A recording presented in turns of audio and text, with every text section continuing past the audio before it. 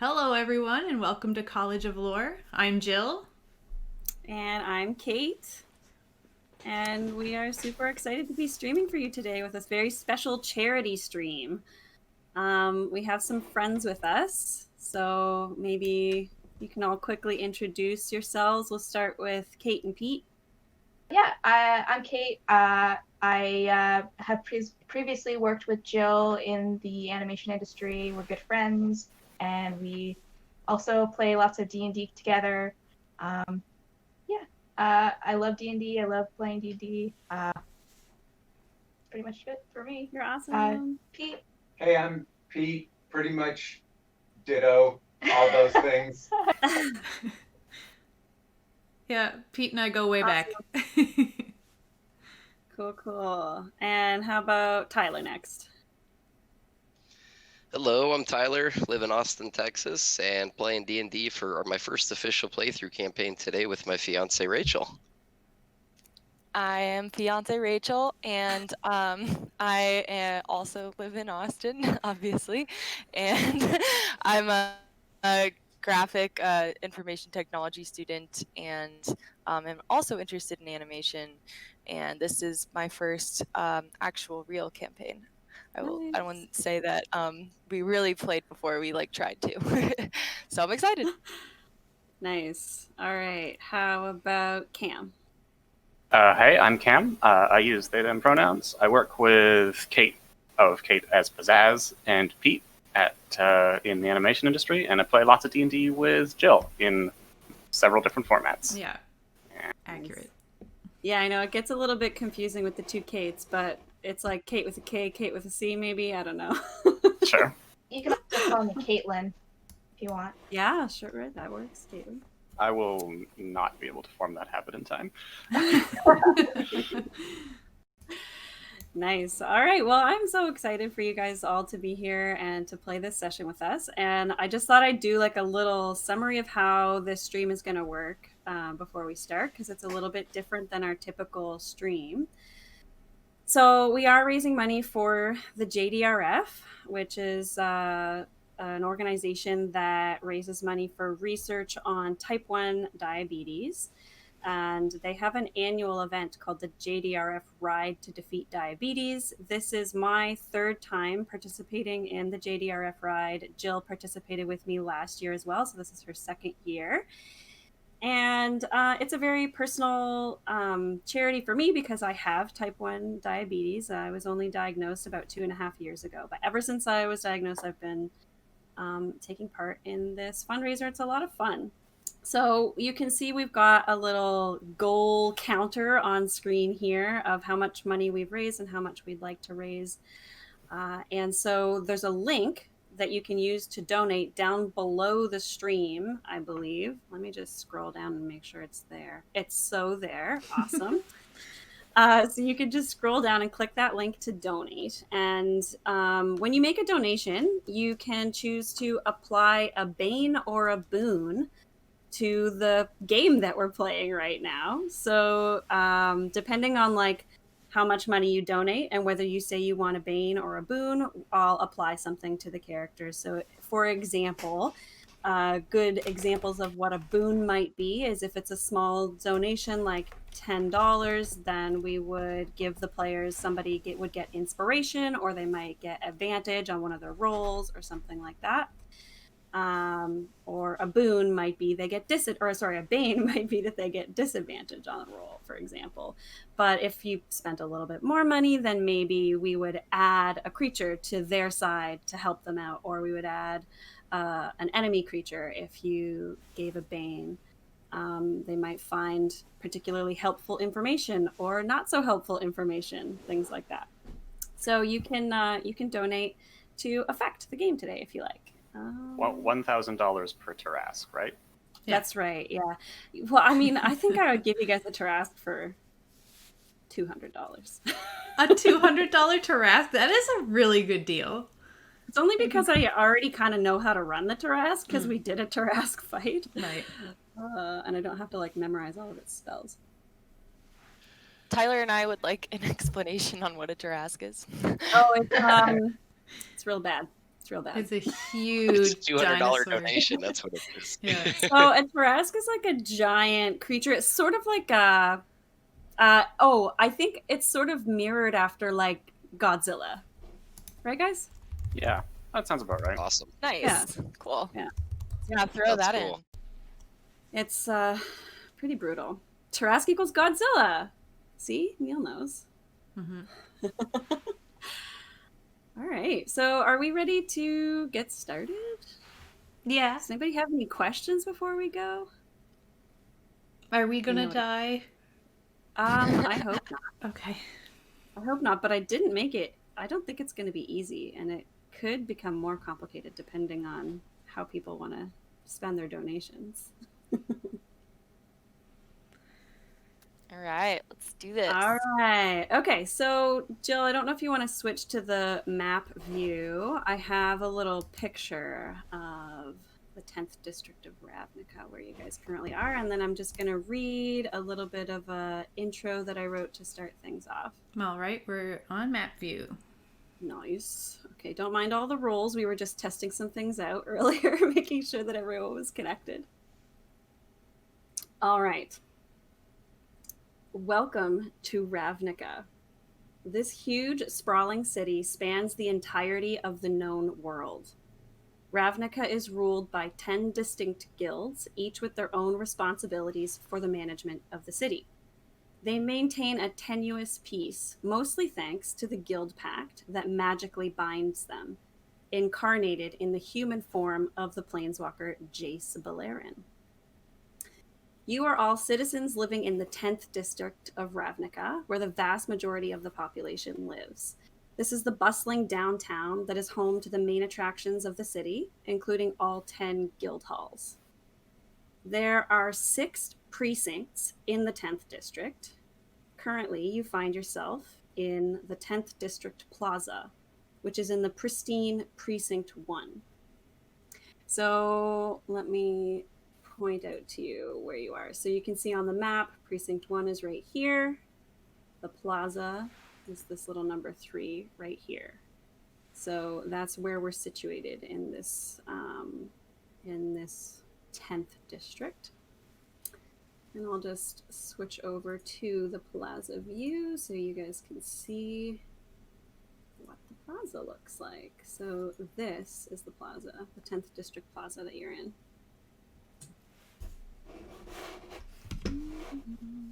All right, so this is the fancy part of town. You are here in this white stone sparkling plaza awaiting something so rare that it has gathered one of the largest crowds you have ever seen.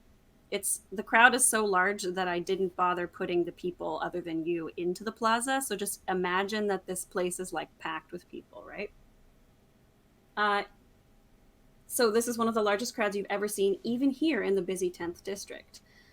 Jace Beleren, the Guild Pack incarnate, is scheduled to arrive here any minute for a ribbon cutting ceremony for the new statue of him that's here in the plaza. I did put the statue there, you can see it. Which is also set to be revealed today. You see a diverse crowd here, which is unusual for Precinct 1. Typically, only the most wealthy and well-behaved can be found here, but today you see people from all walks of life representing each of the 10 different guilds that make up the city. So now I want to go through one by one and have everybody sort of briefly summarize their character, give like a description of what they are and what they look like, and then you can place yourself wherever you think you might be in this plaza. The podium where Jace is set to appear is right up here in this little stage corner. So yeah, wherever you think you want to be. So as you kind of describe yourself, you can move yourself to where you think we would be. Why don't we start with Jill? Sure. My character's name is Larige, and she is a Loxodon Spore Druid. She's 7 foot tall, 350 pounds, quite the large character. And she'd probably be standing somewhere off in the corner, not really interested in being kind of surrounded by people. Okay. So just kind of, back to the wall a little bit and just kind of observing, doesn't want to get too deep in the crowd. All right. That's going to be a little hard, but yeah, you can. So Or I could be up here instead, but or even like over here, just so long as she's like not. The closer to the stage you are, the more people there will be. Then I'll be over here. Okay. Sounds good. And it looks like we've got a donation from some meal person. Oh. A $75 donation. He would like that to be one $25 boon and two $25 baits. Holy moly. Is he specifying? That's Is he specifying what? the Banes. No, well, he's specifying like that he doesn't want it to be one thing. He wants 3 separate things. Got you. Okay, and he's also asking, what is a loxodon? Do you want to give a brief description? I do. That's a very good question. I should have explained. So a loxodon is a large elephant person. So like a trunk, 2 tusks, 1 is broken, and 2 huge elephant ears. And her skin is gray, but she has like a fine green moss on it that she encourages the growth of. For she is a spore druid and they love fungus and moss and stuff like that. It's like a wearable houseplant. Yeah, exactly. And she's got like green robes and some moss. Mm-hmm. Cool. All right, so the way I think I'll go with these banes and boons, by the way, is we can just kind of keep track of them and apply them when we think they make sense, and I'll just sort of cross them off when we use them up. Does that make sense to you guys? Yeah. Because right now we're just describing things, so I'm not going to apply a bane immediately. Right. And some of them, for example, like smaller ones will be re-rolling a die or getting inspiration. So I think we can leave those in like a common pool, and when somebody wants to use one of them, they can just choose to, if that makes sense. Maybe with inspiration, I'll get you guys to roll and see who gets it or something like that. Okay, thank you, Jill. Rachel, would you like to describe your character to us and place her wherever you think she might be?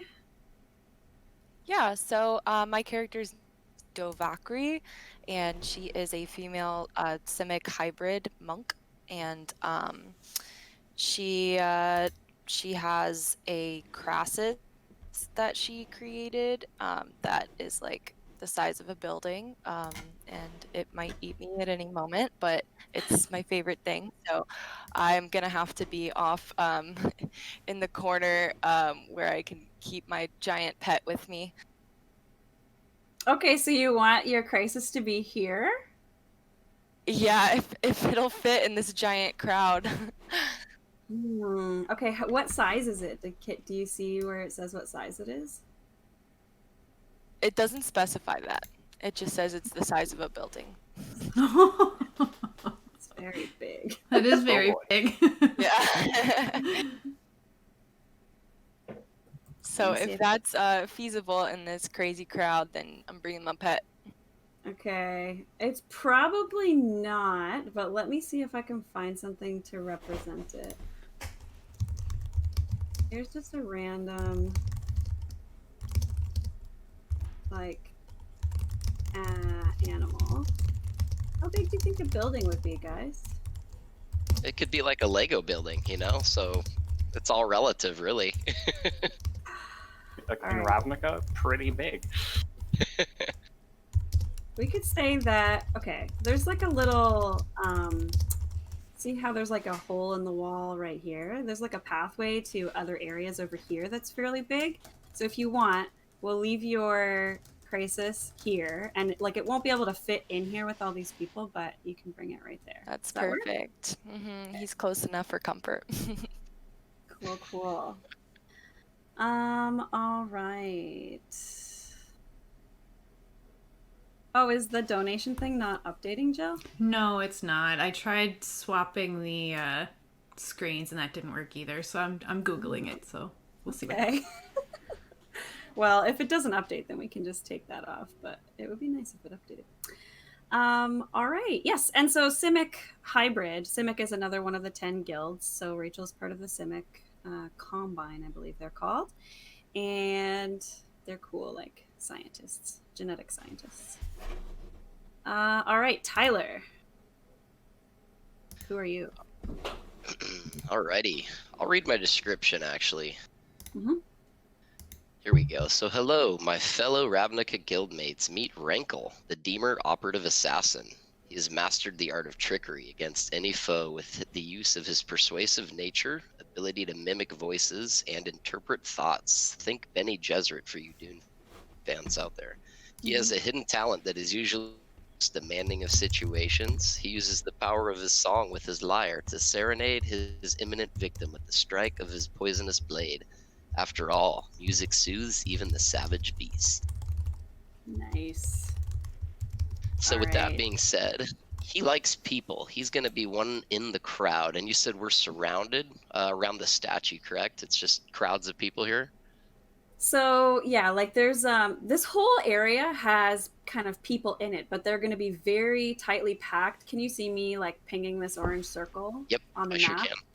So there's like a podium right here, and that's where Jace is supposed to show up. So around this area, and like this is the statue that's being revealed. So this area has a lot of people, and there would still be people down here on the bottom, but not as many. It's not as packed.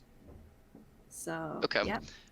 I think he's going to have a midpoint because he'll definitely want to be amongst the chatter about the statue with all the locals. And then he certainly wants a front view of Jace when he gets there for this ribbon cutting. Yeah, this, by the way, is a little fountain in the center of the plaza.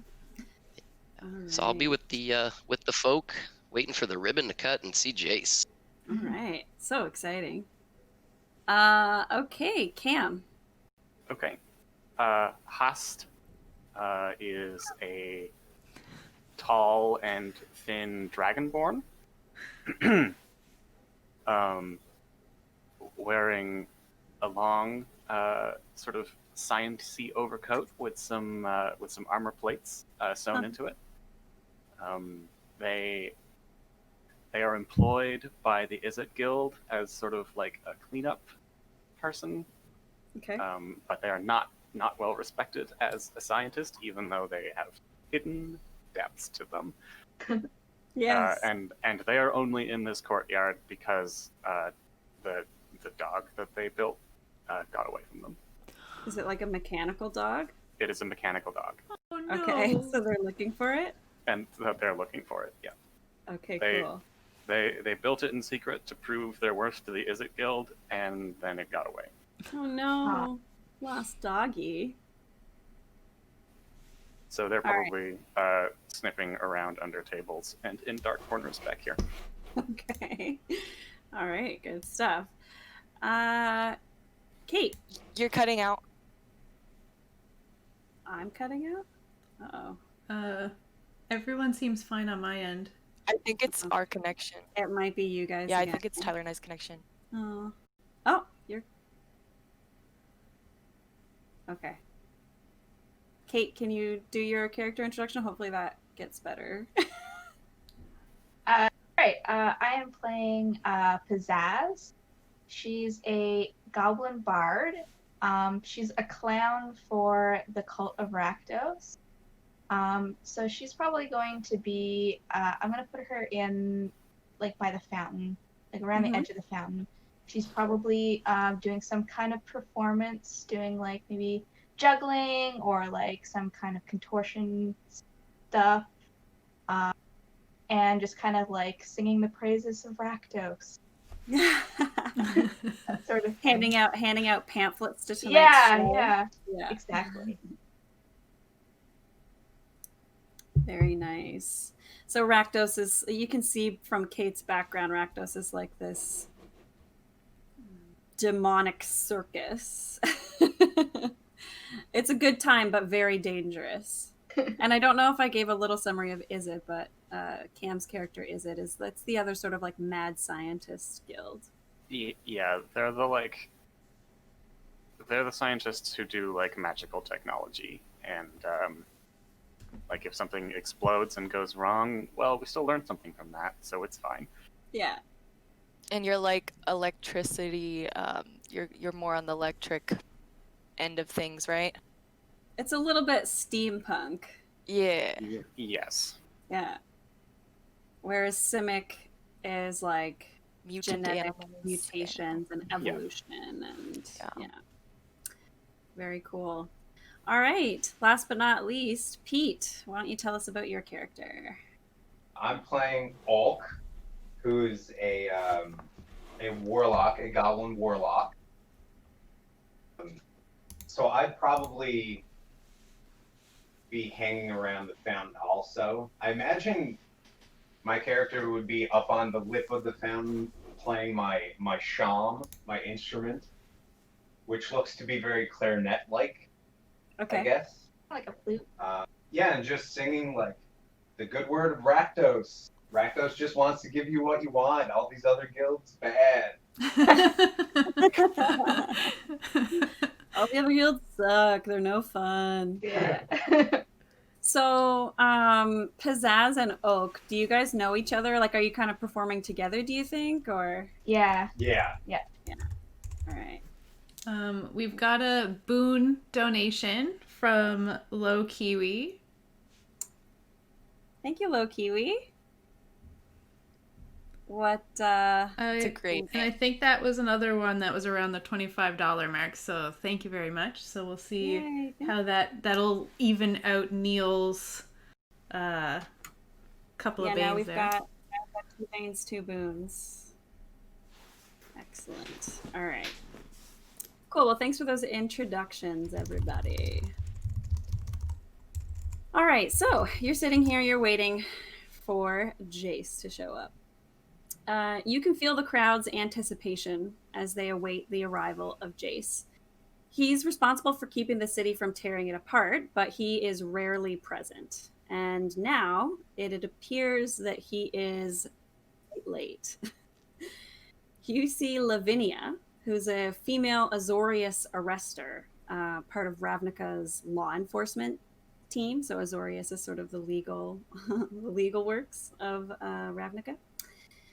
So Lavinia steps up to the center of the stage where the podium stands. You know her as the arrestor who works closely with Jace, helping him schedule and plan his days when he's in the city. She clears her throat, and you can tell that her voice is being magically enhanced so that it can be heard throughout the plaza. Good afternoon, everyone. I thank you for coming. I regret to inform you there has been an unfortunately timed issue requiring the presence of the esteemed Mr. Balerin. He sends his deepest regrets and has instructed me to go forward with the ceremony in his absence. Could everybody do an insight check for me?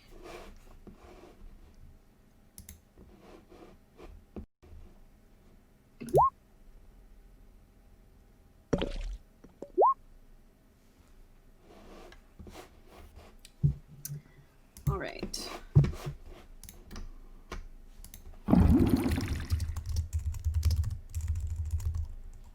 Rachel, you actually rolled 2, so I'm going to take your first number. Yeah, It's she's like- getting the first. Yeah.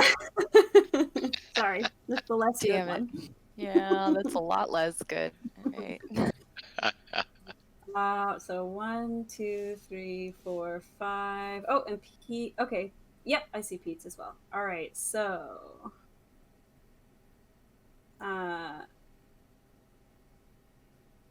Right. We have Ulk. We have Pizzazz. We have. What was your character's name, Cam? I have like 3 names here, but that's not what you said. Was it Hast? Yeah, like Hisk. Oh, Hisk. Gotcha. Yeah. So all of you get the impression that Lavinia is super not impressed and not surprised that this has happened. She's pretty pissed.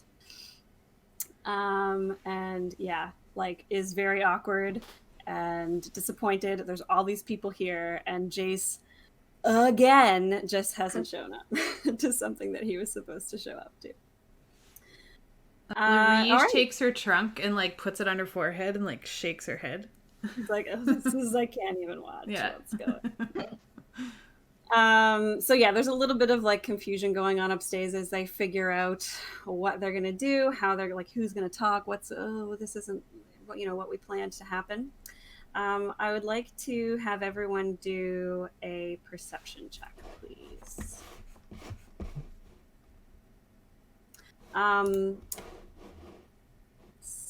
Let's see who's here. Nice roll. Husk, you can have a advantage. Why does it keep rolling 2? And why is the first one always way worse? Are you like clicking it twice? No, I'm not clicking it twice, but at first it was having me, it just like rolled automatically, and now it's having me roll 20 when I get back. Oh, that's weird. Yeah, I don't know why. Interesting. All right, so we've got some perception rolls here. Wow, pizzazz. That's amazing. Quite perceptive. Yes. So pizzazz, Husk, and Larish. Mm-hmm. Is that right? Yeah, that's perfect. Okay. So you all notice like there's sort of murmurs that have started in the crowd as this announcement has happened. People are sort of, upset / surprised / chitter chattering about this news. And so the sound level has overall like increased a little bit. But you guys, those people who I just said noticed, you hear, it's not just murmurs. You're starting to hear some screams and cries, and something's wrong around you. So yes, you feel like it's not just murmuring. There's some commotion going on, and it's sort of like all around. Okay.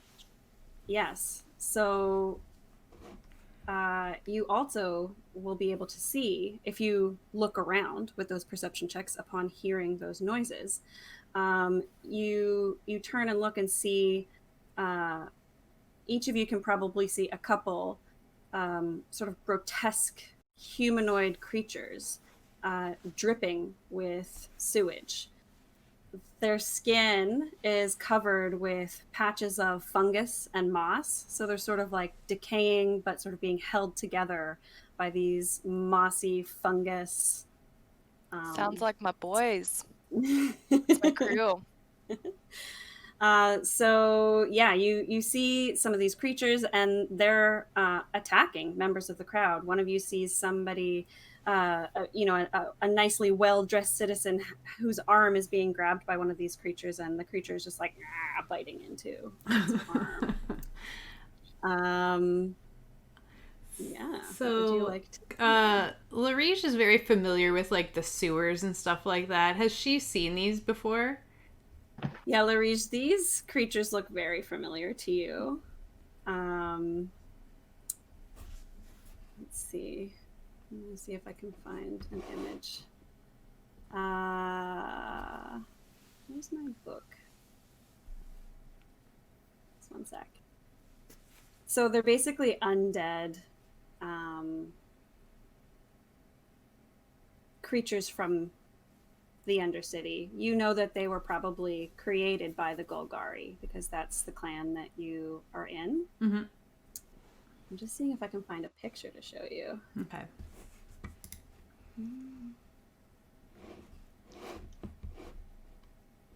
There may not be a good picture. You know what helps visualize? Sound. I want to hear that sound again of the gnawing of the arm, please.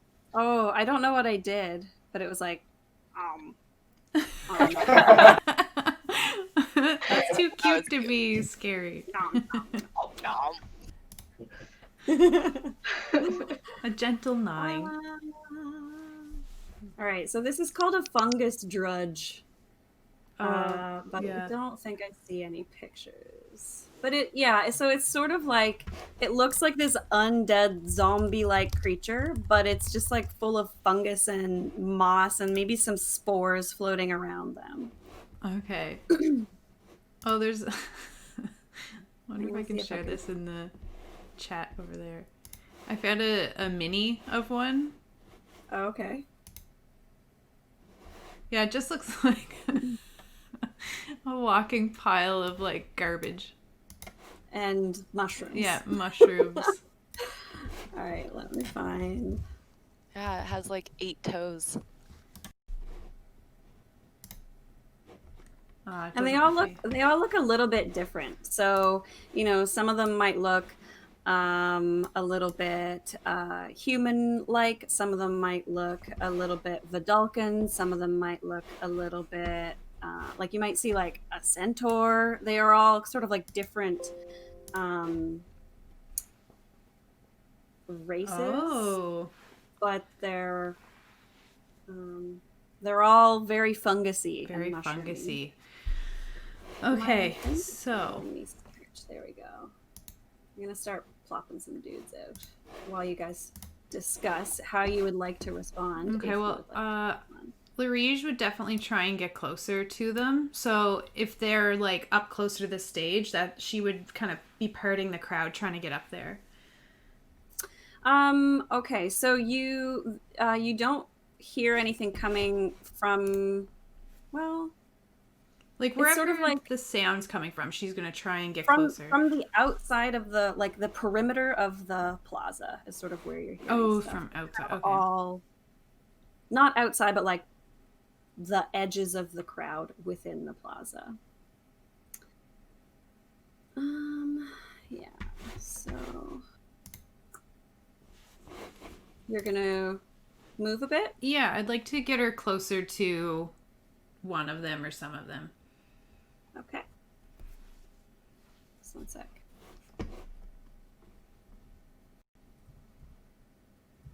Oops. All right. So where were you? You're over. This is you, right? Yeah. All right.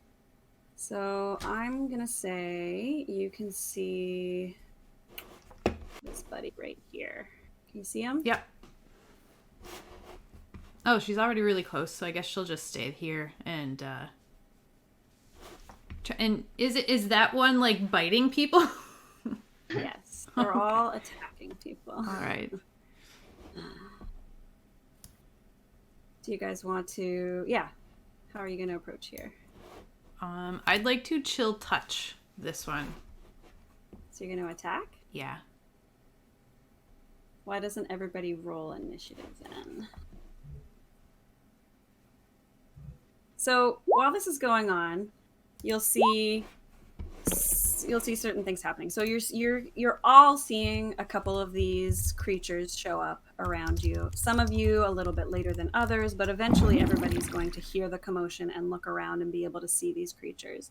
Another thing that you see is like, this is Precinct 1, which is sort of like the fancy part of town. It's very well patrolled by Azorius arresters, and a lot of them, some of them are sort of milling about in the crowd already, and some of them are flying around on these flying mounts that they have. And so you can see, as soon as like it becomes clear what's going on, those sort of police forces are trying to get things under control and take care of these creatures. But if anybody, if you all want to roll initiative, you can sort of help out if you like, or do whatever you want on your turn.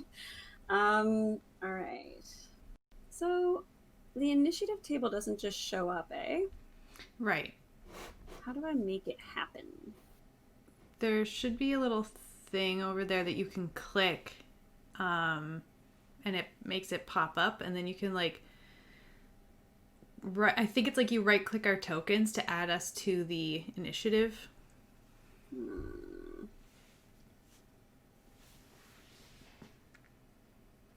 Where's initiative? Is it on like the left bar? Yeah, it should be in that toolbar. Oh, there it is. So I see somebody showed up automatically. Is that Cam? Yeah. If you click your token before you hit the button, Oh, okay. it'll put Why it in don't you guys- automatically. Why don't you guys do that? So select your token and then roll initiative again. I wonder if it works for me. Oh, that one was better. Nice. I don't know how to roll initiative on Roll20 because I'm very ignorant and usually I'm just DMing. So you can do it. Did you get No, I do oh not. beyond? I do not have that. No. Well, but this isn't in correct order. So they just pop up over here, and then I have to rearrange them, I guess. Yes. Okay. And then Jill, where are you? Let me see if I can put you in here. Add turn. Bam. What did you get? I got a big ol' 14 because I have a -1 to my 15. Hey, 14 is pretty good. All right. So I'm going to say that you get a little surprise round, though, Jill, because you suggested this. So you can go. Okay, first. sure. I'm going to cast Chill Touch. And I have to roll to hit. And I got a natural 1. Okay. What What does that modify to? Yeah, are we playing natural ones or auto hit or auto fail? That's in the rules. Yeah. Okay. But So I mean, if you sorry. don't want to, I have an 8 total. Well, you could use a boon if you want to. So it's a $25 boon. So I think we are saying for that you could get a critical hit if you want instead, if you want to use a boon. I mean, I don't mind doing that if you guys don't mind me doing that. I'm cool with it. Yeah, do it. Wait, for it. Sure. So I'll turn my natural 1 into a crit. Natural. I'll get rid of one of these boons. So that so I rolled 8 damage. Are you going to double that, or are you going to use the optional crit rolls? What are the optional crit rolls? The ones that I use in the Esther C campaign that we run was just like you take 1 max dice roll and then you roll for the second, or we can just Sure. double. What would you like? No, we can do that. 1 max die and then roll. Yeah, so that would mean I got 16 plus 8. So 24 damage. 24 damage. And then if it's still alive, since it's undead, it would have... Oh, what kind of damage was it? It is necrotic damage. Okay. And it can't regain hit points until the start of my next turn. Until then, the hand... So it's a ghostly skeletal hand comes out of, like, my hand, and I'm pointing it, and it's like, mimicking my hand's motion. And it goes over, and it just kind of touches this creature. And the necrotic damage kind of spreads out from that point of touch.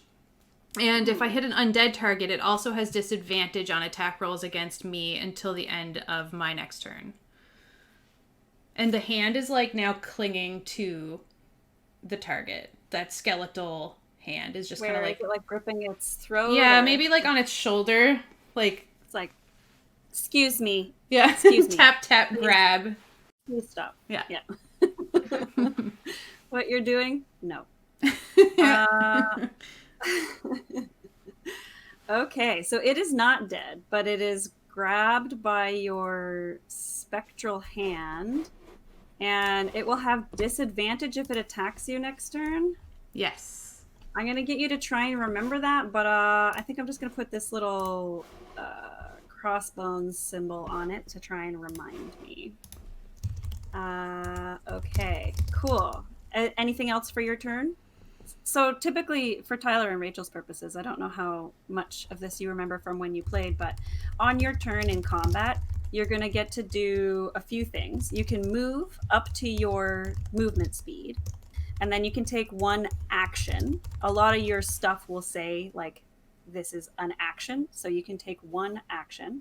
And then sometimes you will have things that you can do as a bonus action, so you can do one bonus action every round if you have something that's a bonus action. Next up, I'm not going to do anything else. I'm going to stay where I am, and I'm not going to use a bonus action. Awesome. Okay, so I believe it is now Pizzazz. It is now your turn. Let me put some zombies near you. I mean, strange creatures that you don't really know what they are.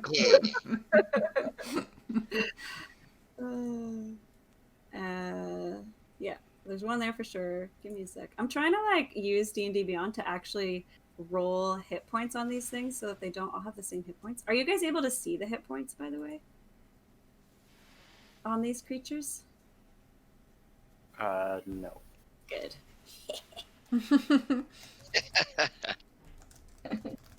Alright, let's put some creatures like that. Okay, so you can kind of see these two guys. All right. So Pizzazz is going to see these creatures and see them attacking people. And she's going to, I don't know. I feel Cheer like them on. what's that? Cheer them Yeah, like she's probably Like, not sweet. going to like, on. it's like, ooh, Yeah. interesting. And so, but she's going to cast firebolt on Okay. one of them, Ooh, just okay. to like, because what's better than a zombie attack than zombies on fire, So she's Totally. going to cast firebolt on one of them. She's going to it says you hurl a mote of fire at a creature or object within range. So she's gonna have like this little mote of fire, and it's gonna be like kind of juggling a little bit, and then kind of like tossing it. And it's 2d8 or 2d10. I don't know. Oh, there we go. Oh wait, no, sorry. I have to make a ranged spell attack. Sorry. So that's the damage if it hits. Okay.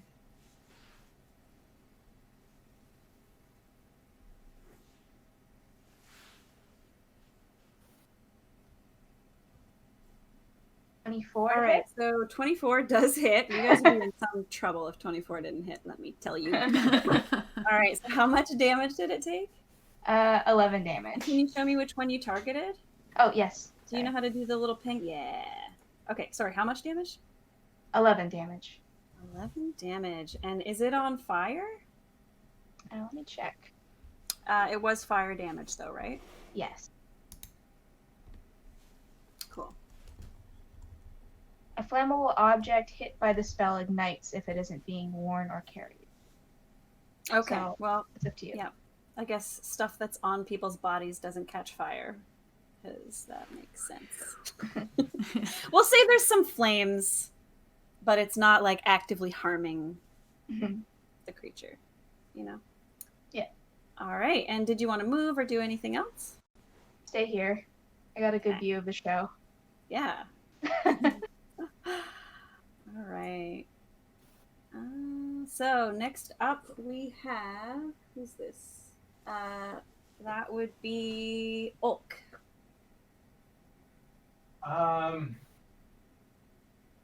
So I don't think my character is going to do a whole lot. He doesn't really see any. Nothing's happening to him right now. He's not in danger. He just sees the commotion and the anarchy, and he just kind of like rebels in a little bit, like, yeah. Get some popcorn. This is nice. If anything, I'll use my my find familiar spell. Okay. To get out my little rat familiar, who's named Ock. Obviously. Okay. So you're getting your rat out. Yeah, just because you never know when you're gonna need them. Sure. Okay. So yeah, You other want him than- to see. You want him to see the show too. Exactly. He's my little buddy. Very nice. Yeah, so I think that's all I'm gonna do. All right, sounds good. Who's next?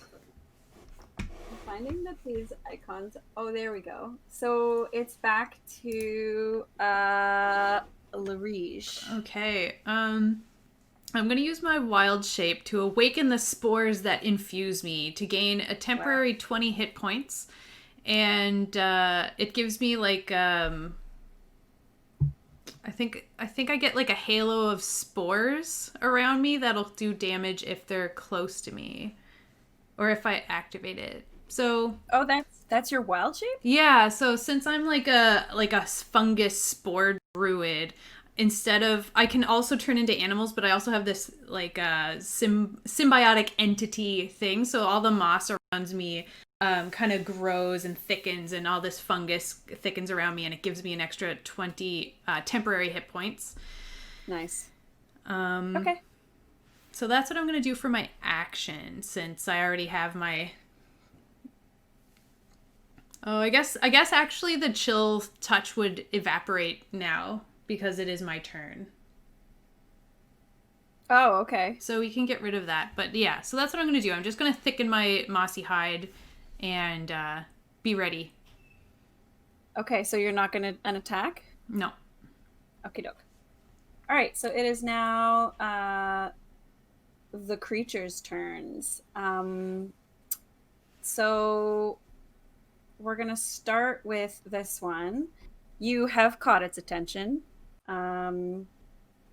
You very nearly killed it, and it's gonna move over towards you and Okay. attack. Now it doesn't have disadvantage. No, I think it would be normal now. Okay.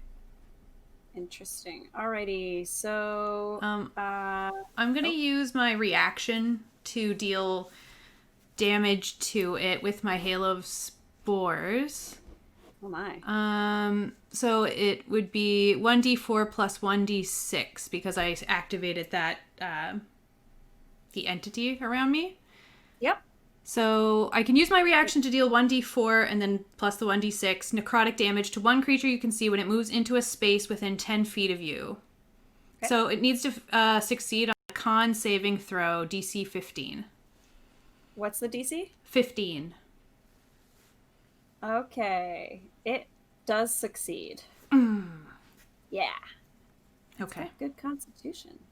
Curses. That's Well, cool. you learn. Yeah. Okay. So it's like, ugh, it's got these like spores, but it kind of, it's also got spores. Yeah. So maybe it's I'm definitely not grossed out by it. I'm just like, now. like, why are you causing all this havoc right now? What are you doing up here? Yes. This is not where you go. Exactly. Okay? Like, what the? All right. So it's going to slam you with its fists. Or it's gonna try to. It's no. It gets 6. Does 6 hit your AC? No. So I feel like it's probably like hitting the Rege, but she's just kind of like looking down at it and just like it's just like gently like hitting on her. Yeah. It's like, It's definitely stop. It's definitely hitting you. Yeah. All right. And then there's one other zombie creature thing that is going to attack one of you because it has been lit aflame, and that also caught its attention. So 5, 10, 15, 20. All right, it shambles towards you. Speed is only 20 feet. Yep. So, and then all of the other zombies, not having had their attention brought to you very specifically, are just gnawing on people that are in their immediate vicinities, right? So that's all that we're gonna do for the zombies. So next up is Husk. All right. So having not yet succeeded in finding his nice metal dog, and realizing that this courtyard is filling with zombies, which he was not they were not really prepared to deal with, Hisk is going to do what Hisk does best and hide under the trench coat. Okay. So the Dragonborn Yep. sort of collapses to the floor, and the trench coat takes on a new odd shape as it scuttles under this table.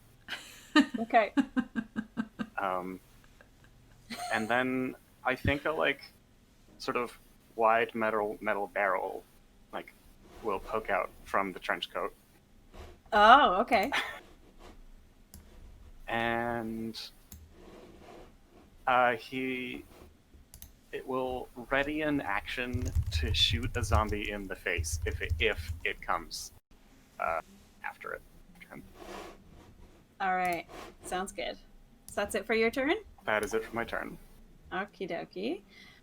Next up, we have Rankle. What would you like to do? Okay, so I'm melee combat guy, and we're definitely going to be getting into combat. Okay. So what's my distance based on these tiles? Because I can move up to 30. Yep. So each of these little squares is 5 feet. So if you move the adjacent square, that's 5 feet. So I usually just count in my head 5, 10, 15 every time I move a square. And you can move cool. diagonally 5 feet as well. That's the same. Sorry, say that again? If you want to move diagonally, that's also just 5 feet. Any square that's touching your current square is 5 feet away from you. Okay. Well, I gotta make sure that if there's any sort of threat towards the podium, when and if Jace does show up, we take out anybody getting close to him. So I'm gonna go 5, 10, 15, 20. That's considered adjacent and a behind sneak attack, correct? Sure, yep. Cool. So I get to do just a basic attack, and then we'll see what happens from there if I land this. Okay.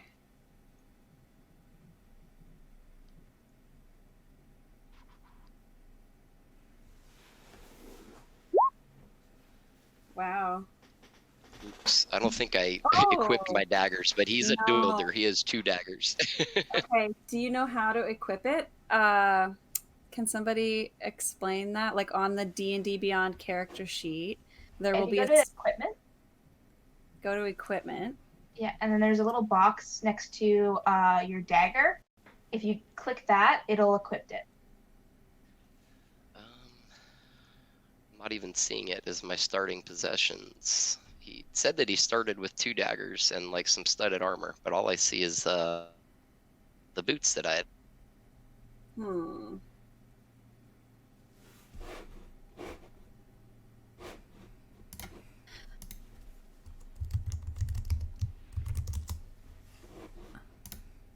So we can just do it. So we can just do the math. Yeah, right? a dagger is 1d4 damage plus your strength. Or dex. Or dex, whichever one you have more points in. Let me see if I can find your character. So I'm sorry, say that one more time, Jill. Your dagger, it's 1d4 damage plus either your strength or dex modifier for damage. Yeah, and then to hit, it's or strength. Okay, so my modifier is +2 on dexterity. Okay. What is and then it? Sorry, you're cutting in and out. Yeah, I know. I'm hearing people cut in and out too. What's your strength modifier? They're both +2 for dex and strength. Well, you can choose which one. Are you going for some finesse moves here or some brute force? No, we're going finesse. Okay, so you're probably using Such dex. is the sleight of hand. We're Yes, finessers. Exactly. Sure. All right. Well, you definitely hit. So I think we just need to figure out a way to re-roll your damage. So what we said it was 1d4 Yes. plus your dex. Yeah. So that'll be +2. But then this is a sneak attack, so that's going to add some dice. Mhm. Do we know off the top? It's 3d6 Nice. is the sneak attack. Okay. So I want to make sure I meet the condition for it too. It says once per turn you get to deal that extra damage to one creature hit with an attack or with a finesse. So that was a finesse attack, and that is all that I had to do to meet it, right? To be able to use it. Well, and it's Yeah. engaged with someone else as well, for sure. That's exactly Right. it. Yeah, so you kind of need to have some kind of advantage, I think, right? Mhm. But we're gonna say it is being distracted by all the by this you know Delicious meal. finger that it's chewing on somebody's hand, and so it's not paying attention to you. So you do get your sneak attack damage. So you can roll that however you like. There's dice in Roll20 that you can just roll. There's dice in D&D Beyond. If you have physical dice, you can roll those. Or all you. Psychic was a 10. Oh, 3d6's got a 10. Yuck. nice. And then you also get to roll a D4 plus 2, right? Mhm. Just for your dagger damage. Okay, how do I just roll that one? There should be like a little die symbol on your D&D Beyond character sheet on like the bottom left. There it is. And which one am I doing? D4. There we go. Does that show up in here? Did it get it? No, but tell me what it was. Oh, there it goes. It was a 3. Okay, so that's an additional 5. So you do 15 damage. Awesome. Very awesome. Minus 15. And that's all just, what would it be? Slashing damage? Piercing, probably? Daggers are piercing, I think. All right, you slash or you pierce it with your dagger, and it seems quite damaged as a result of that. It's like, it looks behind itself. It didn't see you there. Okay, so you've moved and you've done an attack, which is your one action. Do you have anything else that you wanted to do? Am I able to do the cunning action to take a bonus on each of your turns to take the dash, disengage, or hide in case I want to get out of dodge here? Mm-hmm. Because that's how this guy operates. He gets in, gives a good pierce damage, and then he bows out. Yep, you can do that. So you be able to, if you disengage, you'll be able to move up to your speed, which is probably 30 feet, and you won't provoke an attack of opportunity from the creature. So other times when you move out of melee range, the person that you're in range with can like swipe at you as you walk away. If you disengage, that won't be the case. Dash, you do get an attack of opportunity against you, but you can move double your speed. Instead of just 30 feet, you could move 60 feet. So whichever one of those you want to do. And then the hide just, does that hide. like conceal me right there, like stealth, or? I guess.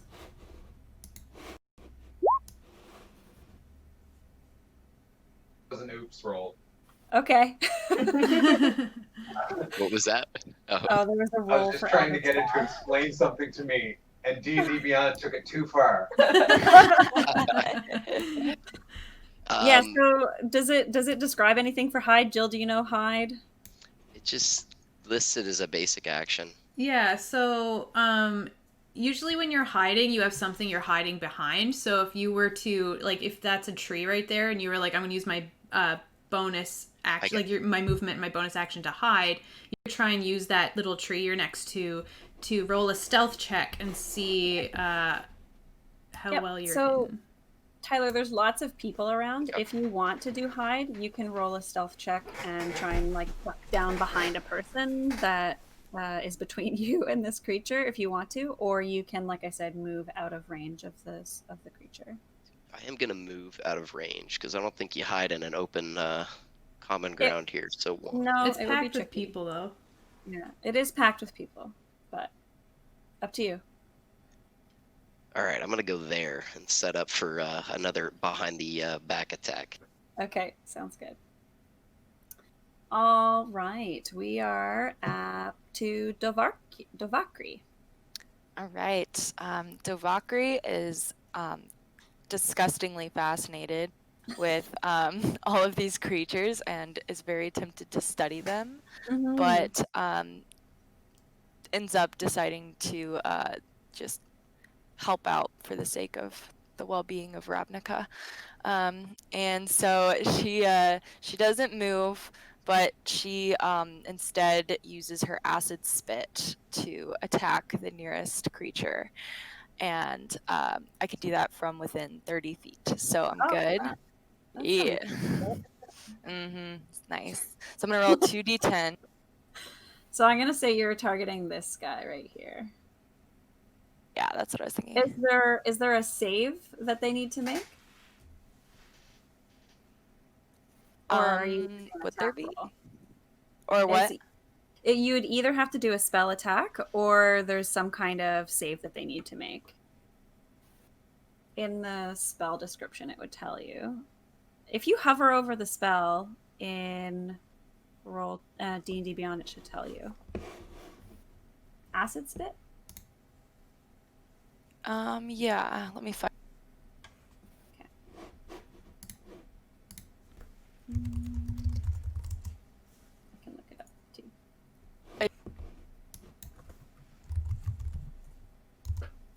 It just says as an action, you can spray a steam of acid from your mouth targeting one creature or object you can see within 30 feet that deals 2d10 acid damage.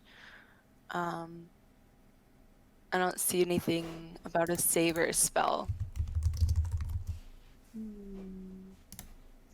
Is it just an auto hit then? I think so. Okay. Oh, here it is. Simic hybrids, right? Right. Oh my gosh. It was one of my special actions that I got for being a Simic hybrid, so I don't know if it was like technically magic or if it's just a part of my like innate being. In the monster stat blocks that have it, it is a ranged weapon attack. Yeah. Okay. The target needs to succeed a dexterity saving throw. Okay. In the race details. Against a DC equal to 8 plus your Constitution modifier plus your proficiency bonus. So 10 plus whatever your Constitution modifier is. I think it would be 11 because I think our proficiency bonuses are 3 right now. Oh, okay. Yep. Yeah. Plus I'm the so con. used to like level 1. Mm-hmm. You guys are level 5. Yeah. So do you see what your Constitution value is in on your character sheet? Yeah, it is. It's 19. So is that plus 3? And then plus the 3. Okay, so is it plus 3? 19 is plus 3? Yeah. So it's plus 6. So 14? Yep, 14. And it was Dex? Yes. All right. They're not very dexterous, let me tell you that. Ooh, 15. Oh. So it makes the Dex save. Does it take partial damage? The target takes 2d10 acid damage unless it succeeds. So, no. Okay, it made it saving throw. So it just like somehow sees this spit coming towards it and is like, what? Like, scooches out of the way at the last second. Well played. Yeah. Probably sees stuff like that down in the Undercity all the time. Had lots of practice. Yeah, that wasn't very impressive to him. He sees acid spit all the time. Yep. All right. Anything else for your turn? I think I'm just gonna stay where I am. I feel like I'm at a good distance. Okay. Yep. Sounds good. So we are back up to Pizzazz. All right. I think I am I'm going to remove a couple because the Azorius arresters, like I said, are taking care of some of these as well. So this is now what it looks like.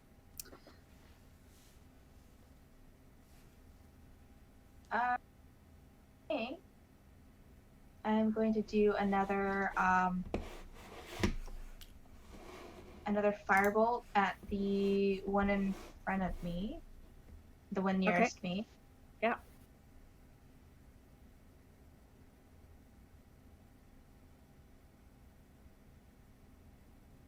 Eight. Meets it, beats it, right? Yep. So it hits. And is that 19 fire damage? I don't know. That's what it looks like. Oh, that looks like it's the. Oh yeah, 2d10. Yeah. Okay. Yeah. Nice. Whoa. Very nice. I like that you can hover over and see the equation. All right, so 19 plus 5 is 24, right? Actually, I think I think 8 is the. Sorry, this is confusing me. No, that's right, because it's 1d20 plus 6. If you hover over it, Okay. Caitlin, it tells you the dice that it rolled. Okay. So 8 is the to hit, and 19 is the damage. So 8 hits. Yes. Oh.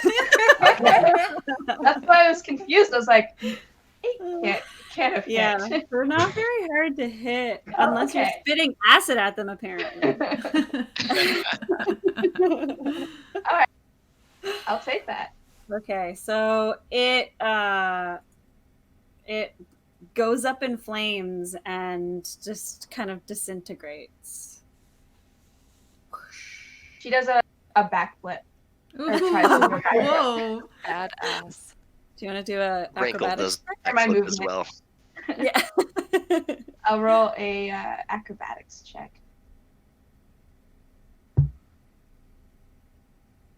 Whoa. You do like a triple flip. It's very impressive. So like Larige sees over the crowd like this one like goblin clown do like a backflip up out and then back under the crowd. Some fire at a zombie Yeah, and yeah. then flips 3 times in the air. That's so Awesome. cool. Yeah. That's sick. That is sick. All right. Anything else for your turn? That's it. All right. Ulk, over to you. Okay.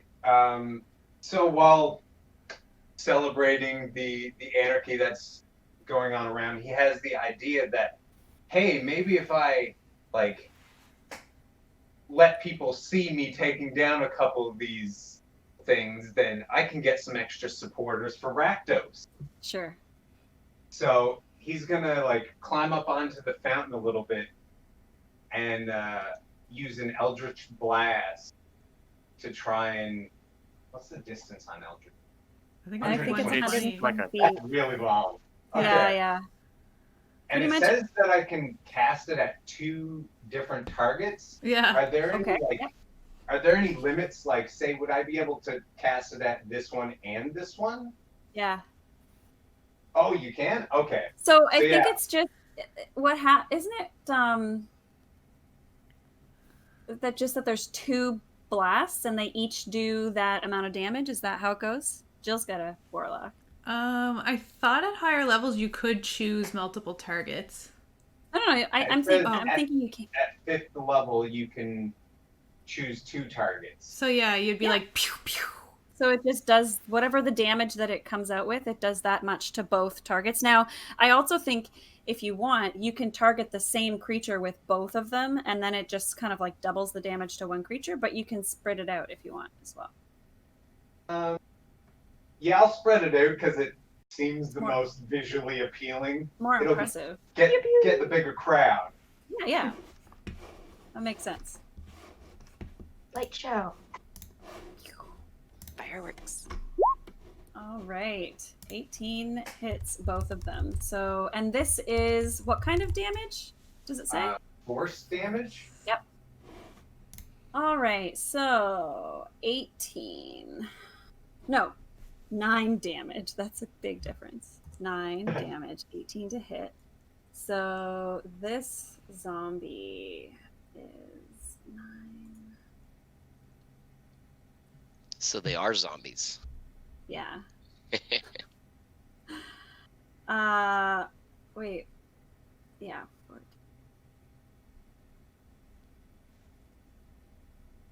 Alrighty. They both. Well, this one here drops. Delete. So this one here, Eldritch Blast strikes it truly. It crumples to the ground. This one also gets hit, takes some damage, but is still alive. It wasn't damaged. Did I kill one of them? Yes. Oh, nice. So I get 8 temporary HP from one of my special abilities. Ooh. Nice. The You Dark guys One's should Blessing. be able to put your HP onto these characters if you want to, but you can just keep track of it yourself too. All right, so you have 8 temporary hit points. Congratulations. Anything else you want to do? No, I think that's good. All right. Good stuff. So next up is Larish. Okay. I'm gonna chill touch this one again, hopefully. So the Rige is all mossy and everything like that, and she's going to extend her hand and tap it on the shoulder, and then pull her hand away, and the skeletal hand will still be there. And that's a natural 1. Oh no. Isn't this your second natural run on a chill touch attack? Yeah, it is. Yeah, it is. So it doesn't work. It like fizzles out, and she's kind of like shakes her hand a couple of times to try and What's like, wrong with this thing? yeah, like what the. So yeah, that was her action. The end. Okay. Yep. So she's just kind of like. Let's get this thing going. Gotta Yeah, do a like hard reset. Come on. All right. Next up is Husk. So we made it back to your turn before anything moved towards you. So you can choose. I guess like if you want to shoot at one of them, you could. But if not, then it's just your turn again. Yeah. So I think Head really thinks that they should stay hidden, but Shoulders really wants to fire the gun. Right. And since Shoulders is the one holding it, we fire the gun. Okay. And like Head looks away, and Shoulders like nose pokes out from sort of the chest area, and bang. Okay. And because this is infused with the repeating weapon thing, I'm going to fire. Fire twice? Yeah. Okay.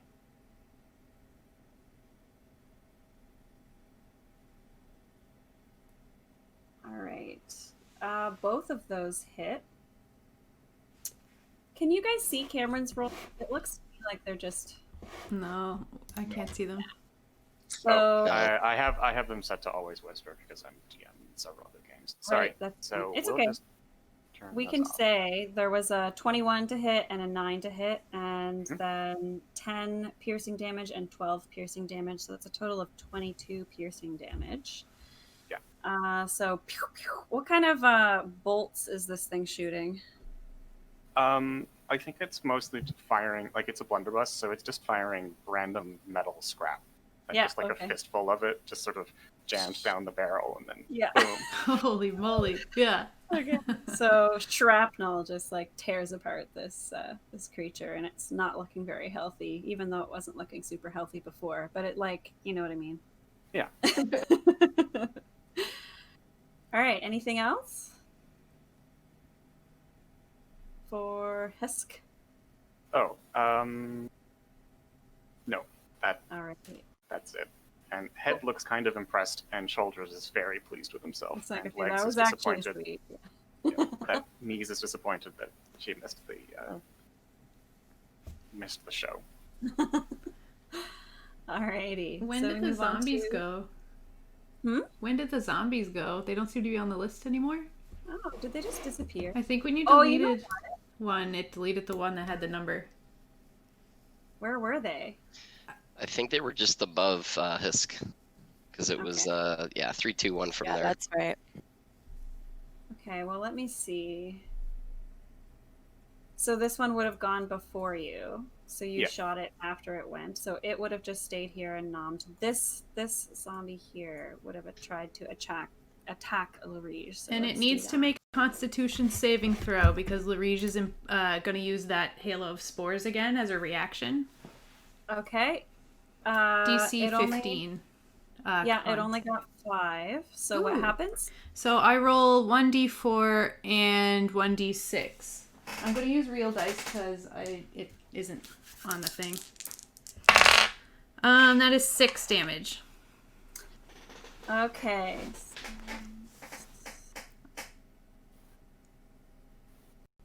Necrotic damage. 6 necrotic damage. All right. So your spores are doing this damage, right? Yeah, so it's like this. So her skin that she kind of activated to grow all that moss kind of little spores kind of break off and are like swirling around the face of this Yeah. creature. Yeah, so you can see that it's done damage, and this this creature sort of falls dead to the ground. And like you look away for a sec, but you look back and it just like twitches back to life. Larige throws up her hands, but also her trunk, like a 3, like ugh. Like, what? Oh my god. Yeah. Yeah, and you've seen this kind of thing happen Yes. before. With Like it's these just creatures. like ugh. Yeah, like not again. Yeah. All right, so it is still around to strike at you. Mm-hmm. So it's gonna try and slam you once more. Okay. 11 to hit your AC. No, I have 16. All right. It doesn't manage to make contact with you. You dodge out of the way. It's also kind of sloppy because it was just dead again. Yes, yeah, Now it's undead again. Maybe it was like using my my body to like get itself back up, and I'm just like, oh, come on. It's Yeah. like trying to get me, but like my hide is too thick. Yes, exactly. All right, so that'll be their turn, and then we're on to Rankle. Rankle is influenced by the triple backflip that he saw in combat recently. So he thinks he can do the same and add a little pizzazz of his own to the combat. So he's gonna rush on over to this guy, which is exactly 30. Sure. At 6 tiles, I believe. And then we will go with our double attack. I got my equipment this time, so we're good. Okay, you figured out how to get it all in there? Yeah, so the action says I'm allowed to do a double attack, and I have 2 short swords. So I roll both of those, I guess? Mm-hmm. Yeah, let's see what happens when you roll 1. Maybe it just automatically does them both. Now, I roll hit first, correct? And then damage after? Yes. It actually does both of them for you. I think. For hit DC, okay. Yeah. Yep, so your first short sword hits 22, which is definitely good enough. The second one also hits at 9. And do you only get sneak attack on one of them, or do you get sneak attack on both of them? It says every turn, so I guess this is a new turn, right? Does it refresh, or? Yes, but if you look in the chat, it gave you sneak attack damage on both of your short sword attacks, but we'll only count the sneak attack on the first one. Understood. Okay. Yeah. So it's a total of 13 plus 12, which is 25, correct? Yeah. Oh boy. So it needs to make a save, and it needs to get 30. And I don't think that's possible. It is not. All right, this zombie, you just hack and slash at it twice with your short sword, and you cut it into pieces, and it lies motionless. Nom nom nom. Yes, exactly. Nom nom right back at you, zombies. And then he's gonna do a backflip for show. Just gonna Okay. roll an acrobatics check just to see if we're cool enough. He's feeling pretty confident with that little slice and dice. Yeah. Nice. Backflip lands. Very successful. Yeah, you could probably do triple backflip with that as well if you wanted to. Throw an axle in there too. Yeah, exactly. Cool. All right, is that it for I think you? that's all we're gonna do. We don't have any more mobs in here, do we? Oh, we do. I could One run little over there, but down. it'll probably be dead. So I'm gonna stay here by the By the statue. Oh, yeah, right, because you can use a bonus action to move if you want to, right? Sure, let's reposition. I'll just go get back up could to where I move- was. Yep, okay. Cool. Looks good. Alrighty. Dovakri. So, talk to me about movement speed. I've got 40 feet. Does that mean I could just go 40 feet in one turn? Kind of, yes. So you can go 40 feet as your move. If you want to spend your move and your action moving, you can dash, which allows you to go twice your movement speed. So that means you could go 80, but then after you moved, you wouldn't be able to take an action. So generally just, 40 feet. Okay, well, I just want to go 40 feet, so that's cool. So I'm gonna head down towards the zombie on the left. Uh-huh.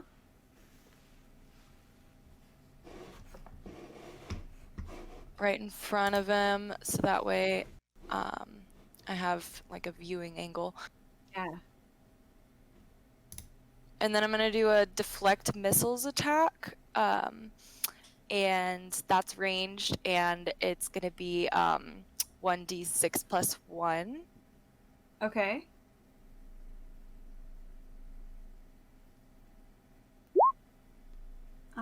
So there must be like an attack. Oh yeah, rolling 1d20. 1d6, d20. Oh man. So I got 4. Ooh. Deflected missiles were deflected. Yeah, so 4 doesn't Every hit. number I've ever rolled so far has been under 10. Every single number has been very low. Maybe you're saving all your lucky stuff for later. Yeah. That's right. That's right. Yeah. Just you wait. Warming up. So yeah, unfortunately that doesn't hit. Yeah, if you want, like I said, we still have one more Bane, but I don't know if you want to use a $25 critical hit on Nah. this. Yeah. Yeah, we'll need it more later for sure. Yes. All right. Okay. So, yep. Sorry, but you're positioned over there now, and yeah. The zombie shakes his head in disgust and spits acid at you.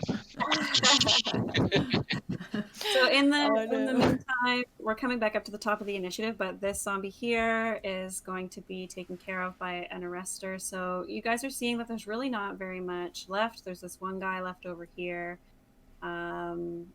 So Pizzazz, would you like to do anything or?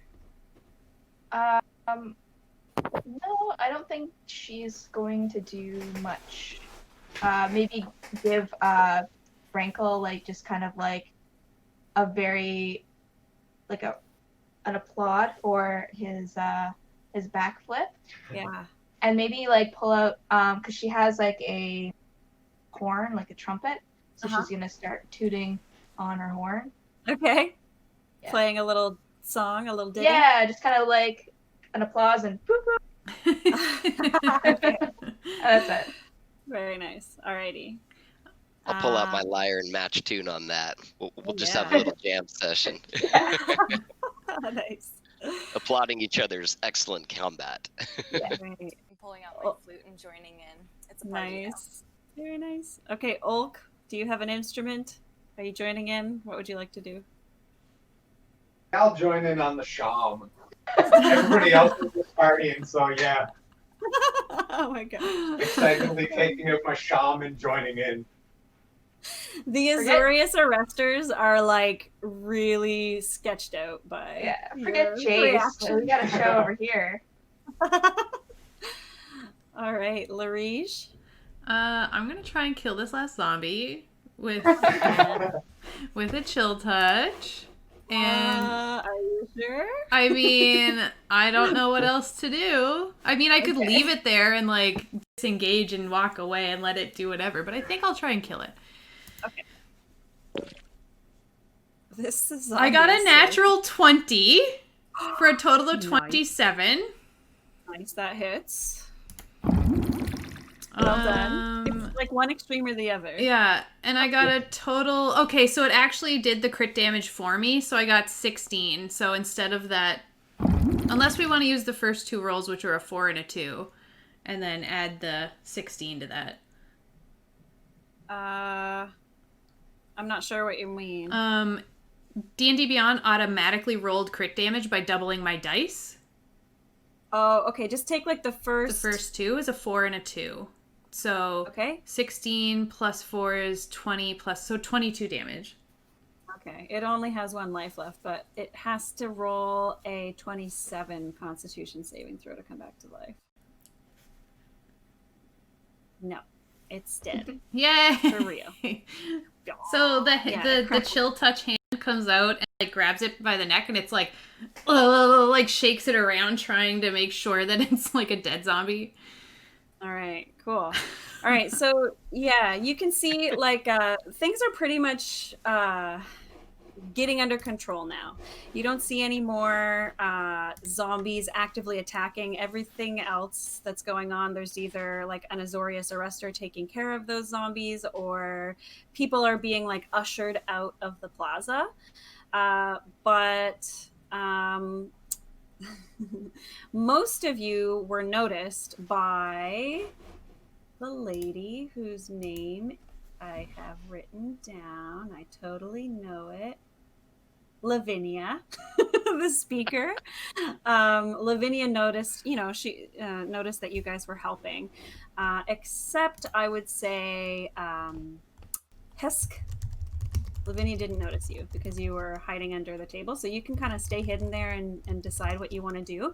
But Lavinia is going to be like gathering you all sort of towards the center to have a little chit chat about what just happened. She wants to thank everybody. We've got another donation. It's exciting. Woohoo! Yeah, thank you, Jason. For $26.50, Jason Smith. Nice, Jason. Thank you. Let us know if you want that to be a bane or a boon. All right. So, yes. So, Lavinia is gathering you all together, and she wants to thank you. Although she's a little bit sort of like suspicious of Pizzazz and Oak, and probably Rankle a little bit because he's also sort of kind of joining this like party atmosphere that they're bringing to this situation, which she does not find humorous or exciting at all. She's like, this is like unheard of in Precinct 1. Precinct 1 is very closely watched, and stuff like this is not usually happening here, right? Boring. So, yeah, I know, that's why you don't usually come here. You're like, oh my gosh, look at all this clean stone. There's not blood anywhere. So lame. I hate clean stone. Yeah, they hardly ever let us blow things up here, so like, what is the point? Yeah. Yeah, so she's thanking you all for your help, and she kind of wants to ask you all if you know anything about what happened. Like, what's going on here? Who knows? Does anybody know what's gone on? And Larige, she's sort of like asking everybody, but looking at you. What do I know about this? Like, what can I explain? So the Golgari swarm is your guild. Yes. They take care of waste collection and recycling for the city. Yep. They I'm proud of it. They live in the sewers and in the Undercity below Ravnica. Mm-hmm. My background shows kind of what it looks like down there, and this stuff is what those zombie creatures looked like, right? So the fungus that they had growing on them, the spores that were floating around them, the moss, that very clearly speaks to Golgari. So that's why she's looking at you, because you also are very clearly a member of the Golgari clan, yes. Right? But like, there's nothing in there that she wouldn't know that I can tell her, right? You know what I mean? Like, I wouldn't be like, well, I mean, it looks like down there, but like, I don't know. You think it looks to you like they came from like Golgari rot farm workers. Have you seen anything suspicious in the sewers lately? Not lately. I mean, there's always weird stuff going on down there, but usually we just take care of it down there. I don't often see things coming up to the surface. True. Especially here, Lavinia says, in Precinct 1. If it's all right, I think at this point, Hisk's search for the robotic dog has brought them to within earshot, at least. Okay. Hisk, do you want to give me a perception check? Sure.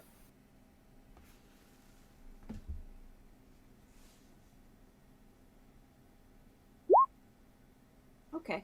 Now that you're... Actually, so you're is it... I'm sorry. Is it sunny? I don't know. Let me roll a die. We'll do a d20. Sure. Yes, it's sunny. Okay, then I have disadvantage on this roll. Oh no. Oh, no. I mean, this Dragonborn is totally fine in the sunlight. All right. Well, it's actually pretty close, and you actually see. So as you're kind of crawling out from under your little hiding spot here, you see under this table over here your little mechanical dog that you were looking for. Oh. Yay. It's actually kind of big, but Your But big that's mechanical excellent. dog. Is he it's the size of a building? nope, not the size Yeah. of a building. Oh yeah, I should give Rachel the ability to control this thing. So your crisis is controllable by you. Oh, and I guess we'll get a little mini for your dog, maybe soon when we take a little bit of a break. Yeah. Okay, so yeah, and Lavinia will be kind of gathering everybody over here to the center, so if you guys can kind of move over towards the fountain. So yeah, when she asks you, basically she's like, "What's up, Golgari?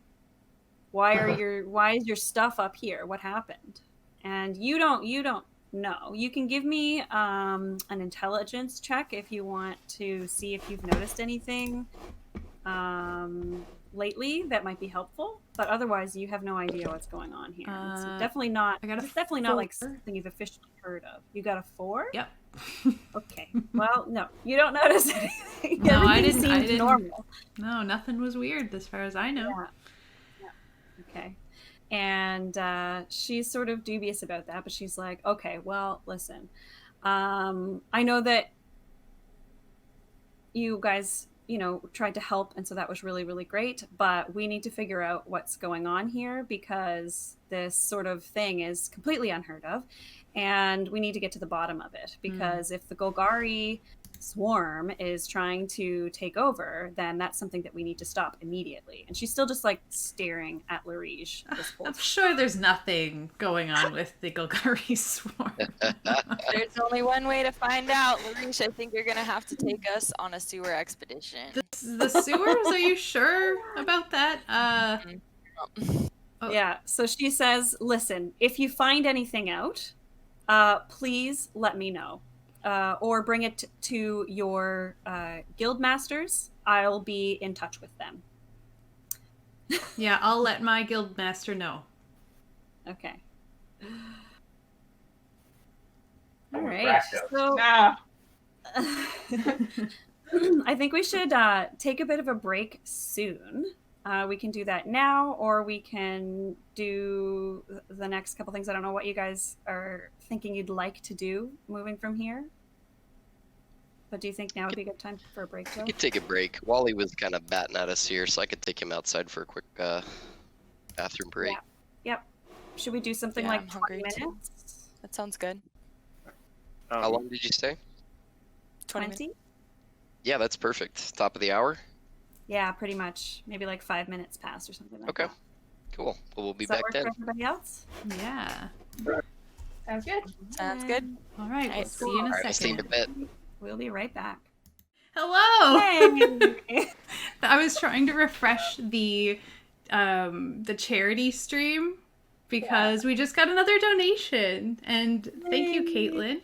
And I think we decided that we might be getting a boon from that, maybe. Oh, you're muted.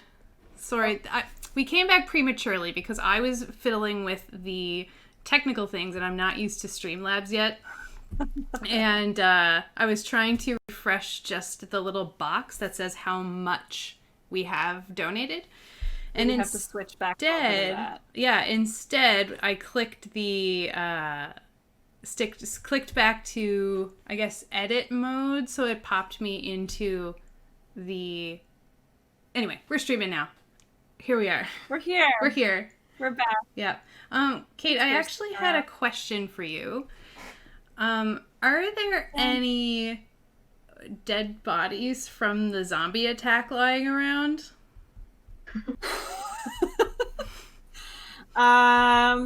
Yeah. Can I cast Animate Dead to turn one into a zombie?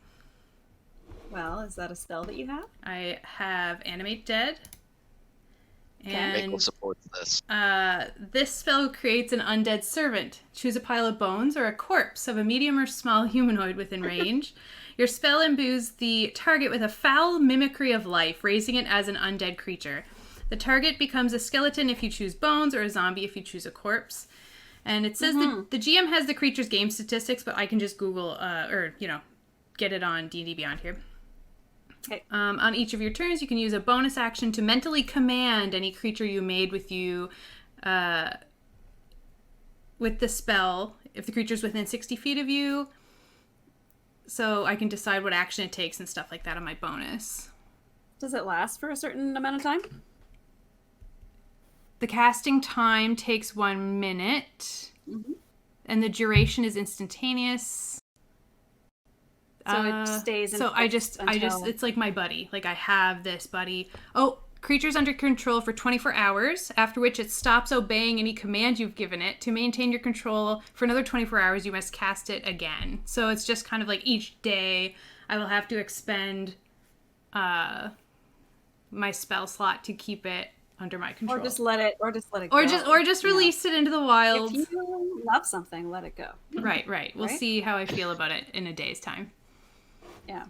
So Maybe you'll have like a new, better corpse by then. yeah, maybe I might want to just ditch the first one and take it. But I think I can do it more than once. I have two. Like, I could spend 2 spell slots, and I think I can control more than one at a time. Like, it's made so that you can kind of have A little horde of zombies around you. exactly. But I only want one because I'm like learning. I just want to have one. So, just to be clear, we're in a plaza with a bunch of like Azorius arresters, all uppity. And so, they don't seem to be super fans of these zombies. Right. So, my question is, how sneakily are you going to... Oh, like, for sure. Like, I'm gonna try and do it like, oh wait, this person's okay. Here, let me work on you for a bit. And I might cast like a healing word to like make it seem like I'm helping. So I'll expend a spell slot for that to help me with my ruse, and then just kind of work on them, but I'm secretly casting Animate Dead. Okay, so what I would like for you to do, you can, the animation spell's going to work, but what I want to know is whether anybody notices that you've raised a zombie. So you can do a deception check, but I'll give you advantage because of the way that you described how you're going to use a healing spell. Yes, and blah, blah, blah. And I'm going to do that first because I don't think if you heal a zombie in this game, does it hurt them? I don't remember. It might not. Actually, I'm not sure in 5th edition. Yeah. Well, I'll do it before. Yeah, so I'll cast the healing word first and like kind of help them up and everything and do that. Yeah. Take that minute for the spell. Okay. So deception check twice. Yeah. And take the better. So okay. So my first roll is a 14 and my next roll, so for advantage, it's a 9. So 14 is my better roll. So there's a lot kind of going on. Most people aren't like watching you directly, so that works. Nobody noticed. Well, you don't notice anybody. Right. Nothing bad happens immediately. Perfect. Okay. So I'm gonna help this person. Do you have any preference of what they look like or anything like that? No, you should tell me what you think they look like. Sure. Okay. Which So corpse did you choose to be your zombie? just the closest one, like whoever was being eaten by that zombie that I ended up finishing off. Yeah. Like going over, and I'm just gonna say it's like a human dude who was wearing like kind of nice clothing for this event, and he's brown hair, I don't know, stocky build, and he kind of like his eyes might have been blue at one time, but now they're kind of like extra pale. So he kind of stands up and he's kind of like jittery and like looking around, and like with my mental connection I'm like just move as smoothly as possible, but it's like still like that jerky movement a bit. It's like, you're gonna be okay, you're limping because you've got an injury, you were in an accident, you're gonna be okay. And I'm just gonna kind of reassure this person zombie, and yeah, like pat him on the head a bit with my trunk. Cool. Sounds good. All right, so you've done that. Otherwise, I just want to give a bit of an update to you all. There's 3 $25 boons available to you. I'm going to kind of let you guys choose when you want to use those. I'll choose when I apply Banes. I have 2 $25 Banes that I can apply. But yeah, if you want to use a $25 boon, you can do that. And just to remind you as the sort of kinds of things that you could do with that, you could get an automatic crit by spending one of them. You could find an uncommon item and use it, like have it on you for the rest of the session. Or we could summon some creatures to help you fight. And I have some examples of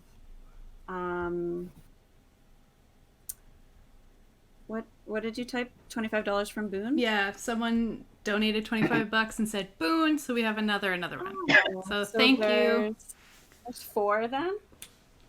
Yay, thank you. Thank you.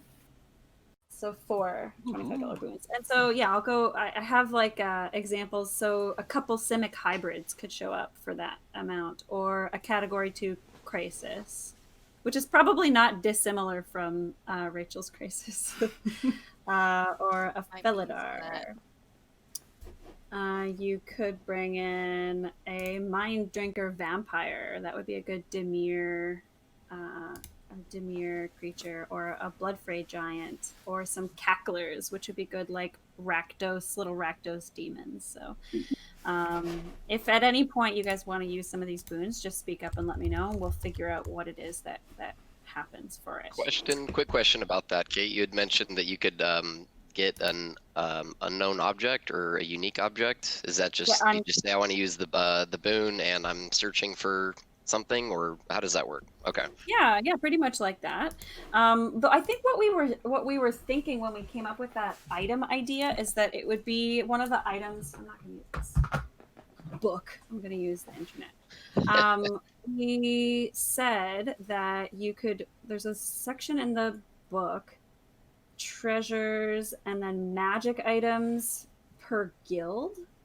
And so you could get something from your guild. So your Dimir, so just as an example, there's a bunch of uncommon items listed there. So there's an amulet of proof against detection and location. There's a Dimir guild signet, a hat of disguise, medallion of thoughts, ring of mind shielding. I can send you a link to this page if you want. Yeah, that'd be cool. I was looking up these items as you were rattling them off. I'm going to just post it in our little Ravnica chat. So that's a link to the... Not everybody's going to be able to see this. I just posted it in our Discord. But yeah, so that's the kind of stuff that I'm thinking we could do. And so anything that's uncommon would be fine for a $25 boon. Golgari, Cloak of Elvenkind, Guild Signet, Pipes of the Sewers. I think that you will must be be shortly very useful. Yeah, you must be proficient with wind instruments to use these pipes. Ordinary rats and giant rats are indifferent towards you and will not attack you. Anyway, yes, there's all kinds of things. Great. So yeah, 4 of those. Just keep that in mind. And if you want to be creative with the 2, it's not like very set in stone. So try me. Yeah. So that's the Bane and Boone situation. Otherwise, you are milling about in this plaza after having been attacked by a large number of what appeared to be Golgari swarm undead creatures. And this is highly irregular. The Azorius Arrestor presiding over the event was very grateful for your help, but also seemed pretty intent upon figuring out what was going on and was quite alarmed by this because we are in Precinct 1 and there's some Precinct 1, and there's some precincts in the 10th district where stuff like this is just happening all the time, but not in Precinct 1. And so it is worrisome that this has happened. And it seems like she's a bit suspicious of the Golgari swarm because the creatures were clearly from there. So what would you guys like to do? Does anybody have anything that they want to do? I feel like we should go on an expedition in the sewer and see where this is coming from. We need to find some clues, get some information, so this doesn't happen again. But what's in it for us? Yeah. That's a very good point. Touché. I just want to know where Jace is at. I was really hoping to see this ribbon get cut and celebrate. No. Yeah, it's really looking like he's not going to come, and probably especially so now. Is he in danger? Do we need to go on a rescue mission for Jace? It's kind of suspicious. Yeah, let's do that instead of going in the sewers.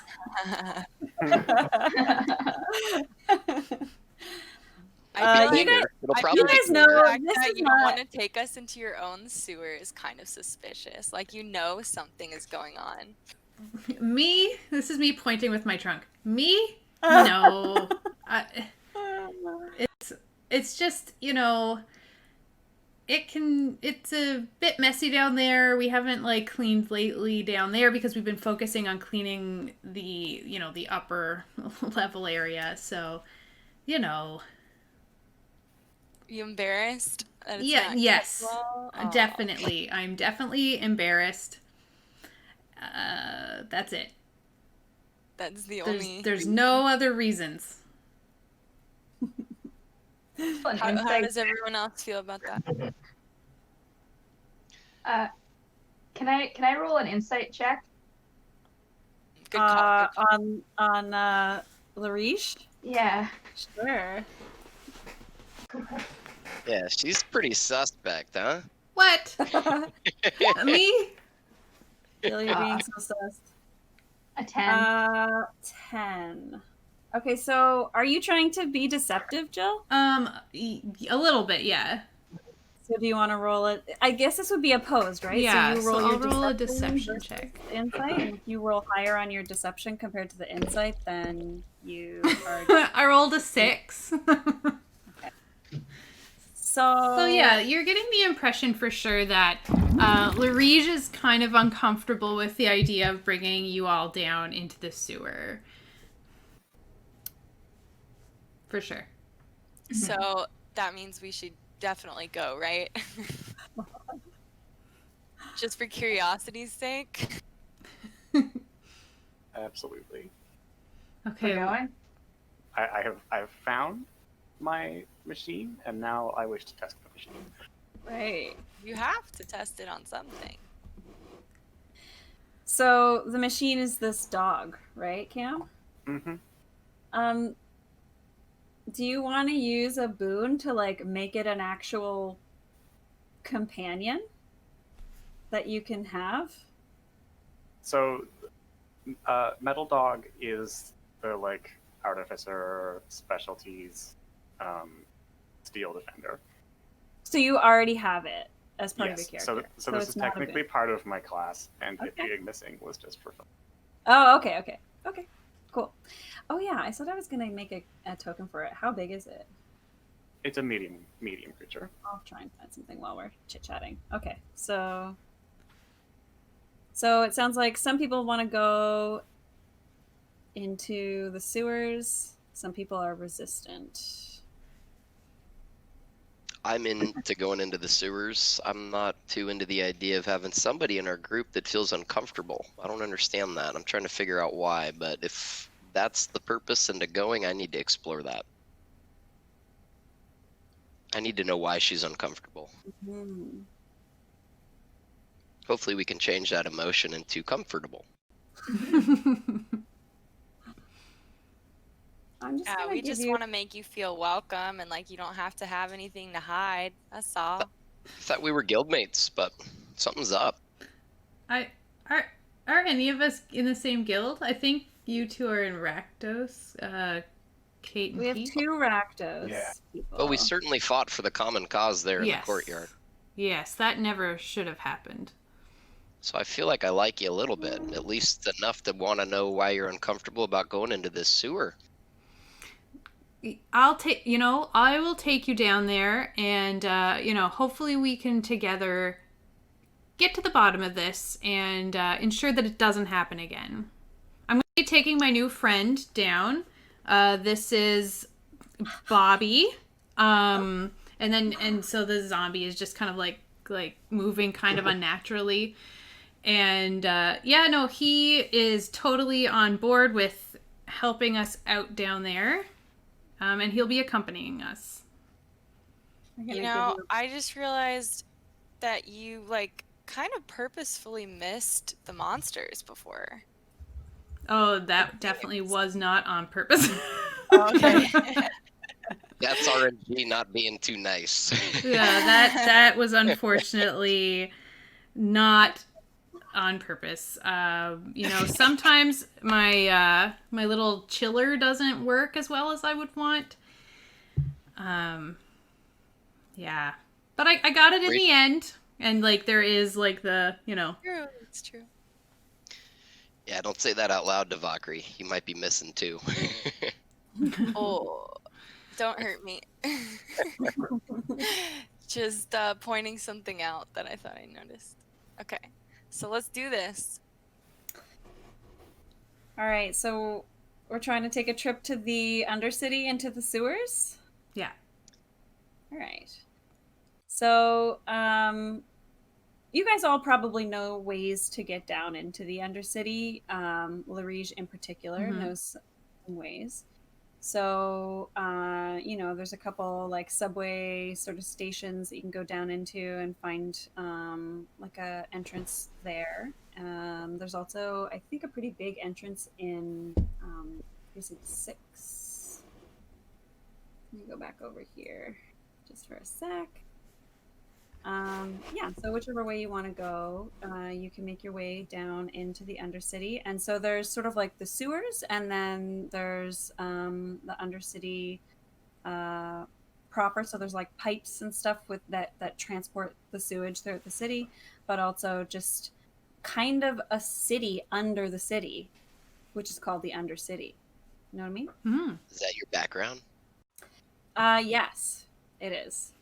At least parts of it look like my background. And so you can see that it does look very Golgari. There's these sort of beautiful regal structures made of stone, kind of beautiful mansions and town buildings, but everything is covered in moss and spores and fungus as well. We do have another donation. Do we? Yes, from Bernice Alt. Oh. Did she say whether it was a bane or a boon? No, and it doesn't have the exact amount listed either. But okay. But we're past the $700 mark, so that's so exciting. Thank you so much, Brittany. Yay. Thank you. Very much appreciate it. Cool. yeah, so you guys can make it into the Undercity, and are you just kind of, what's your plan while you're down here? How are you going to approach this investigation? What do you want to do? Okay. On my way there, if I see any like refuse or any kind of garbage or whatever, I'm going to kind of pick it up and make sure that like everything's kind of clean as I'm going. But if there's any kind of like food waste or anything, I'm going to use Druid Craft to kind of turn it into like little mushrooms and things like that, and just kind of like keep things kind of clean as I go. And I'm gonna have Bobby carrying like a refuse bag, like just kind of a garbage bag for him to just kind of like, he's gonna help me kind of keep doing my thing as I go. Okay. Yep. But yeah, I will lead everyone down to, I guess, kind of an area where I'm very familiar with. So maybe the main kind of undersea area or under city area. Yep. And So, and as we go, I'm going to be saying things like, and this is where I grew up, and this is the alley where I used to hang out, and we used to play like jacks up against the wall, and over here is where we, and I'm just kind of giving like a little bit of a tour. yep, sounds good. I'm gonna see if I can go to the Undercity section. We're getting a tour of the underground. I like this. Yeah. So you certainly are familiar with these parts. Mm-hmm. So Tyler, you are as well, because the The Beamers. Yeah. Demir Guildhall is down here as well.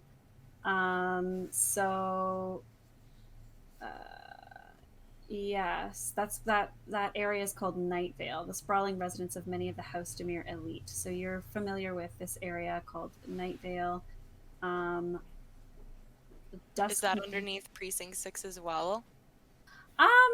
You're not exactly sure what is under which area. Like, we're kind of all under the all of the precincts have like Undercity underneath them.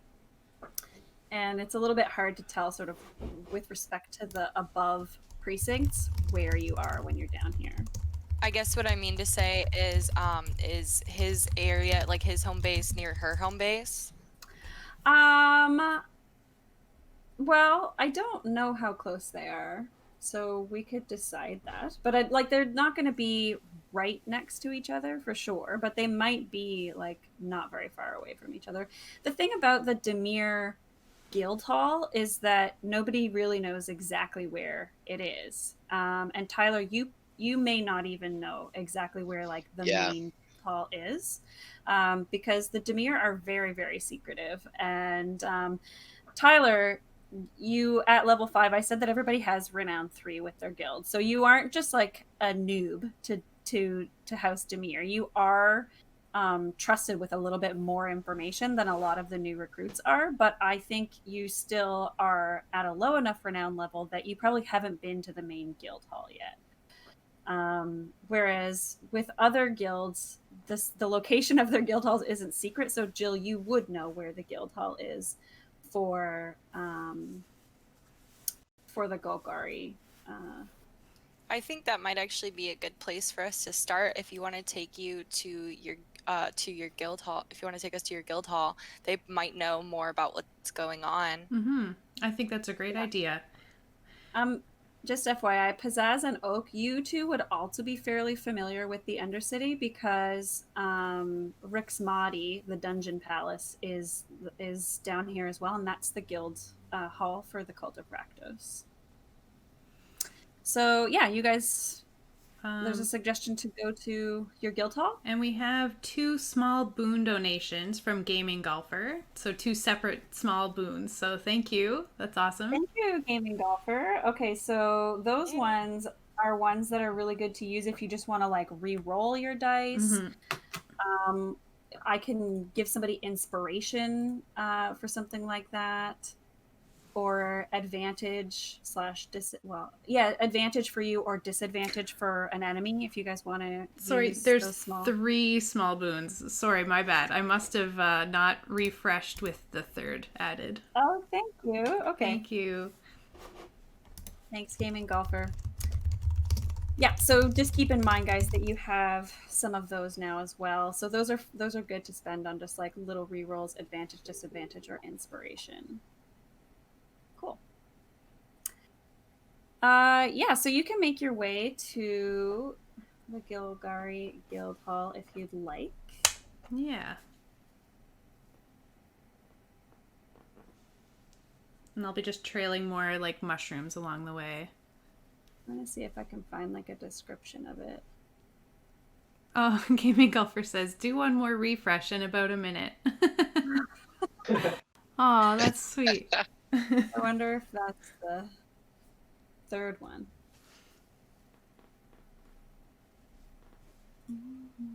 Sorry, guys, just searching around here for info. Oh, so it was another donation for a big bane. Oh. Yeah, three to one in total. So we've got the 3 small boons and then but 1 big bane to counteract that. So Nice. So like a $25 bane? there's no amounts on them, but I maybe it looked like around a $10 one, so it was like a few little ones and then a bigger bane one. Let me see if I can find specifics.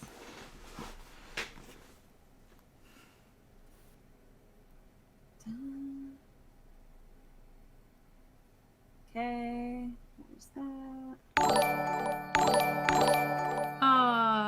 I think donation that's my complete. partner. Bixer just followed us.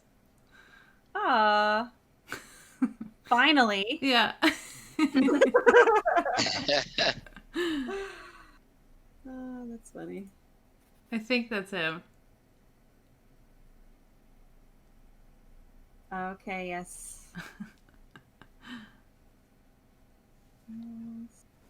All right, cool. I'll keep looking at that. But yeah, so for now, I'm trying to find information about your guild hall. Yeah, so while we're going, still doing just, little fungus growths here and there with Druidcraft, keeping it, if there's any area that doesn't have a lot of moss, I might like add a bit more and just kind of make it look aesthetically green and flourishing. Thanks, Gaming Golfer. Clarification there in chat. Perfect. All right, so you can make it here, no problem. While you guys are traveling, are you just kind of going straight there, or are you going to stop and chat? Are you going to investigate anything, or are you just going to walk straight to the guild hall? Is there anything going on that seems out of the norm? Like, can we do a perception check just to see if we're, keeping an eye on anything weird? Do perception, while you're walking, and why don't you all take advantage on your perception check, because I think that you would be paying particularly close attention, right? Absolutely. If not, then don't take advantage on your roll. I rolled another natural 1, so I'll roll again. Okay. Are we all rolling performance? Or It's perception. Yep. Perception, yeah.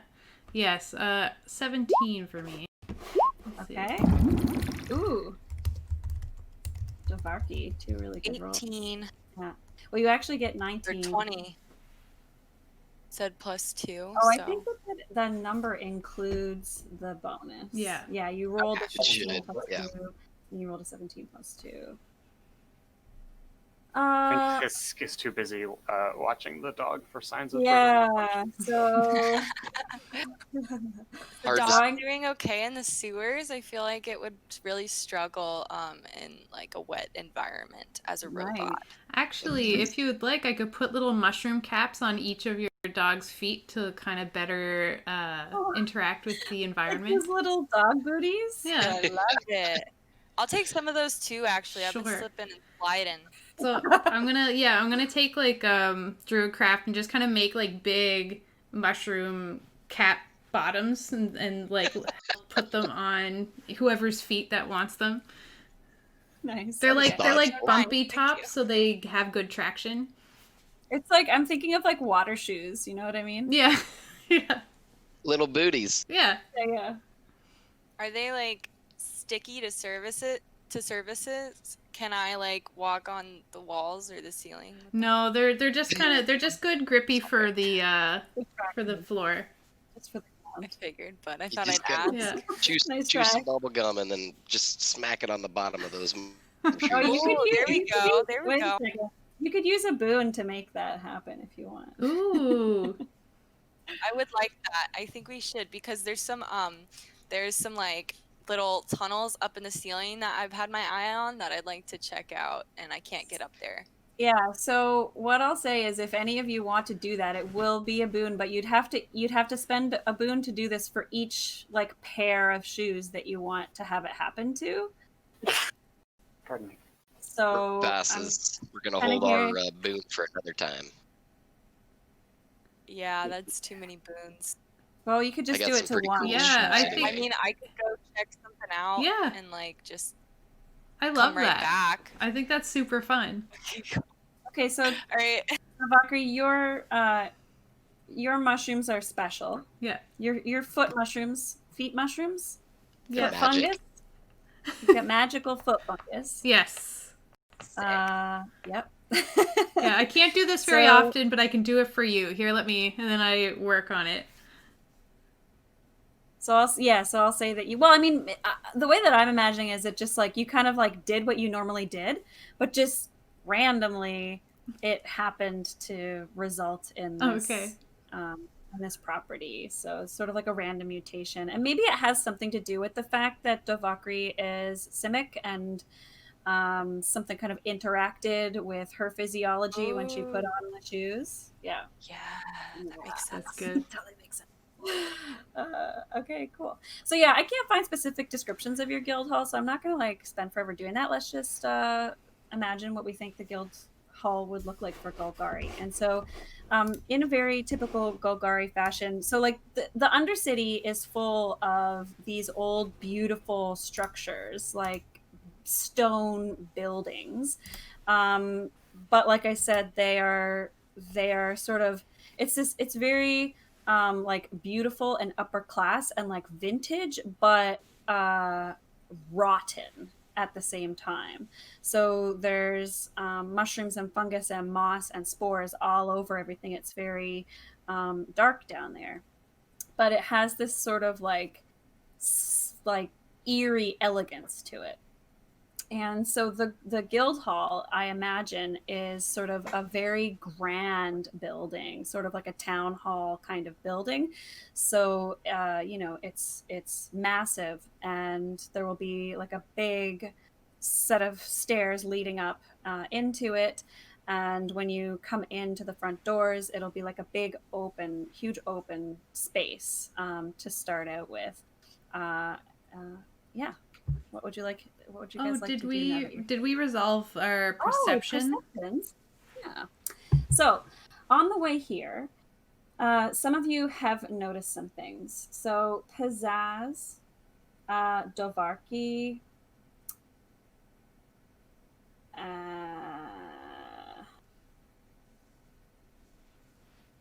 yeah, so even, let's see, anybody who got 10 or more would have noticed, especially if you're familiar with the Undercity, you'd have noticed that there's maybe like a little bit fewer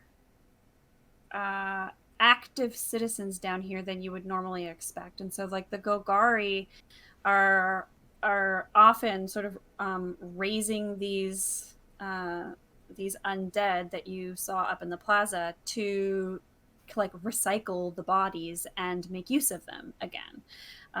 So they use these creatures in like their rot farms under the city and for various purposes, to sort of keep their recycling and garbage collection up to speed. So they're kind of, continuing to use those bodies to perform work that needs to be done to keep the city clean and running. But you're noticing sort of fewer of those than usual, and that kind of makes sense maybe now that you've experienced what you experienced up above. So anybody who got 10 or more, just notice that it's a little bit quiet down here, a little bit quieter than normal. Dovakri, you got a really good perception roll, and also Pizzazz, you guys got 15.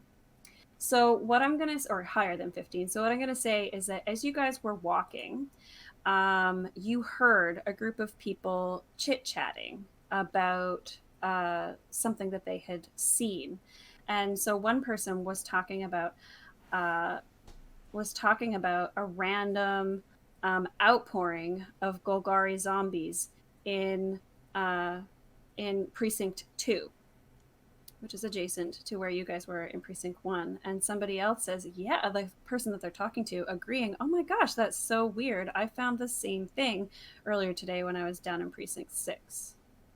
And so you're kind of getting the impression that, you know, and then there's like a third person who's like, oh my God, that happened last week as well in Precinct 5. So you're just having overheard this conversation while you were walking by. You're getting the impression that this has been happening kind of all over the 10th district. And so this experience in Precinct 1 isn't an isolated event. And yeah, that's what you've learned. This problem is bigger than we could have ever imagined. Hmm. One And more we- time, sorry, for clarification purposes. What's going on in these precincts that we're So- overhearing in the chatter? Attacks similar to the one that you guys just experienced in the plaza. So zombies, and you also know another thing, that people have seen these zombies just like spilling out of sewer grates. And so if you go back to the plaza map, you can see these little oh wait, I don't think I moved you. Boop. There we go. There are sewer grates all over here around the periphery, and so it's likely that that is how the zombies were moving their way in. We have some more donations. Okay. Okay, so we're up to 800 and almost 60 now. We've got Aaron Carl sending us $100, $101.50. We've got I saw another one here. It like kind of slowly scrolls by in alphabetical order. Yeah.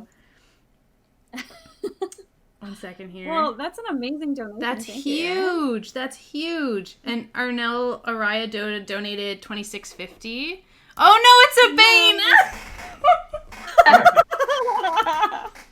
Of course. Thanks, Arnell. That would be Jill's husband, right? Yes, Arnell donated the $26.50. I don't think he said whether it was a Bane or a boon, though. Oh wait, was the $100 a Bane? The $100 from Aaron is a Bane. Wowza. Yeah. All right, I have a plan for that. Oh my god. That'll spice things up. We know that $100 is a Bane. That's a big one. Holy moly. Okay. This is a big thing.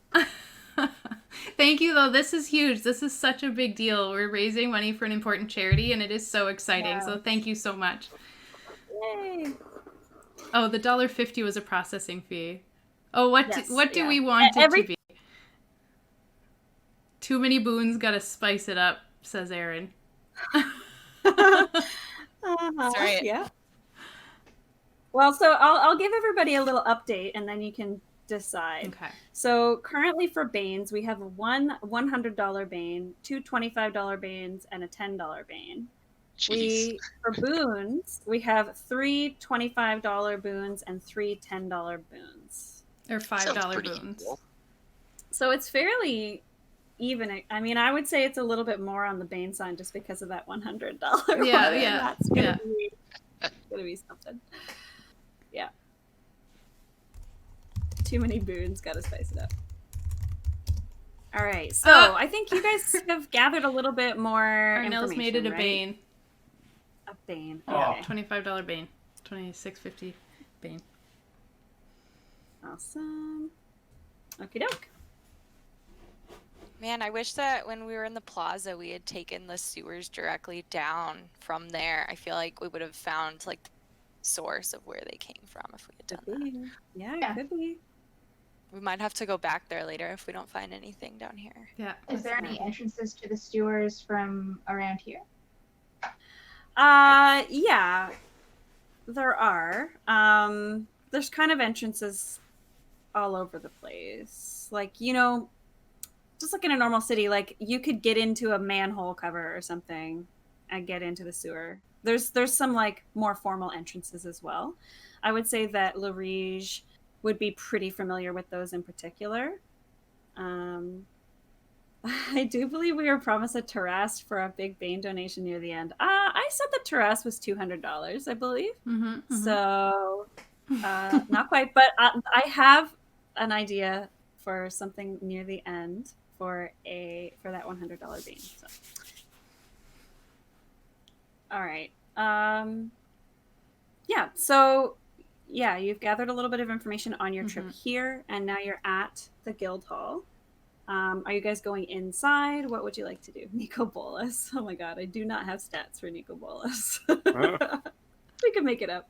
So, Kate, real quick, just kind of a game formality question here. Yeah. Earlier we had the initiatives and all that. So right now, is this considered like free for all imagination? What do we want to do based on the current circumstance, right? So we're able to just chime in. Okay. All right. Yeah. If the group is okay with it, I would like to do an intelligence or an intelligence check, or no, the perception check, I think is what it is. Okay. What are you trying to check out? No, that's the wrong one. Investigate. Sorry, I need to know my skills. I'm Sure. Yeah, I'm an investigator, so I'm gonna look for some clues as to the best entrance into this massive guild hall, because it seems overwhelming, and we should probably find the most passive way to enter. Okay. So I'll give you a roll on investigation. Yeah, sounds good. And if you need, if you find an entrance that's like up above where I can like climb up and then get you from the inside, that's something that we might be able to do too. I want to use my mushroom shoes. Yeah. I rolled a god awful 8, even though I've got a +5 to that. Yeah, well, that's good for having rolled, what, a 3? All right. So, yeah, you are looking around this guild hall, and what you see is a really big, obvious front door with lots of people kind of coming and going from it freely, and not a whole lot else. Yeah, and I'm just like walking up to the front door, looking at them, wondering why they're like being so cagey about it. I was like, no, come on, like let's go in. Yeah. Well, I guess that's what we got to do. Okay, you threw me off because you said there were so many different entrances. I didn't know if there was a good one or a bad one. Oh, there's so many different entrances to the sewers. Oh, I'm sorry, I misheard you there. Yeah, that's okay. All right, so we're gonna go in. If she's saying this is my guild hall, my homies are over here, we're going. Yeah. All right, so you enter. Okay. And when you come into the guild hall, into the main area, you can see that it's a little bit atypical in here right now. There's a bit of a hustle and bustle that you wouldn't normally expect on a day like today. So, you know, it looks kind of like people are already aware to some degree of the situation. And maybe they're rushing around trying to figure it out. Can we stop one and ask them what's going on? Mm-hmm. Okay, so do I maybe see someone I might know working with them or something? Yeah, sure. Yeah. Okay, so I'm going to stop one of them and just kind of say, hey, can we talk to you for a second? All right, and so we'll say that this is, let's see. What kind of race should this person have? Is it a friend of yours, another Loxodon? Sure, yeah. I think it's really rare to have Loxodon in this guild, so like maybe if they are Loxodon, maybe we're like sticking together. Yeah, a lot of the members of this guild are human or sort of elven. There's also these crawl sort of like bug-like creatures. So we can say maybe that it's like an elven um, sort of wizard-like character that you Sure. stopped.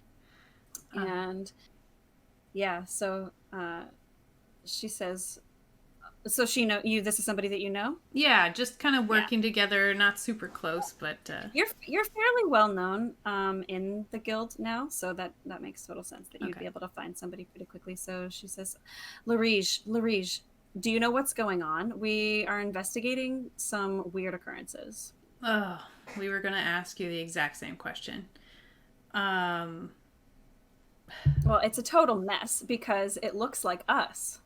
It super looks like us. I'm pretty sure everyone here thinks it's us. What do you guys think it's us? And I kind of look at the party to like confirm. Nodding. Yeah, totally. We're trying to figure that out. We're a little uncertain. There's some sketchy stuff happening, and you look a little sus, but we're not making any assumptions yet. She's like, well, as you can imagine, this is like a PR nightmare. We could get in so much trouble for this kind of thing. Like the piece in Ravnica is just on a thread always, and so I mean, you know, the guildmaster is sort of freaking out about this, and you know that the guildmaster is Jared Vod Savo, and she's like, it's kind of crazy. We're trying to figure out what's going on. Have you heard anything? What have you seen? We've heard that there were outbreaks in Precinct 6, Precinct 2, and we ended up fighting some in Precinct 1 just before Jace didn't show up for the statue unveiling. Oh my gosh, you were in Precinct 1? Mm-hmm. Oh my gosh, yeah, that's what set this all off officially, because, you know, up until it happened in Precinct 1, there wasn't a whole lot of attention being paid to it.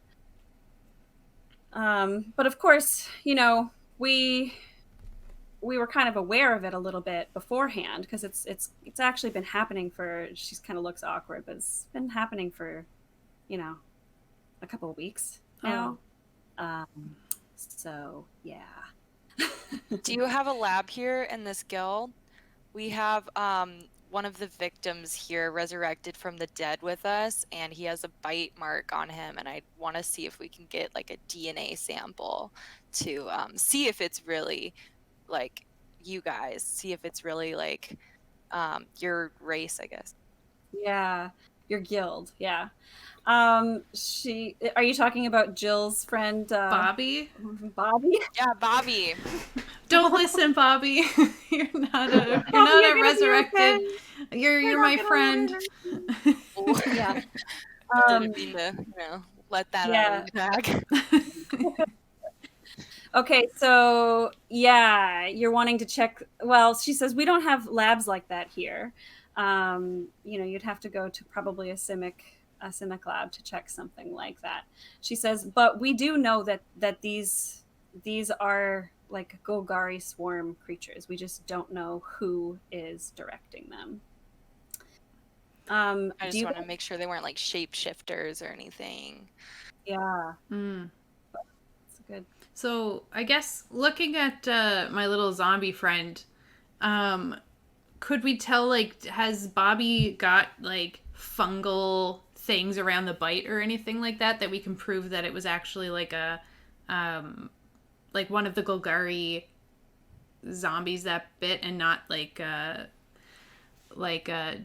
Devakri? Is that how we say it? Yeah. Yeah. What Devakri was saying, and not like a shapeshifter or something like that. Well, you. Other than the general zombie spores that I use to raise them from the dead, but like. Yeah, like he is definitely a Golgari zombie himself. Yeah, because you raised him, yeah. and so that's pretty much the only read that you can get right now. Okay. And you know that when you were in Precinct 1, they all looked very Golgari-ish. You can't for sure like rule out something like what Dovakri suggested. Like there could have been some kind of illusion that nobody noticed, but it would be like a pretty powerful spell because it would be like all of the zombies sort of appeared that way. But you know, you can't necessarily rule that out. So we can keep it in mind, Mhm. but it sounds like we can it's probably pretty safe to assume that it was the Golgari, and so we should probably really focus our efforts on trying to find the Yeah. source of where they came from. So Yeah. as you guys are talking, you see the wizard woman who you are talking to. She kind of like is paying attention to some sort of device that she's got in her ear, some kind of sort of communication device, and she's like, yes, right away. And she asks you guys if you would be willing to help because there's just been sort of a break in the case and they've got a lead and they need a group of people to go investigate a particular location that is suspected of being the source of the disturbance. Well, that sounds like a good lead. Let's follow it. Absolutely. So Yeah. she brings you into the inner chambers of the guild hall, and you're actually brought to Jared Vodsavo, the guild master of the Golgari Guild. And he explains to you, you know, we've been running around and trying to figure out what the source of this disturbance is. It's not an official Golgari business, and it's making us look pretty bad. So we have been trying to figure out what's going on, and we have traced the source of some of these zombies and some sort of heightened necromantic abilities from this particular stately mansion in the Golgari sector of the Undercity. And he kind of explains to you, Larige, where it can be found. Mm-hmm. All right, we're on the case. Do you guys have any questions for Jerry? Jerry, good old Jerry. Good old Jerry. Be any sort of reward for doing all this? Oh yes, of course. Oh, This is sure. our guild's reputation is on the line, so you will be handsomely rewarded. Unlimited supply of mushroom shoes. Yeah, Yeah. any number of Ooh. movies that you want. Oh, in addition, I would be happy to pass along commendations for any of you who aren't Golgari clan members. I would be, or not Golgari. Yeah, Golgari. I was thinking that I was saying Oh, Ghoul. Jerry. For any of you who are not Golgari Swarm members, I'm happy to pass along sort of notes to your guild masters to help you rise among the ranks there as well. This is very embarrassing for us, and it needs to be addressed very quickly. All right. That would be much appreciated. Could you also give us like some special Golgari weapons that are better at attacking Golgari? That's not suspicious at all. Yeah, well, would you guys like to Well, we use some? need to fight them. It would be a great boon to our mission. It would. Yeah. Yeah, he totally agrees with you. So you guys can spend some boons to grab some gear before you head out if you want.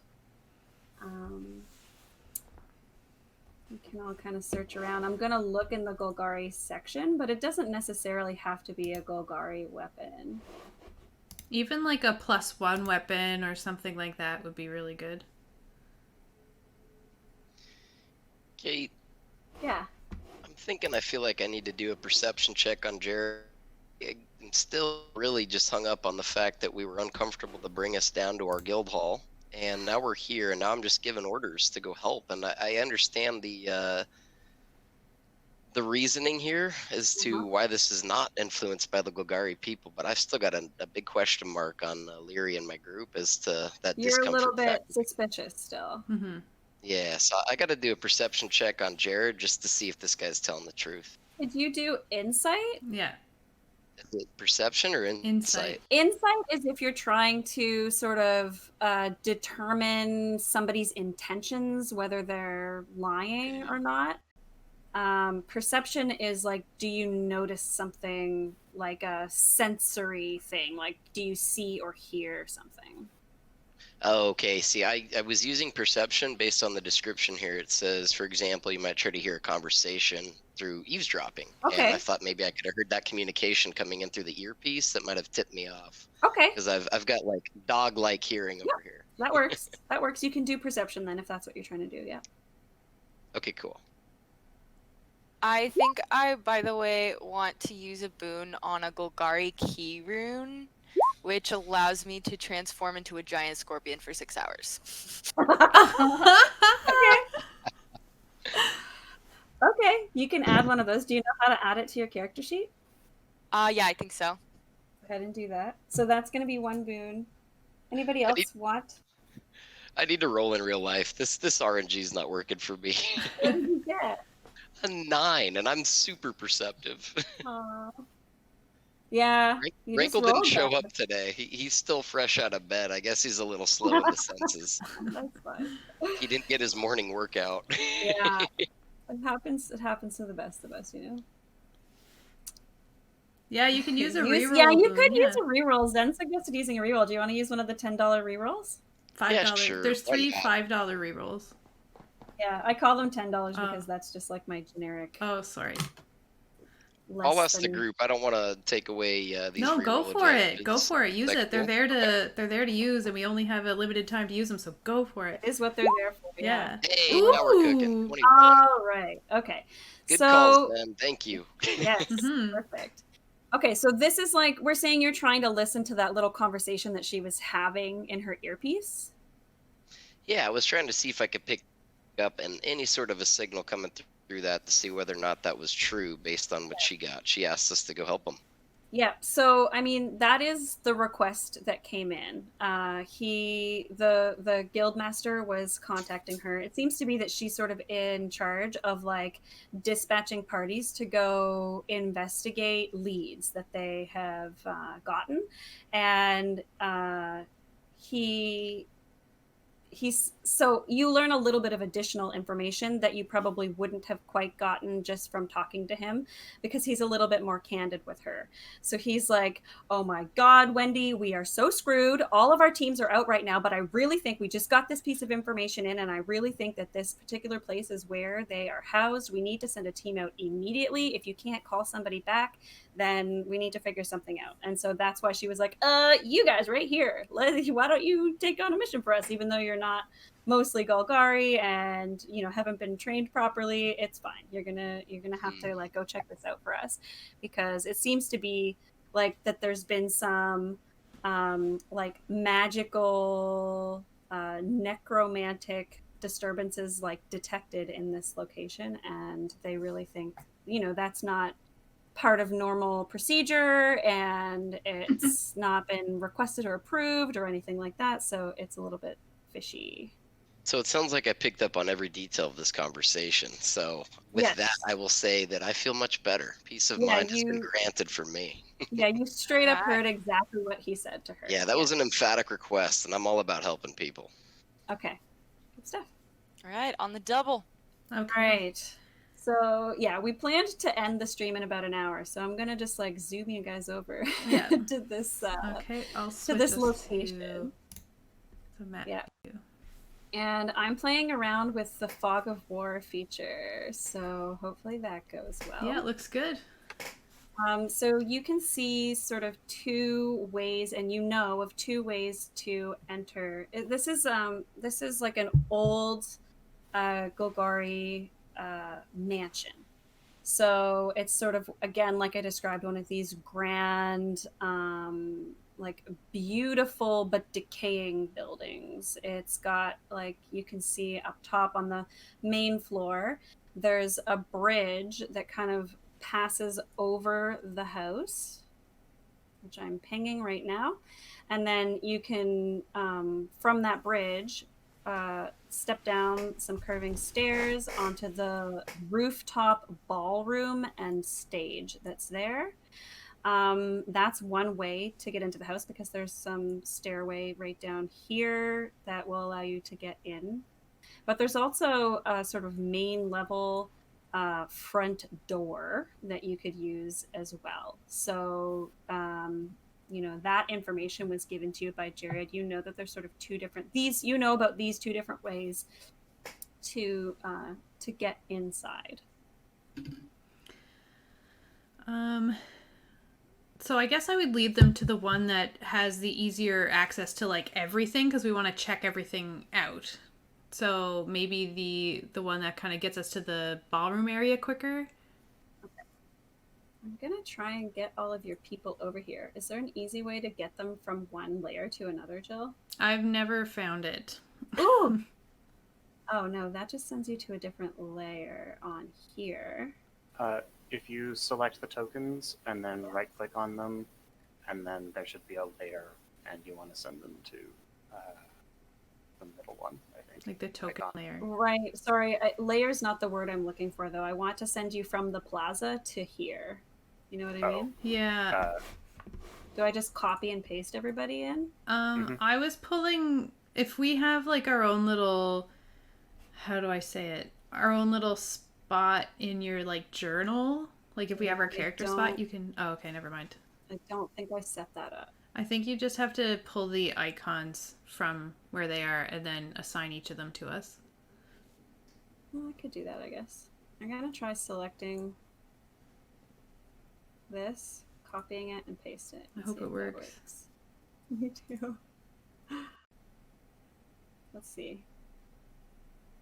Hey, look at you all. Game changer. Your Crassus is here. I don't know how he got here. He's like, well, I'm gonna because I totally abandoned him when we went in the sewer. He was too big to go in there. He's not with us. He ate some of her mushroom shoes and shrank. Oh, okay. I don't know how happy he would be about that. He Pulled really a little loves Alice. Nice. All right. Well, here's the mechanical dog. Oh, You've got Bob with you. Bobby. So yeah, you guys can start out when you want, but you'd be kind of like on this bridge. I think everything else you can kind of see yourselves, right? 1, 2, 3, 4, 5, 6. I'll put the Crassus here in case we need it. We'll say that it's like kind of outside the house, but it doesn't fit in the house given that it is the size of a building. Yeah. So yeah, you guys can take your tokens and position yourselves wherever you like. So if you're here, you can see this big open ballroom area. You can see a stage. You don't see anything too crazy going on here. There's no nobody around. It seems pretty quiet, but yeah, there's a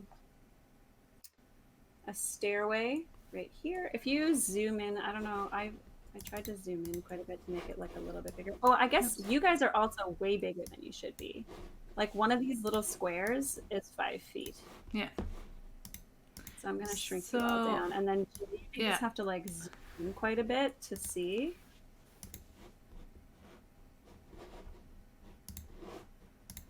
I'm going to suggest that since we didn't see anything up here, that maybe we should head downstairs.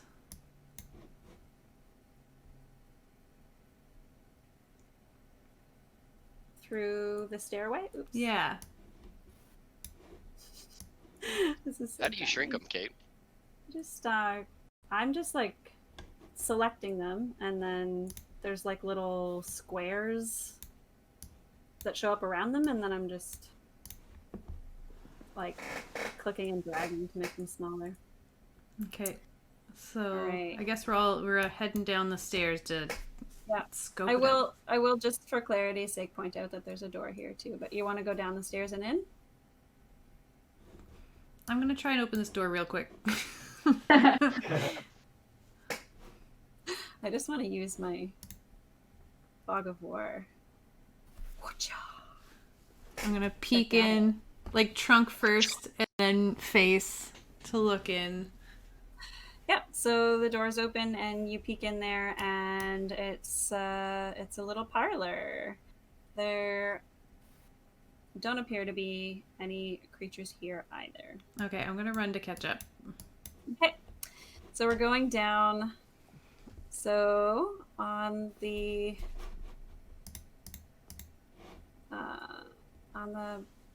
floor below. I've now Okay.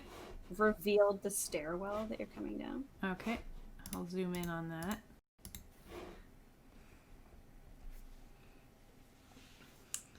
Do you guys hear anything or I mean, smell anything? Is there anything weird Do a that we perception might check. perceive? I smell some dead bodies, I feel like. Oh, that's just Bobby. Don't mind that.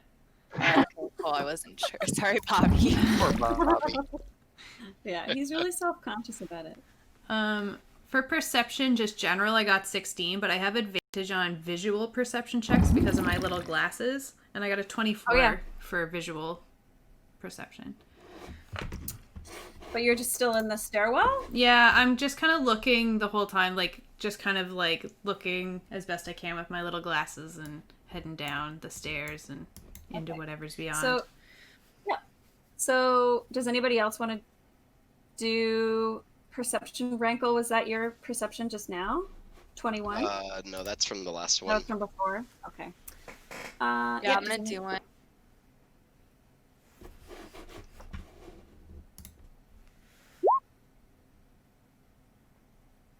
Yeah. Oh, why can't I have the second one? Okay, Ulk got a really good one.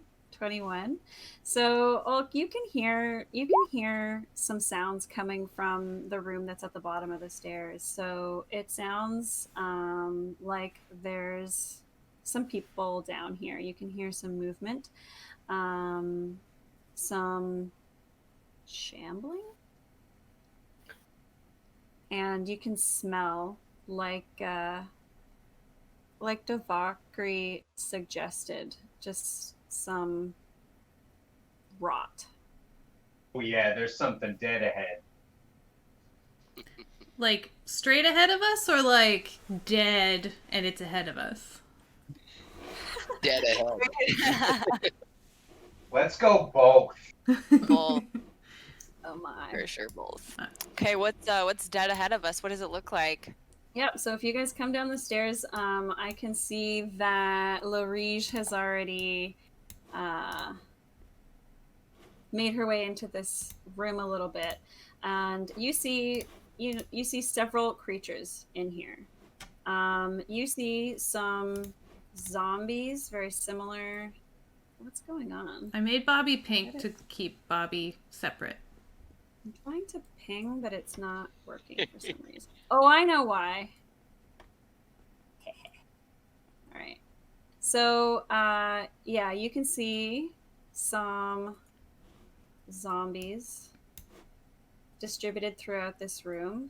There's four zombies very similar to the ones that you saw up in the plaza. Then there's also this sort of like bigger looking zombie right here.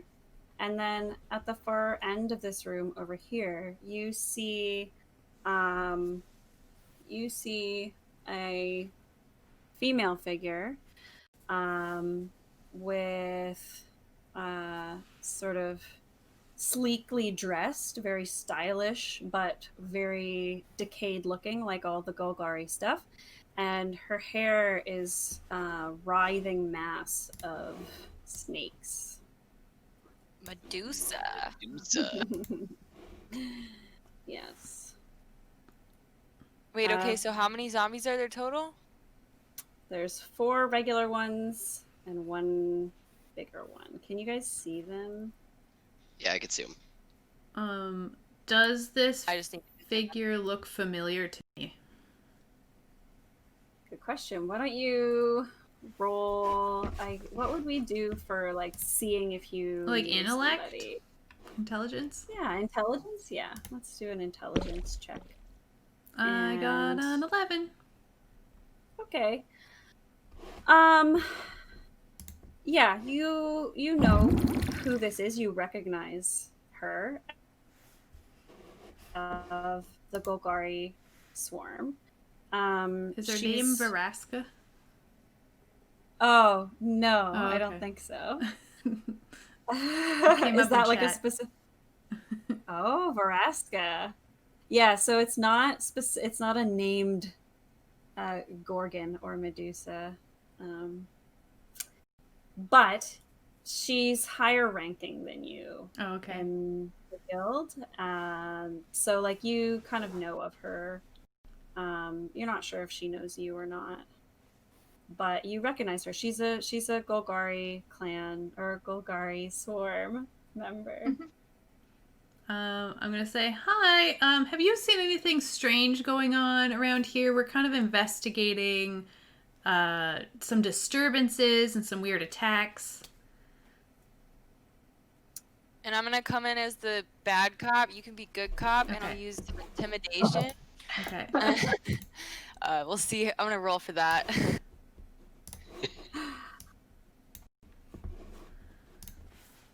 Ah.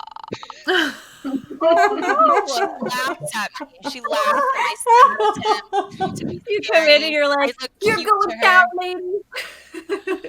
Highly intimidated. All right. So given that combo, at first it looked like she was, gonna talk to Larige a little bit, but then she's sort of startled at Dovakri's incoherent outburst. And she sort of laughs like she's very amused. And she's like, what did you ask her about? And, if she's seen anything strange or yeah, just mentioning that we're investigating what's going on. I think your voice cuts out a little bit sometimes. You're investigating the current events and what's going on, and just wondering if she's seen anything. If she's seen anything? Yeah, I think Not again.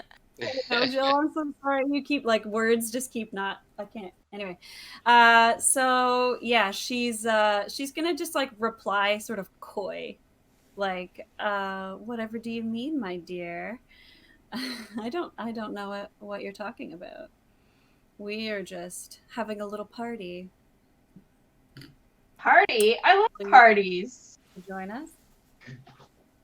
Uh-huh. Yeah, you know what? We do want to join you in your party. We do. I bust out some bagpipes and start playing.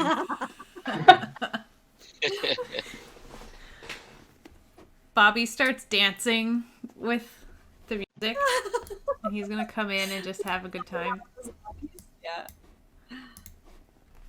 All right. I did 8 backflips in a row. You guys are so good at backflips. Such a 1-upper. It's like a 7-upper. I wish I'd gotten that on my intimidation roll over the backflip roll, though. All right. So you guys can start sort of dancing along to the music that Pizzazz is playing. But the Gorgon, after a few moments, sort of laughs, and her laugh turns into an evil shriek, and she says, "Get them!" Oh boy. I just want to say that his dancing looks deeply unsettling. Who's dancing? His dancing. Oh, yeah. Very strange. Disjointed in 3 spots. Doesn't seem like it should be working. Yeah. How is this possible? Pretty bad. All right. So Well, I guess it's a good thing the party got interrupted then. You don't have to watch that anymore. Yeah. Time to Alright. defend ourselves. So how do I reset this initiative counter? Clear list. Clear. There aren't any tokens on this page that take a turn. Okay, can we roll initiative again? Perfect. It's starting to come together. Can you add me again? Yes, I can. Thank you. Just give me a sec.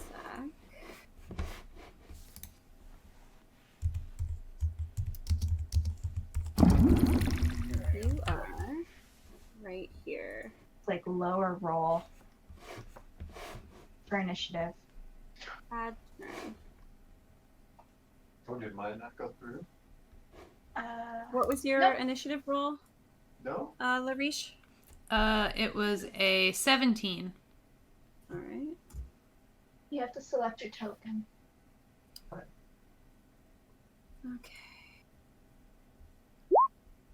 Whoa! Rolling Wrinkle better. had a 3. Frankel got a 3. A lowly 3. No. He likes to go last. Saves the shiv in the back for last. All right. Between Larige and Pizzazz, who is the higher dex? Pizzazz. Okay. Mine's a -1. Mine's +3. Okay, I'm gonna leave all the enemies on the same initiative, I think. Or maybe I should do one for Zoms separately. I think Devakri should be 21 though. It took her lower roll. Oh, Yeah, I was surprised to see myself down that far. That makes sense. she's still at the top. I Wait, don't know why it does that. I can't wait a figure second. out why it's Oh, rolling that is twice. weird. Well, I guess it just takes the most recent one where we really want it to take the first one. I guess it makes I sense if you. changed it manually. Perfect. you go. Okay, cool. I'm just setting up a couple things here. All right. So, Davakri, you get first initiative, so you can take an action. So we're back in combat again. So this is your standard: make a move, do an action, maybe a bonus action if you have one. Yeah, so I guess I'm gonna need to move first, and get a little bit closer. Okay. So I'm gonna Oh, you cut out. and can you hear me? I can hear you now. Okay. And then I'm going to use my Golgari key rune. And I read that wrong before. I transform into a scorpion. My ring transforms into a scorpion. Oh. So now I have like a sidekick, and I can also communicate with him telepathically. So that's pretty cool. That is very cool. So I'm gonna summon him. How big is he? Does it say 2 buildings. 2 buildings. Does it say medium, large, small, something like that? It just says giant scorpion. Let's say that that's large. Yeah. I'm gonna use your Crisis as the scorpion. I just put it in the main That's a good in idea. the lobby there, so you can, you can move it to wherever you want to move it to. I think you do have, you can control that thing already. So yeah. Wait, where is it? It should be in the room that you guys are in. Past the zombies. Okay, yeah, I see him. Okay, cool. Well, I'm gonna have him come in from the side and attack as I'm attacking. And I think we're both gonna take on the big one. This big zombie in the middle. Yeah. Okay, so can you move your little token to where you want to be? And then, move the square. I know that you guys are kind of overlapping a little bit, but that's fine. That's okay. They're big tokens. Yes. Okay, so then I need to figure out what I roll to attack for that. Yeah, so what kind of, are you doing just like a typical monk attack? Because there should be, are you using your character sheet on D&D Beyond? Yeah. Okay, so there should be a spot somewhere on the right for like attacks or actions. So I think, let's see. I think I want to use a weapon. I got this dark matter gun that I've been wanting to check out. Okay. I can't find it though. I don't know where it went. Oh. What? She's all out of acid spit, so we gotta resort to the dark matter gun now. Oh no, I have 2 more uses of acid spit. That'll be coming in soon. Don't worry.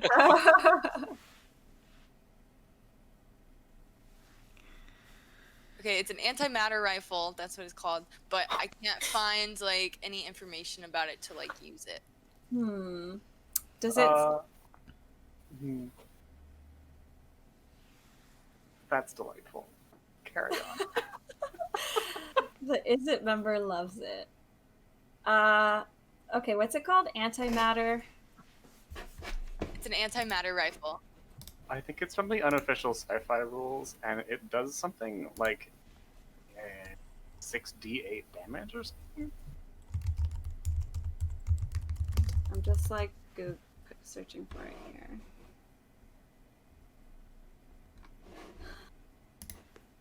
All right. You have this gun, so I'm going to assume that you've practiced it and therefore have proficiency in using it, right? Yeah, that makes sense. Antimatter gun. Here we go. All right. Oh, interesting. So it does 68 necrotic damage. Okay, well, it's taking a while to load.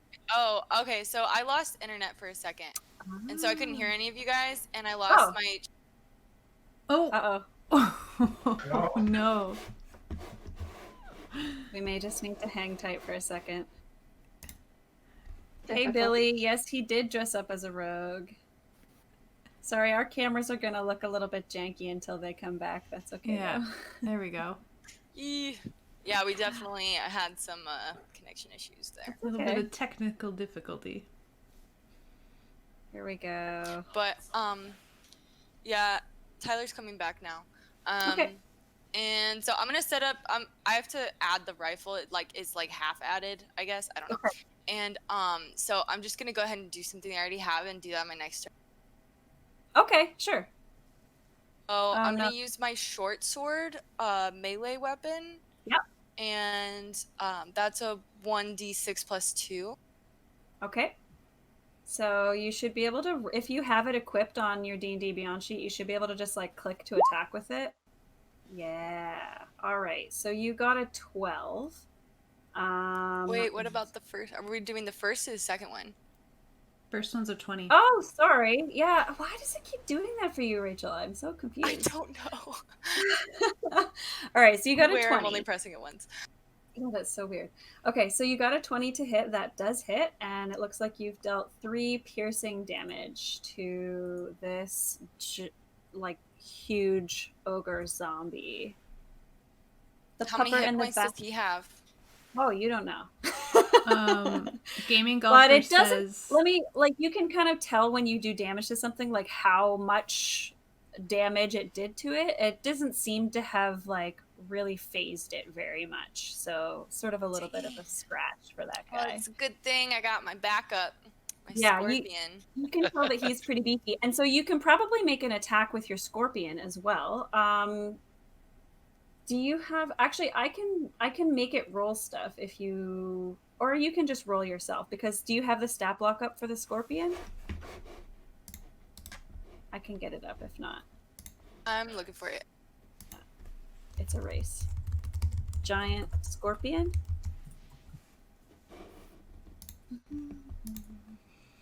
Okay. Oh wow, it's got multi-attack. It has multi-attack. 3. Oh wow. Yeah, so actually if you just go to this link, let me put it, are you there? I am not seeing it in my attacks. No. Okay, so I put a link in our little Discord channel for Ravnica. If you click on that link, it should open up a D&D Beyond stat page for the that's so scorpion. helpful. And so do you see all those little bees in D20s all over it? Yeah. Okay. When you click one of those, it's going to do a roll in Roll20 for that thing. So this creature has multi-attack. So it makes 3 attacks, 2 with its claws and 1 with its sting. So that means you'll have to, awesome. if you just click on claw right now, see what happens. Yep. And I can see it as well. So you're going to want to do 1 more of those and also a sting. Cool. So nobody else can see these, so I'll just say what they were. So the claw attack, one of them was an 18 to hit, and the other was an 8 to hit. And this larger zombie is also hit by both of those attacks. And what kind of damage is it doing? Is it bludgeoning? Grappled, Gosh, this is so cool. right? So Poison damage on a failed save. Okay, so right. So it takes 5, 6, 7, 8, 9, 10, 11 regular kinds of damage. It looks like it is grappled, correct? Because it says Yep. claw hit. If it hits, it is grappled. Escape. So the thing, this zombie can try and escape the grapple on its turn. But it can still attack you from there. And it needs to make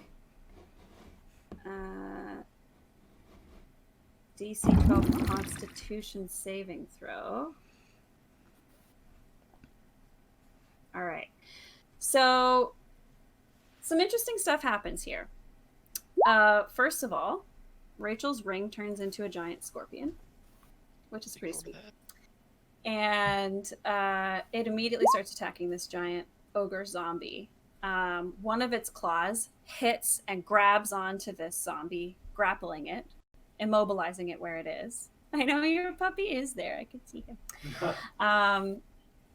And the other claw attack hits as well. It's also got a giant stinger, which punctures and stings the zombie. You see like some poison come from that stinger, and it's like sizzles over the zombie's body, but doesn't really see. Can you do like a perception check for me, Davakri? Yeah. Davakri?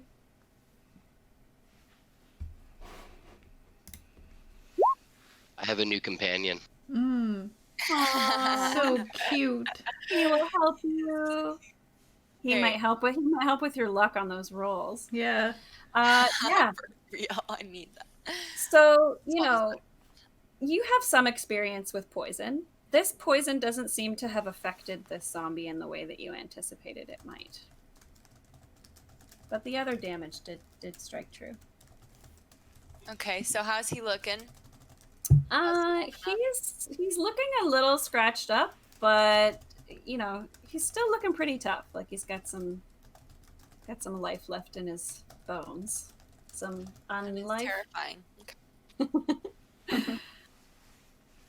Yeah. Well, So I guess anything that's else? all I can do. Okay, so next up we have Ulk. So I'm gonna move ahead, but it seems like everybody around here is just way bigger than we are, and I just want to use my Eldritch Blast really bad. So I take my book bag off and I start fumbling around with it a little bit, and it turns out it's my balloon pack that I got as my uncommon item. Okay. And this leather balloon just starts coming out of the bag as an air elemental begins to fill it up. And I hurry it back on and I strap it to my shoulders, and then I just start lifting off the ground. Nice. And I'm suspended in the air by my book bag. And I lower a piece of hempen rope so that somebody can move me around and I can just blast with my Eldritch Blast. You're like a balloon on a string. Yeah, I'm pretty much a balloon on a string that can cast lightning. Nice. Amazing. A whole different kind of weather balloon. Yeah. So that's my turn this turn. Okay. Sounds good. I Is there love anything else you could do? I love that. I don't think so, because I think using the backpack takes a That's an turn. action. Any bonus action? Where do I find bonus? I have like Hex, but I don't think I can see anything right now. Just checking. Yeah, you probably can't see any of the enemies very well from where you currently are. Yeah. Yeah. Okay, so somebody's job is going to be to pull you around. That's so funny. Me. I love balloons. Oh, you could like tie the rope to your waist. Yeah. Cool. Okay. Got it. So, Teamwork. speaking of which, Pizzazz, it's your turn. All right.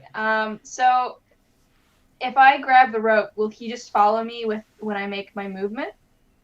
Yeah, I'm gonna say yes. Okay. For simplicity's sake, because I don't want you to have to like spend actions to do it. So you can just grab onto it and walk, and like this balloon is like making him super light, so you can just sort of pull him along as if you were holding a balloon. All right. Cool. All right. So where do I want to move? Where's my movement at?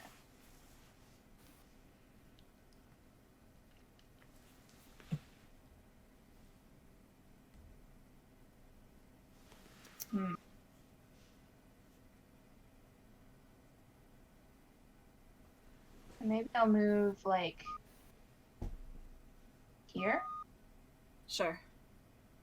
5, 10, 15, 20, 25. Can I move? You just so you know, you'll provoke an attack of opportunity from this zombie if you go there. Is that okay? Oh, okay. So maybe I'll move here then. Yep. Sure. Yep. And then I'll just. Do you want to follow me? Oh yeah. I don't know where you Can we want to say go. that he's like Above me? there? Yeah. And you guys can be if you want to be kind of stacked, that works. Okay. Because you're like above her. All right. So, and then I'm going to see.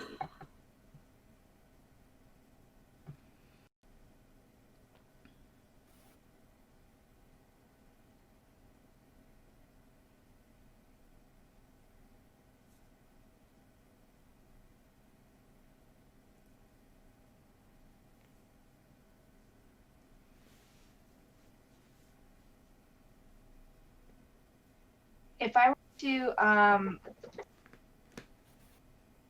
cast something that's in a cone, can I cast it diagonally? So if I wanted to cast it in this direction? Yeah. I Okay. think so. Yeah. All right. So I'm going to be using cast Burning Hands. So Okay. I hold my hands with my thumbs touching and fingers spread, and a thin sheet of flames shoots forth from my outstretched fingers. Each creature in a 15-foot cone must make a dexterity saving throw. Okay. And the dex save is 14. All right. Making those saves now.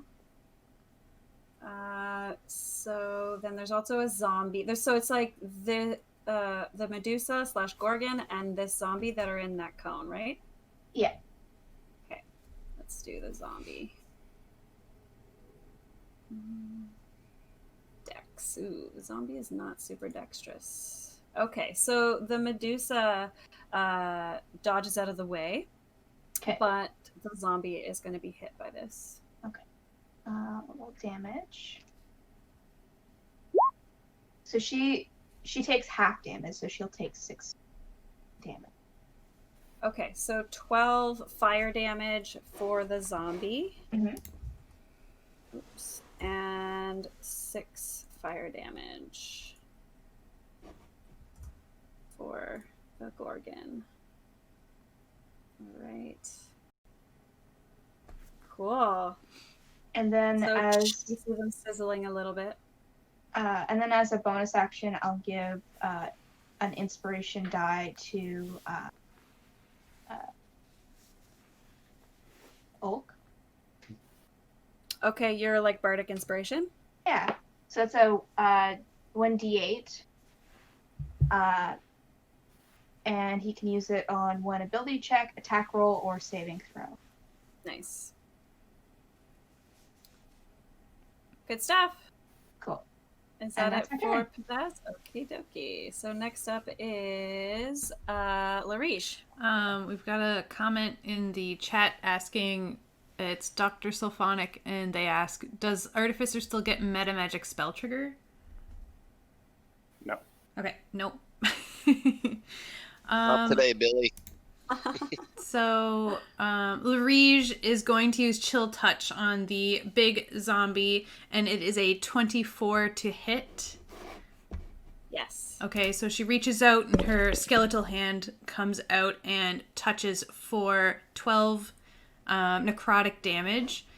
And if they are undead, then... Okay, so it has disadvantage on attack rolls against me until the end of my next turn.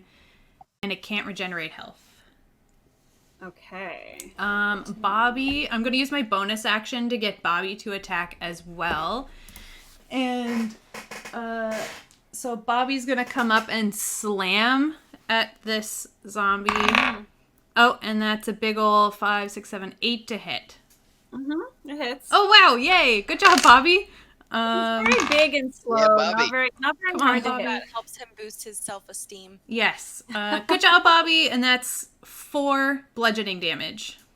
He doesn't smell so bad anymore. Right, like he's doing great. I'm gonna like, yeah. I've in our walk down, I've used Druidcraft to put some like little like fungal decorations that smell kind of nice, you know. Yeah. From your perspective, they smell. Yeah, nice. they To smell everyone like else, kind of loamy like- forest. Musty. Yeah. All right. And that ends my turn. That's it for Larige. Yeah. Okay, so the enemies go now. Alrighty, so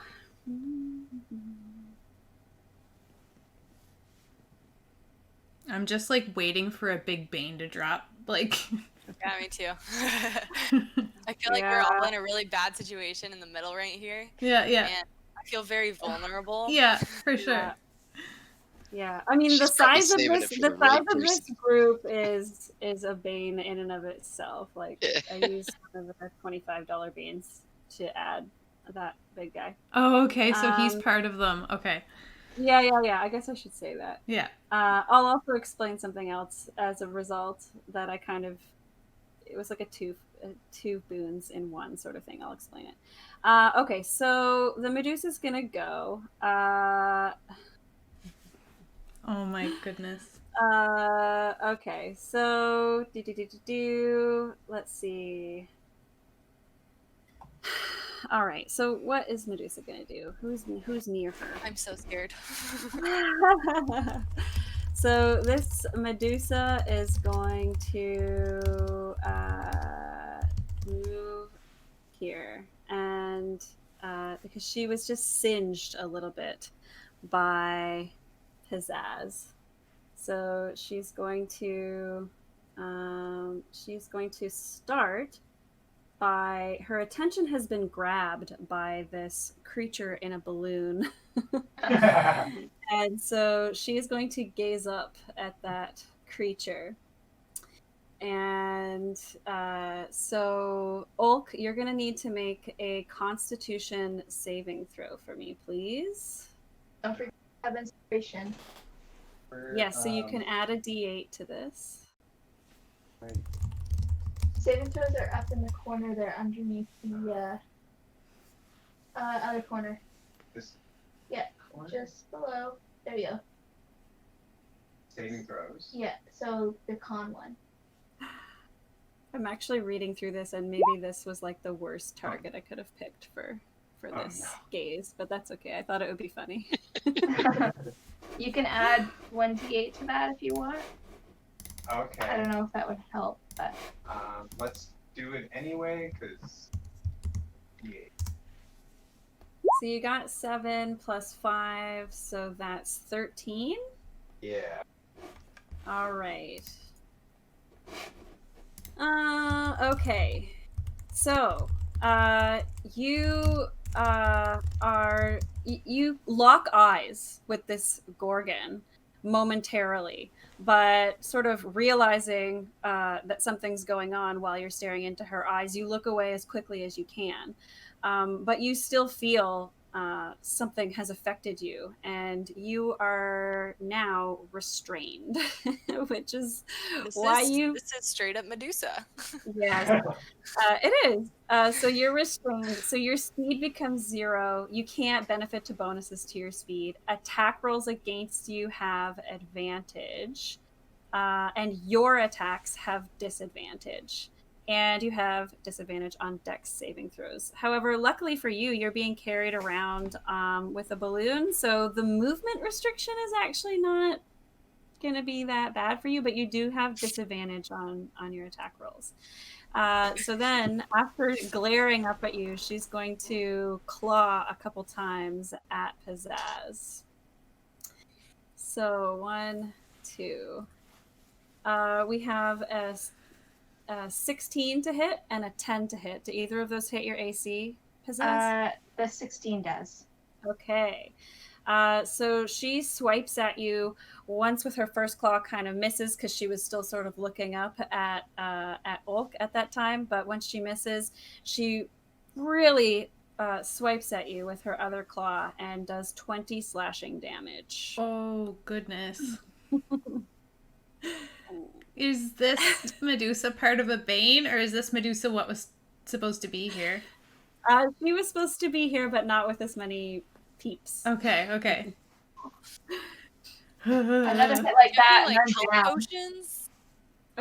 Yeah, do we have heals? I mean, if you go down, I can bring you back up as another Bobby. So this, I don't think Pizzazz would be opposed to that, actually. yeah, right?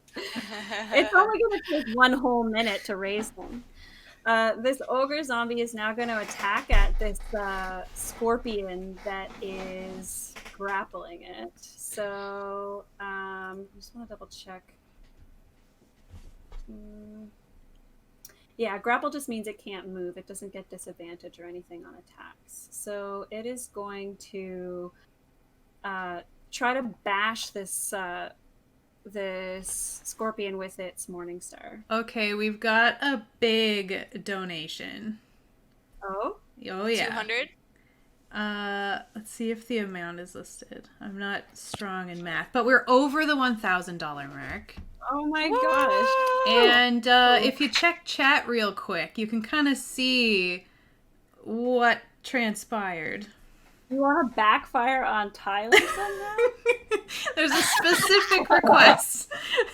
That's my donation. It's pretty typical. Most people would vote for something like that. Was that EJ? That's Billy. Billy's Billy, rolling Dr. against me. Symphonic, yeah. Really? Thank you so much. You've just pushed us over our goal. Yeah, thank you so much. $142 and Thank you, Billy. some change. I'll take Thank whatever you. disadvantages I get out of that. It's worth it.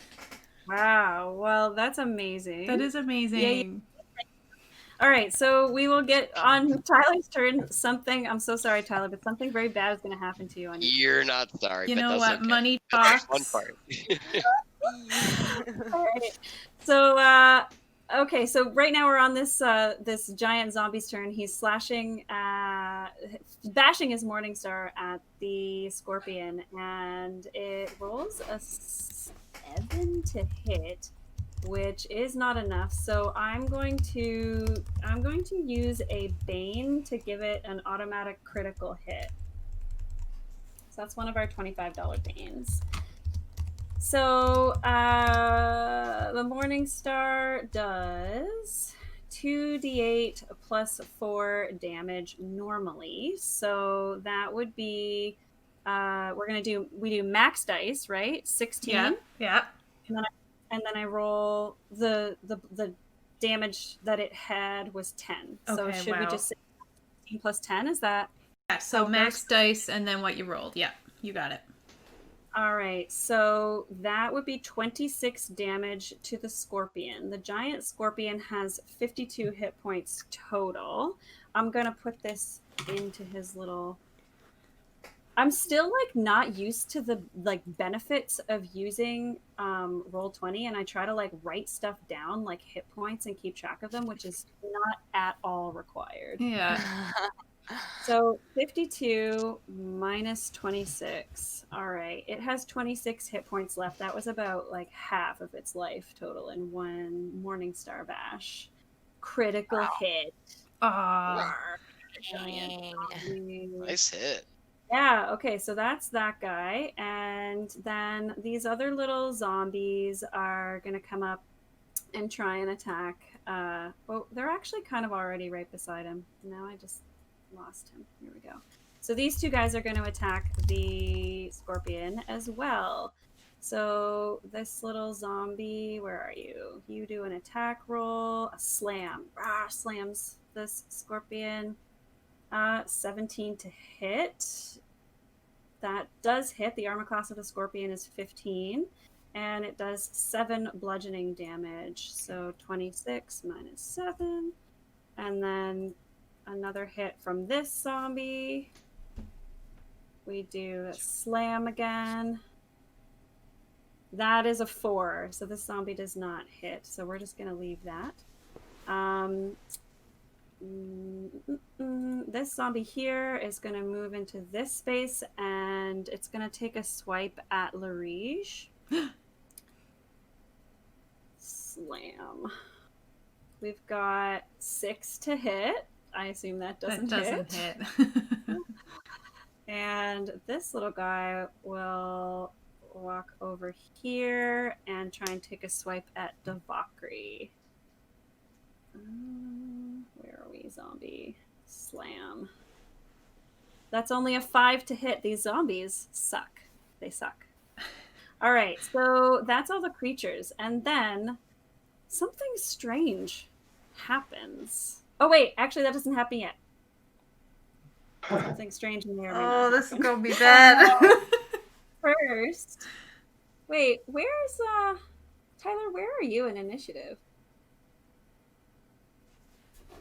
Did you roll initiative? Oh yeah, you're not on the Am I right that you're not in there? Yeah. What is your initiative roll? If you like select your token. Oh, I think no. they disconnected again. Oh no. Oh no. That was We'll the have bane. The bane was that their Just internet gone. would Out of just the game. They both kaput. dropped. Yeah. Yeah. Oh, I'm back. Hi. What'd I miss? We're wondering. Gone for like a solid 5 minutes. Oh, really? I couldn't hear anything for a long time. Oh, Oh. Tyler, could you hear? I'm back. We need Okay. your initiative roll. So Okay. the zombies went, and I had a we 3. I don't think I got recorded in the turn order, but I had a 3. You had a 3? Okay, I'll put you in there. That's good because it doesn't change anything. So you Got a we added 15. that for you. Oh, were you not in there? No, you were in there though, I thought. Yeah, you were. You already had your initiative roll, and you got 21. So Well, if we were doing it again, no, because no, it wasn't again. It wasn't again. It was the first. Yeah.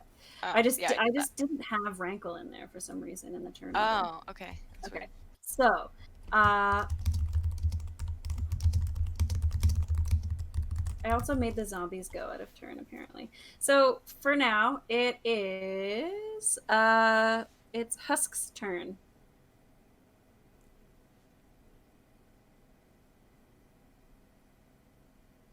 Hello?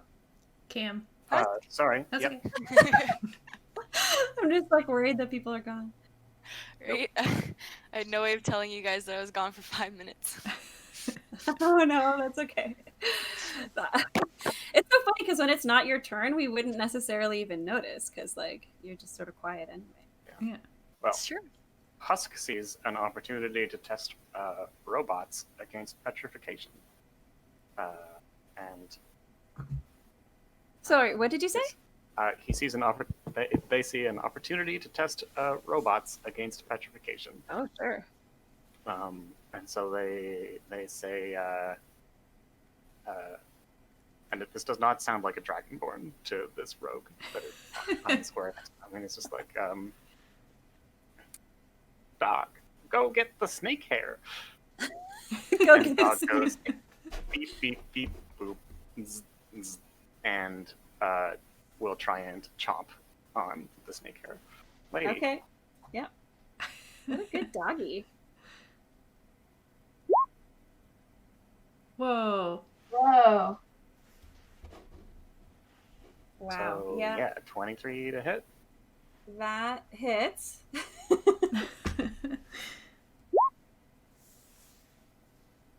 Ooh. So that's 10 force damage. It's force damage. Uh-huh. Nice. 10 damage. All right. And then wanting to get in on the fun. Does this put me into combat with something? It's a little hard to tell. Does what put you in combat? If I move to here, am I then in melee with something? Yes. Yeah, there's a zombie right in front of you. Okay, then I will go here instead. And Okay. I will shoot at the thing that dog is attacking. Okay, the Gorgon? Uh-huh. Okay.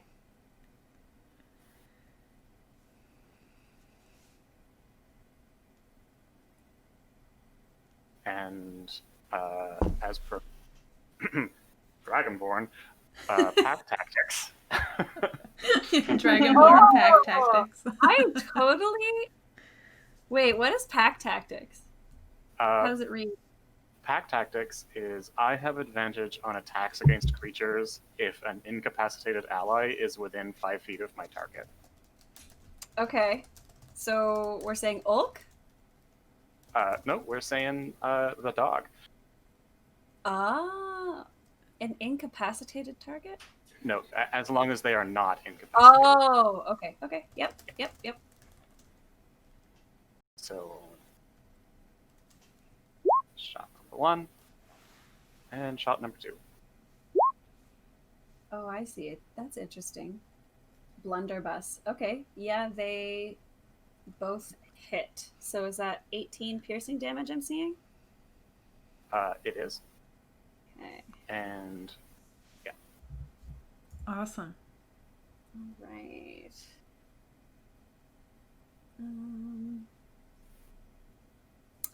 Just making sure. Yep. Okay. Anything else for your turn? So the blunderbuss strikes her twice and staggers her back a little bit. cool. Pew, pew. Pew, pew. Didn't use all of my movement, so I will move back to here and cower against the wall. Sounds good. So what does that look like? Is it like three? Can you see like kind of like lumps holding the wall, like from 3 different tiers in the trench coat? Yes. Well, I think it's only actually 2 because legs is busy holding on to shoulders. Right, that makes sense. And then head is just balancing on shoulders, so the top 2 are definitely like hanging on. Awesome. All right, They so the cackle zombies a little bit. are next, but I actually already had them go. So it is now Rankle's turn. What are you gonna try to do, Rankle? Are you there or are you frozen? Oh no. No. Oh, they're frozen again. Billy, did you hack their internet connection? That's a powerful bane. It really is. It's just...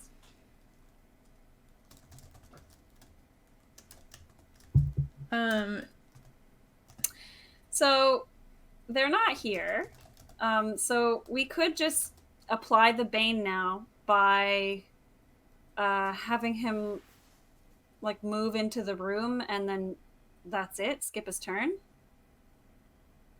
I mean, Billy, you should give us some guidance here about what you're looking for, though, because that was a sizable donation. Are we having other issues? Did somebody else just drop?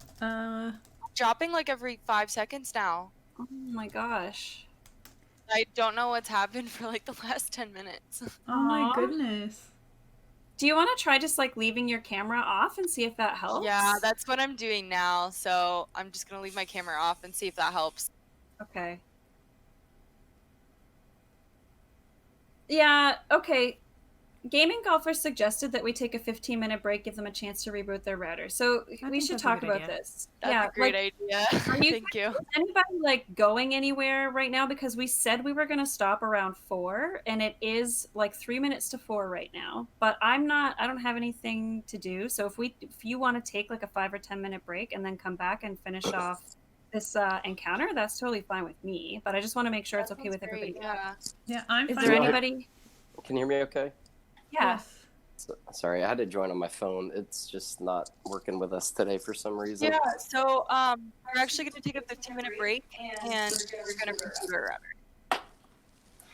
Okay. Yeah. All Is right. that okay with you guys? Like, are you able to stay for like another, I would say probably hour after this? I Oh can. yeah. You Yeah, got me all that's- day. But I can't stay any later than that.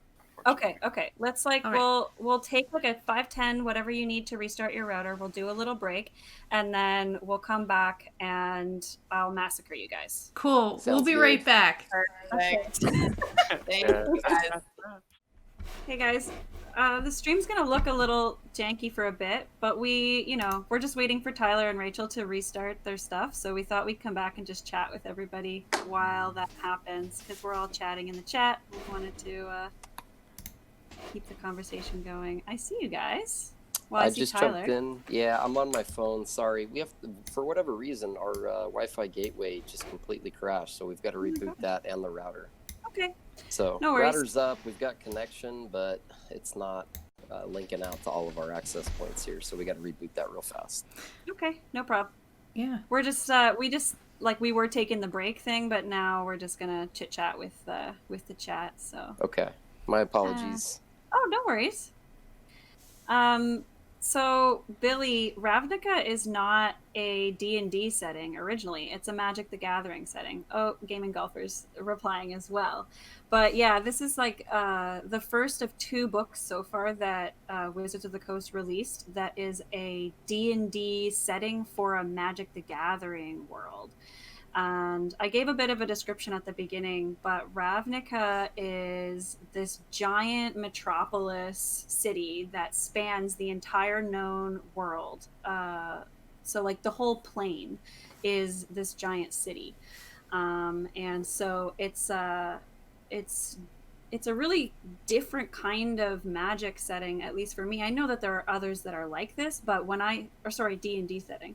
When I think of D&D, I think of like traveling far into the woods, and like you might get to a town, but that's sort of your stopping over point most of the time. Ravnica is meant to be sort of like in the city intrigue. So I really like that. I also just like the magic sets from Ravnica. The guilds are really cool. Every guild is like 2 types of magic, like 2 types of mana. So that's how a lot of Magic players build their decks, right?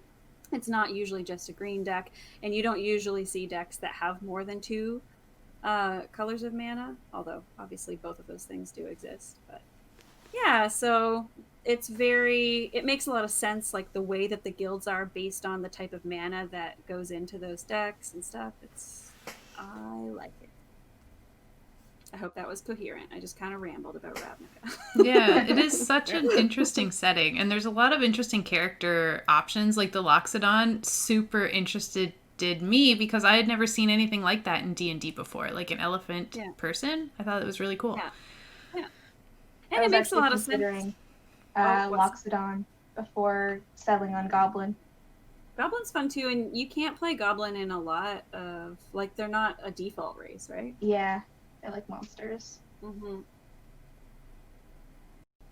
I love kobolds. that. Yay! Rachel's back. We got another donation, but from Rob Terrell, $25, and I'm gonna put us back in Thank you, Rob. our map view.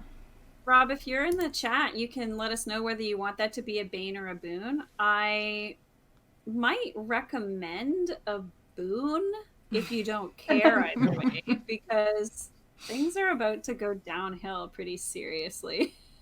Ruh-roh. Boon it is. All right.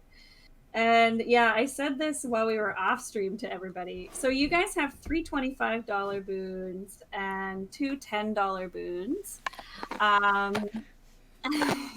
Billy, I think it's gonna be fine. God.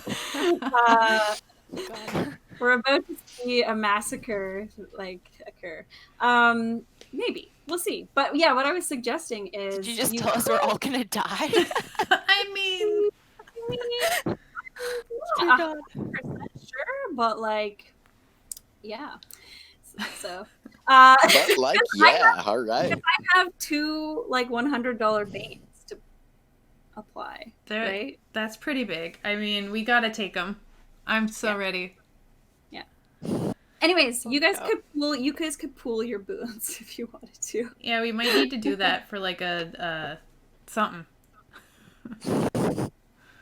I think we're gonna need to have a stronger thing to save us. Yeah. Yeah, yeah. I do have some medicine from my wisdom. It's +5. So if I can use that on somebody that needs it. Oh well, like is it like Tyler's a potion? turn, I think. So it's not like a potion, but it's like an action. Like one of my skills is medicine, right? So it's +5. So I was wondering if I could use like, that.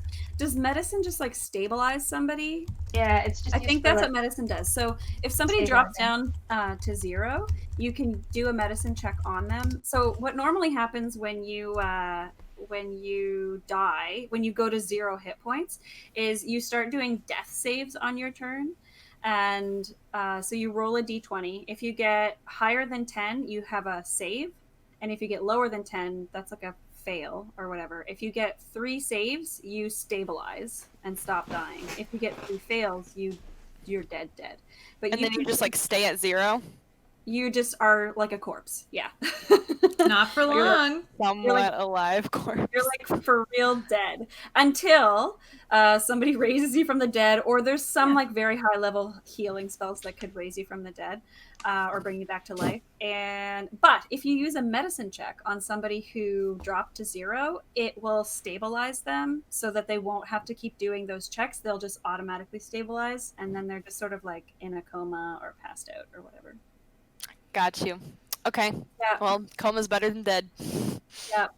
So, Billy's putting some context here about why he's being so mean to Tyler. He says, "Who doesn't know me? I'm just a nerd who enjoys messing with his friends, and Tyler wronged and betrayed me in another game, so he suffers." And it just so happens that, like, that moment that Billy's talking about, where Tyler betrayed me, you know, I was partnered with Tyler, and so even though I never lied to Billy, I didn't. Right here, Billy. right now, Kate. I was loyal.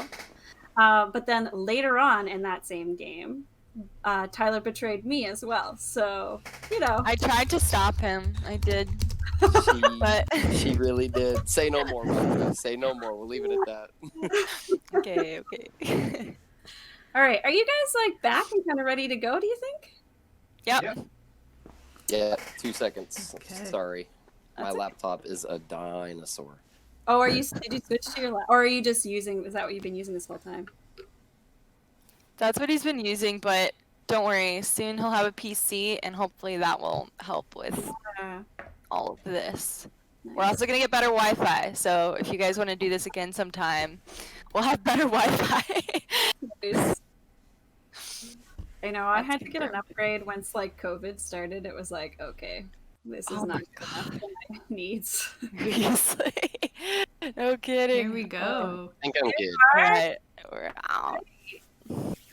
Rankle, it's your turn. I'm sure it's going to be great. Billy, tell me Okay, what so you want. yeah,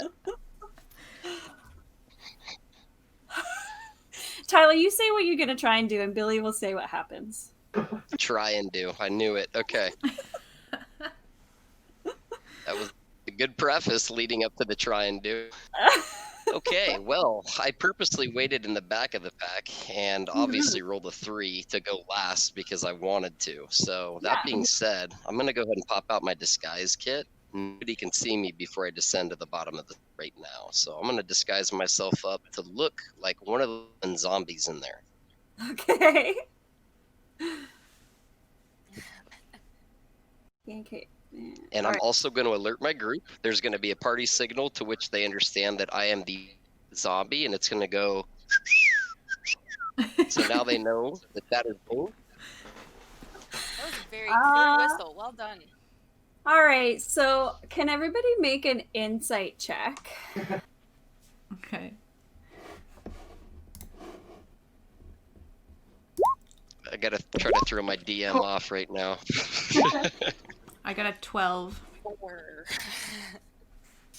Okay, so everyone who got 10 or higher, you recognize, even though Rankle didn't say anything about this before the combat, you do recognize that it's him.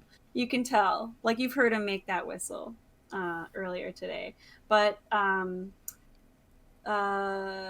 Devakari and Pizzazz, you do not know that this zombie is your friend. He's baned himself. Yeah. So we kill accident. You could. It's okay. We'll break the disguise when necessary at the most opportune moment. All right, let's go ahead and do a little move. Yep. Can you refresh my memory with all this internet stuff? Did we ever get any hits landed on the Medusa lady there? Yep, she's taken some damage. Okay, cool. So we're gonna go ahead and let's see, just in case she's got some sort of opportunity attack. Can I go ahead and go stealth? Yeah. Stealth zombie. Sure. So you can do a stealth roll. Okay. As part of the curse that has been laid upon you, though, Tyler, I'm going to say that it only succeeds if you roll a 20. Okay, here we go. Oh, so close. That's a high expectation there, DM. I know. Well, there was that sounds fair. It was a donation with a very specific instruction attached. Yeah. There you go. All right, I'm a zombie, and I'm not stealth, and I'm running. That's 6 right behind her. So you're gonna. There's a zombie right here. I know that that's kind of hard to see, but you can go through there. But I'm gonna let it make an opportunity attack on you. Oh, sorry, I couldn't see that. I had the little cog wheel on that space. Yeah, I know. It's hard to see. Everything's very small. But is that okay? I'll just do an opportunity attack from that zombie on you. I believe I have a dodge in case that lands, so go for it. Okay, is that a reaction? It's a reaction uncanny dodge. When an attacker that you see hits you with an attack, you can use your you can use your reaction to halve the attack's damage. Okay. So that would be 18 to hit. So what's your AC, armor class? Armor class is 13. Okay, so this hits you. And it would deal 6 damage. All right, so I'll take 3 and drop to 30. Okay. You can do that on your little character here too, because I can see that you added your hit points. All right. So now you can take an action. And Billy, just speak up if you have any ideas for...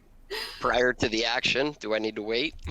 I don't know. You can tell me what are you going to try and attack? Oh, you bet. Yeah, they're going to get a double sword attack. Okay. Go ahead. You will get your sneak attack because she's engaged with other foes. So I guess I rolled 2. Let me just make sure I got this right. So 2-weapon fighting is my action in combat. Yeah.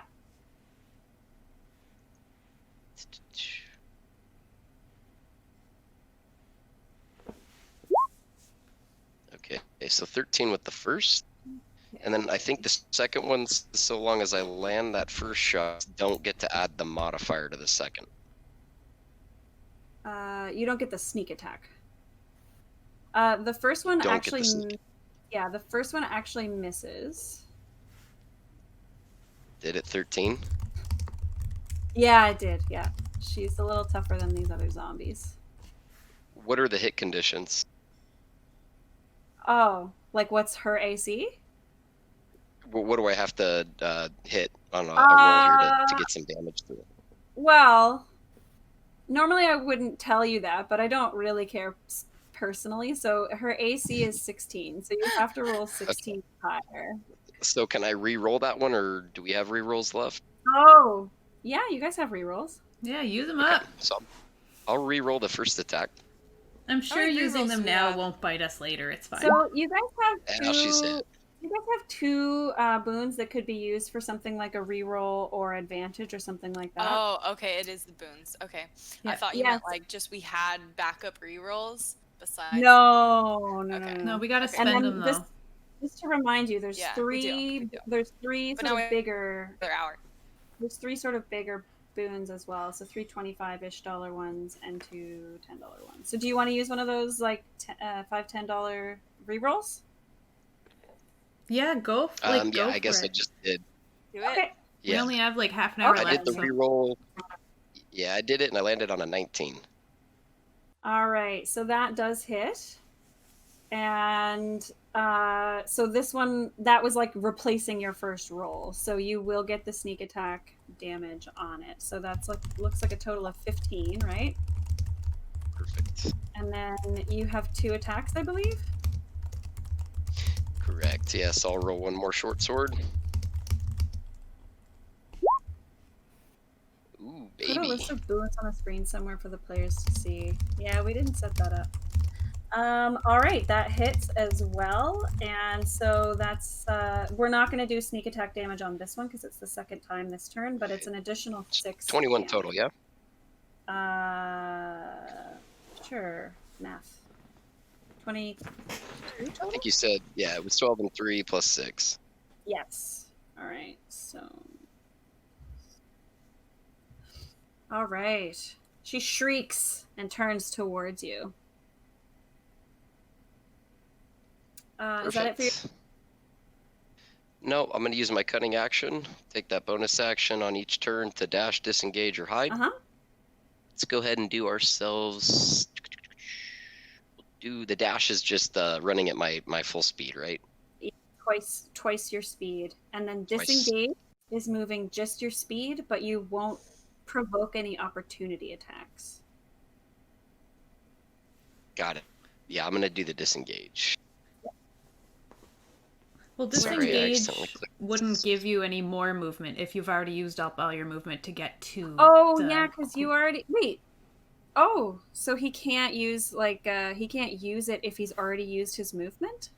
Well, you can disengage, So- but if you can't move. Like disengage just means you, with your movement, you can move without provoking an attack. Okay. Isn't it? Am I wrong? I could be wrong. Okay, Someone if that's the correct me if case, I'm can wrong. I dash and just add double the move? Because I've already used my 30, so if I Oh, you're cutting out. use the other... Can I use the dash now to gain the F30 move? What would you say, Jill? Does that make sense? Yeah, like if you use your bonus Yeah. action to get the dash, you would get it, but you would provoke an attack of opportunity. Yeah, so then because you've already used you were here 5, 10, 15, 20. Yeah, you've already used your 30. So you can use dash if you want to move again and get 30 more feet of movement. Yep, But you let's will do that. provoke you'll provoke attacks of opportunity. That's okay. I can half the damage, right? If it gets me. You've already used your reaction, I think. So that's a one-timer. Okay. Yeah. Yeah. Once per round. Yeah. Okay, so she only strikes me if I try to bail. If I sit put or stay put, then I just am avoiding an attack then? Well, she might attack you on her turn if you're sitting right beside her, but Okay, then let's yeah, move. she only swipes at you right now if you move. I'll move.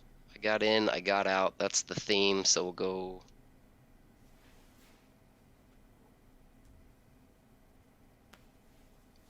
I'll go right there.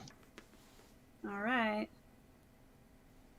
Looks good. Okay, so here's some cool stuff that's going to happen now. It is the end of the round. Where is that section?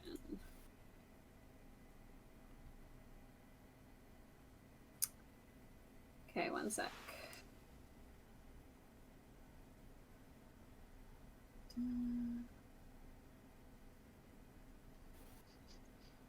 Jill, you look like you're preparing for something bad.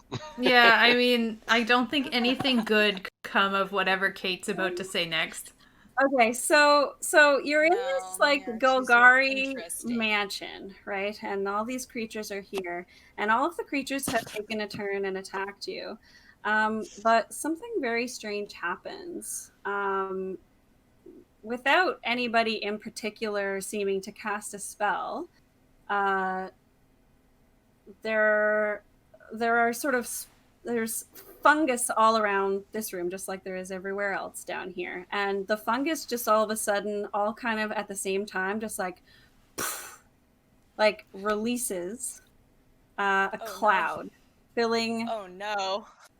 this room that we're in here. Can't be good. So Probably fine. everybody needs to make a Constitution saving throw. Why would the mushrooms betray me like this? Right. You should have special protection. Uh-oh. I got a 12. Oh no. Booyah! So it's That sure was a 1. 15 is the magical number. Oh no. Oh no. Oh boy. Oh, okay. So everybody who got 15 or higher, so that's going to be Rankle and Husk. You can take, I think, half damage on this. Excellent. Not as much. Tyler.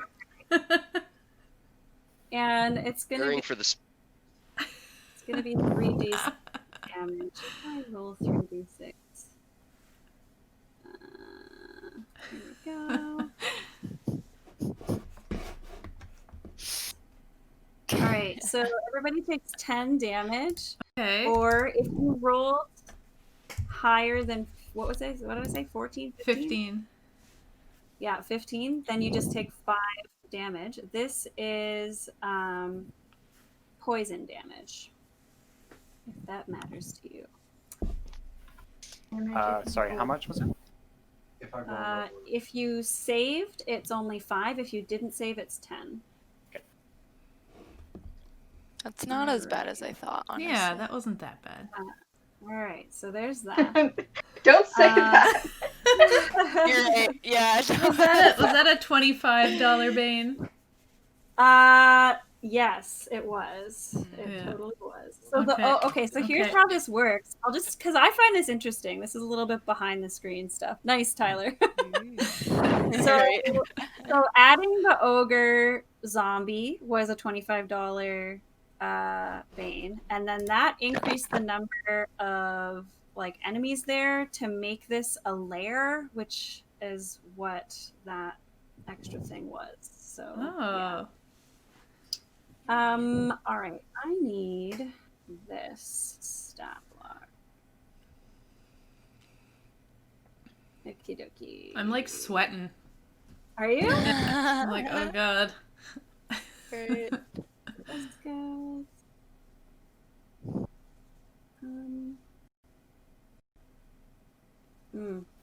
Interesting. All right. We're gonna say at the end of the round, somebody else appears.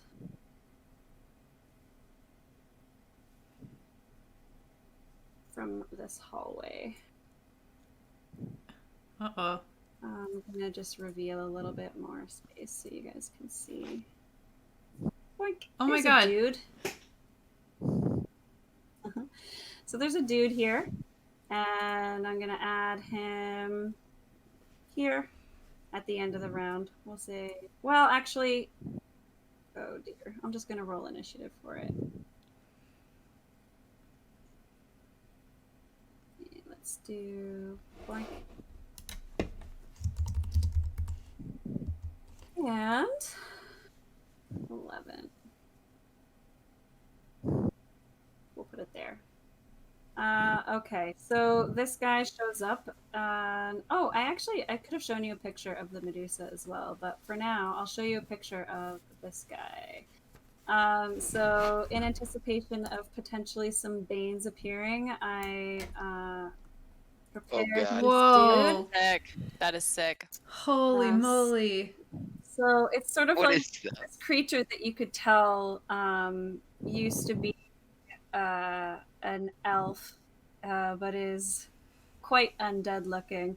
Very regal, but sort of spore laden and very mushroomy, just like everything else in Golgari.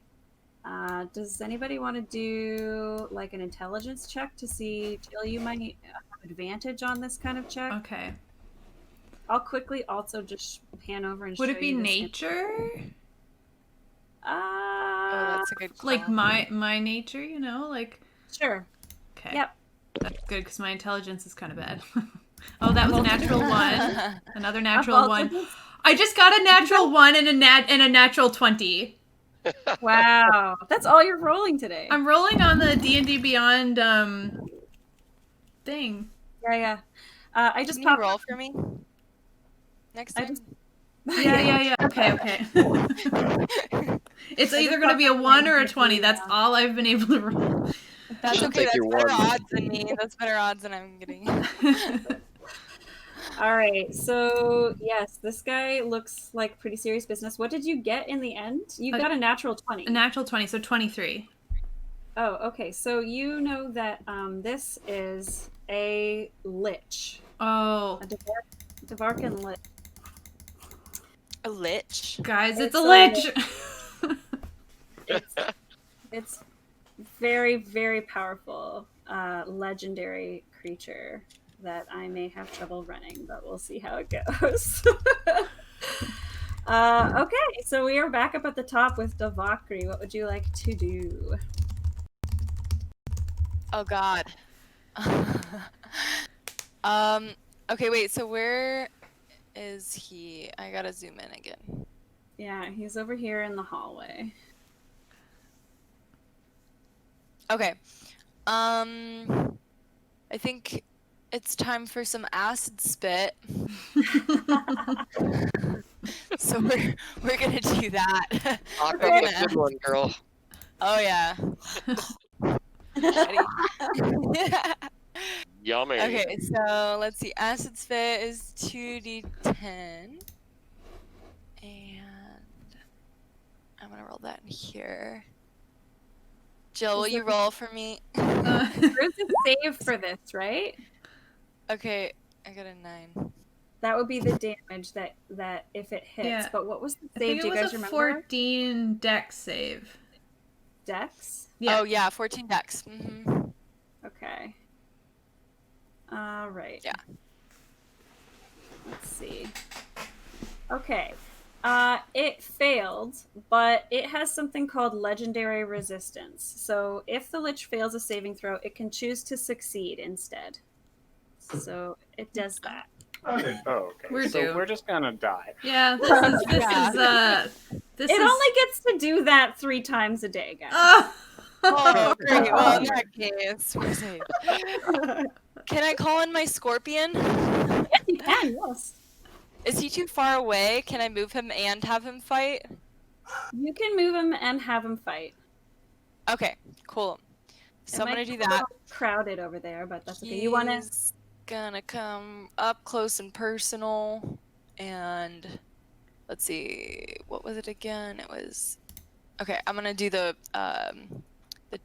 3 actions. So Wait, you have him over in this bottom hall. Who are you trying to attack? The lich? oh no, yeah, the lich. So he's up here. Then. Yeah. Yeah. Okay, so let's see, 17, 11, and 12. Oh, I need to add his hit points. Oh, how many does he have? We can't know that, right? No. No. I could tell you, but I think it's more Excellent try, though. fun. Until you ask, Knowing right? AC, I don't mind, but knowing hit points, specific hit points is, yeah. Okay. That's fair. That's fair. Okay, so I can't select my dude. There we go. Okay. Also, So he's there's been another donation from Zendog. It didn't go to our team page by accident, but there is proof in our chat that it was made, and it was $30. So Okay. thank you so much. Thank you, Zen. Zendog. Thank you. that- Does he still get a bane or a boon? yeah, was it a bane or a boon? Let's see. Glad you made your glow regardless. Seems like there are plenty of boons and banes already. Good job on the stream. So I think it's a just a neutral. Where are you Oh, seeing that? it's a reroll and a boon. Awesome. You get a reroll and a boon. Yeah, Okay. or they posted there in the chat. Awesome. For Thank some you. reason, I don't see a Specified previous reroll. message, but cool. Yay! Thank you. Nice. So you guys have like basically another like medium boon and another small boon. So you've got 2 smalls, 4 mediums. Okay. Okay, cool. Let's kick some butt. So, And it's not looking good. no, it's not. We needed that. Thank you. So I got 28 on Claw and then 12 on Sting for the giant scorpion. Oh, and you get 2 claws. Yeah, no, it's total 28. Oh, okay, but the one is a 17 to hit. That does hit. And the second claw was 11 to hit, and that doesn't hit. Okay, so got it's your not combined. Your sting is 12. That also doesn't hit. So the first the first claw hits and does 4 bludgeoning damage. Hold on, let me see what this guy says. Do you guys want me to do a reroll on this? Or do you want to save it? Let me tell you something first. Okay. Where is it? I thought that... Yes. So I'll tell you this before you decide to reroll or not. But even though you can tell that that first claw attack like struck true, it just making sure it doesn't seem to do as much damage as you think it should have. Oh no. Okay, so you're basically telling me that this guy has a weakness and that is not it. So this isn't really an effective attack maneuver. He seems to be resistant to that bludgeoning damage that was just dealt to him. Thank you for that information. We'll skip the reroll. Yeah. and everybody else would know this, but resistance just means like you take half of the damage every time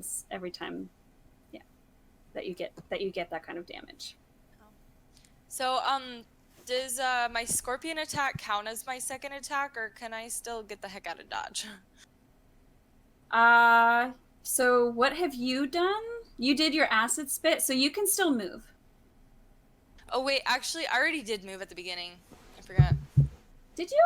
Yeah, I did. I wasn't up here. No, you look like where you are. Like Did you use all 30 though? You still have room to move even if you did. You're right. Oh no, there. I just moved my scorpion. Yeah, and so it has its own movement that it can do, and so you can still move. I think you did acid spit, so that's your action, but you can still move if you want to.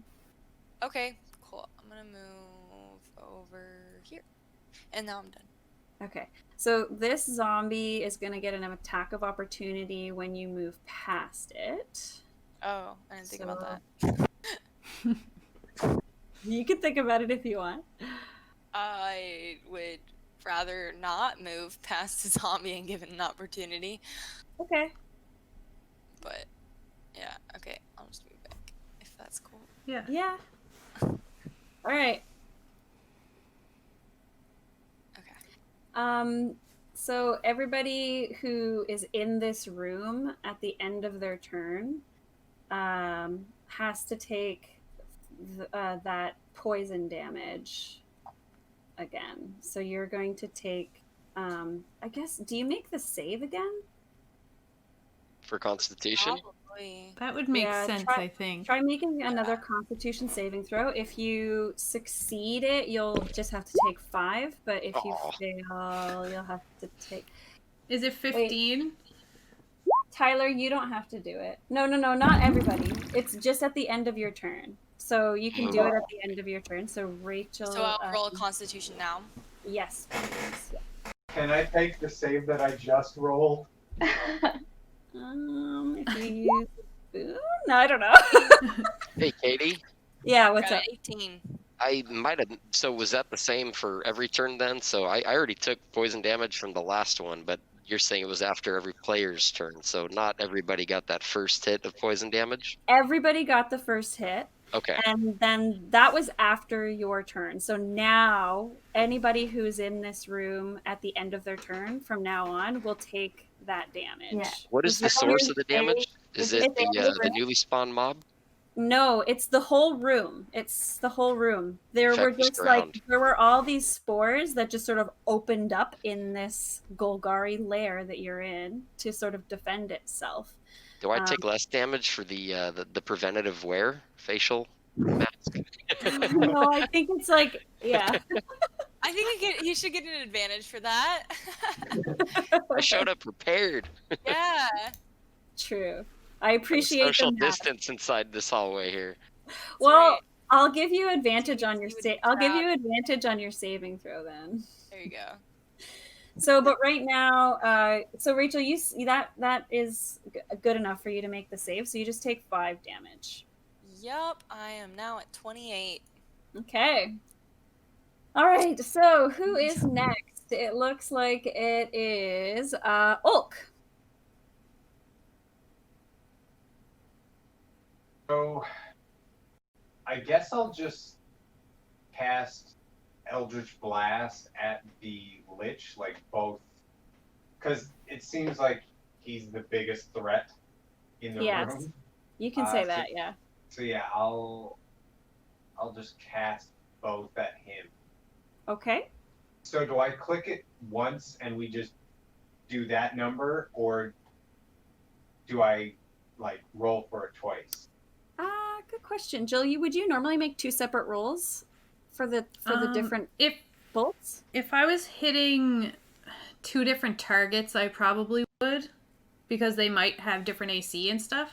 But if I was aiming them both at the same person, I don't see a problem with doing one. But I mean, you know, however you want to call it. I'll do the first one and see how it goes. All right. Because it is technically 2 different beams. Like, it's not necessarily like... Yeah, like I'm cool doing 2 different Sure. casts of it. Okay. I'm not sure exactly how it's supposed to Okay. go. So. All right. So those both hit. And so is that 10 damage? It's 1d10 plus 3. Well, it rolls the damage. damage. It already rolled it. Yeah. Well, that last roll was a little bit better, actually. But yeah, so I think it's 10 disregard that, I guess. Yeah. I don't know. I only saw one roll on my side, and it was that last roll I think you just said. Oh, really? Well, I see the other 2. Yeah, I see them. Must be something wrong with your internet there, Tyler. Oh, clearly. Or your eyeballs. It only wants to show the good things today, yes. All right. So, yeah, it takes some damage. It takes 10. What kind of damage is it? Do you know? Force. But it's from a magical effect. So that does seem to do the amount of damage that you would expect this to have done. Okay. Yes. All right. Anything else for your turn? You can't really move because Yeah, of the balloon. everyone kind of ballooned here. Yeah. All right. So I just need to see this Medusa. You can make a. You can make a saving throw, a Constitution saving throw to stop being restrained if you like. It's going to be DC 14. I have a bonus action that I can cast. I can cast a hex. Oh. Yeah, to put a curse on the creature that until the spell ends, so I can concentrate for up to an hour. Whenever I deal, until the spell ends, you deal an extra 1d6 necrotic damage whenever you hit it with an attack. Okay. Uh, Okay. Is there a save for this? I'm not sure. Is there a save Careful, for Darren. this? Usually there's like a save or a spell check. attack.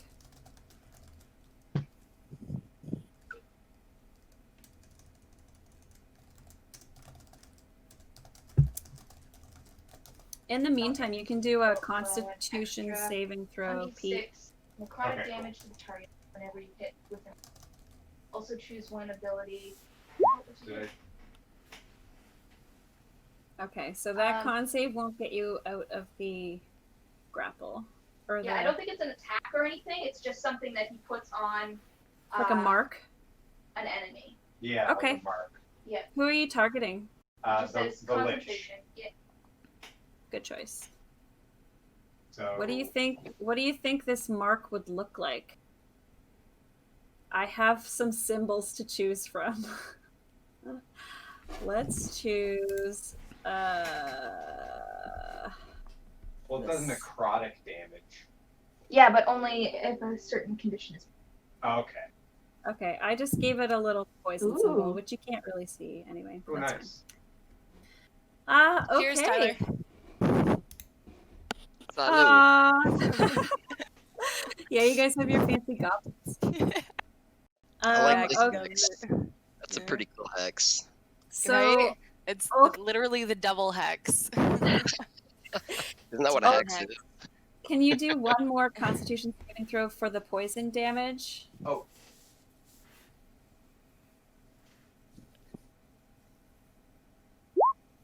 Awesome. Ooh. So you Nice. just take 5. You take 5 instead of 10. All right. Are we moving on to Pizzazz? Are you done? Yep. All right. So, Pizzazz isn't doing so hot right now. She's at 8 hit points. Uh-oh. Ooh.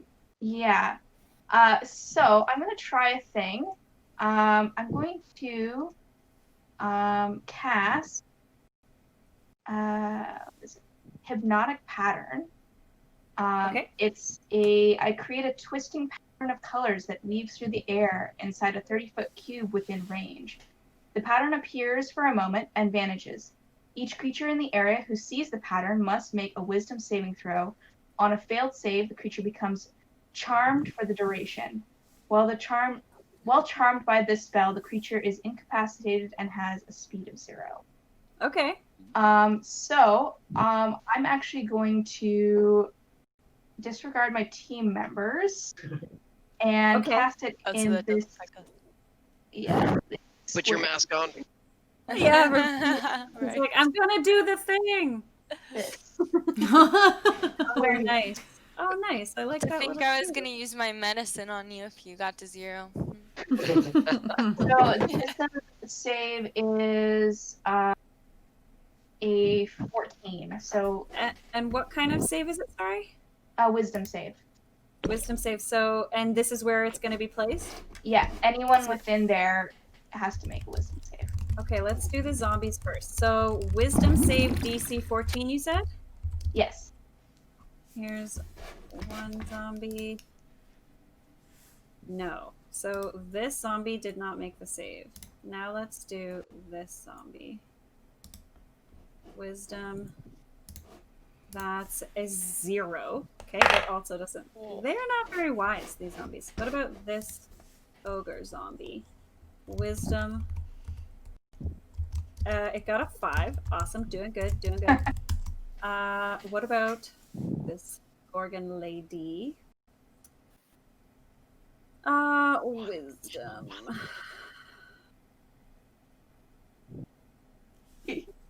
She got a 17. Ugh, Of course she did. she's Um, a wise so- lady. Says you made it so that your friends don't need to make this save, right? It doesn't specify which creatures. It just says All creatures. each creature in the area who sees the pattern. Okay, so everyone else will have to do it then. Yeah. Let's see if the Lich makes this wisdom save or has to use another. Yeah, he failed, but he'll just succeed instead. Legendary That's resistances. That's 2 of the 3.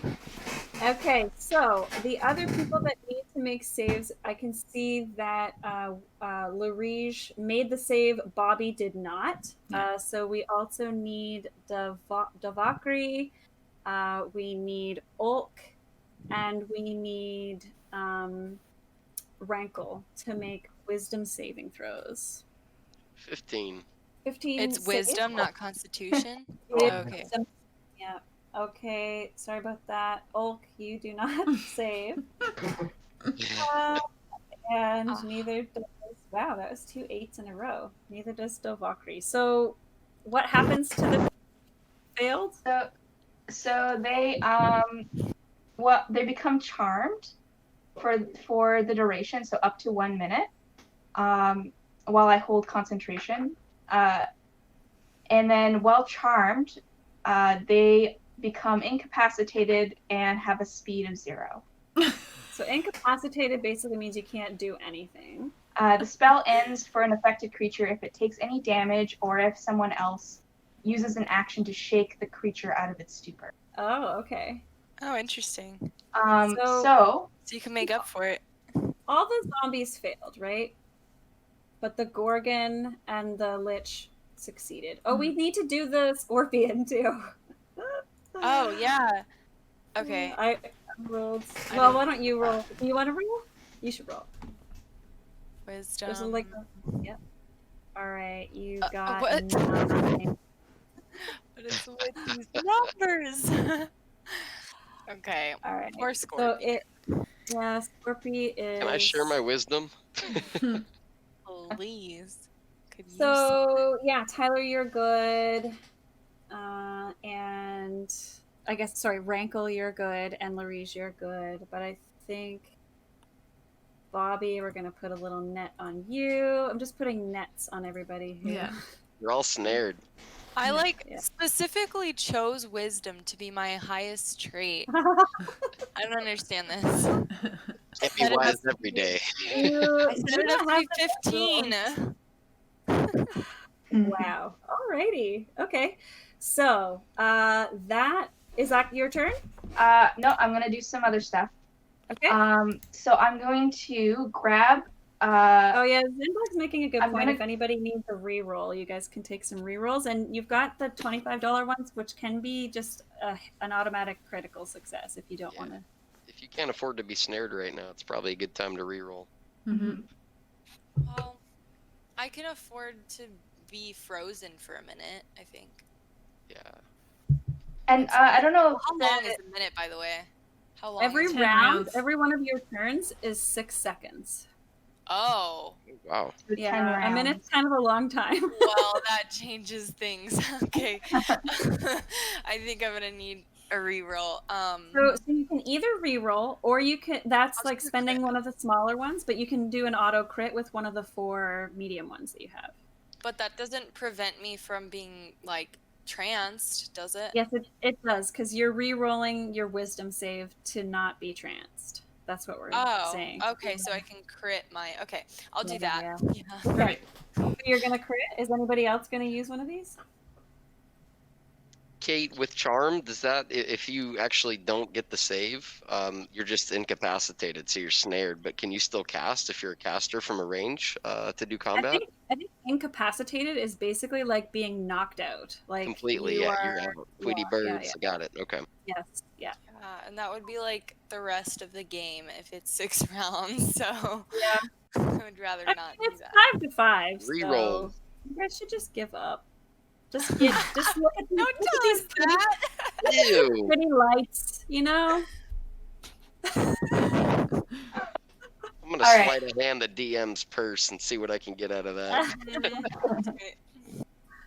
All right. Anybody else using anything now? All right, so I'm going to grab the rope on Ulk's balloon backpack, and I'm going to use my nimble escape feature to disengage from the Medusa as a bonus Okay. action. Okay. And I'm going to move away All right. with him. I don't know if that provokes the attack of opportunity, if he's being moved. Well, he's higher up, so I don't think she can reach him. Okay, cool. Yeah. So You just drew another little square. I'm going to move over here. Okay. Where is Ulk? He's under one a of net. yeah, he's like right here. Okay. Are you gonna bring him with you? Oh, I can't. You have to move. You can't? I can't move him. He has Pete to has move. to move him. Oh, maybe I should let you be able to move him since you are the one moving him. No, that makes sense. Okay. All right. Is that it for your turn? That's it for my turn.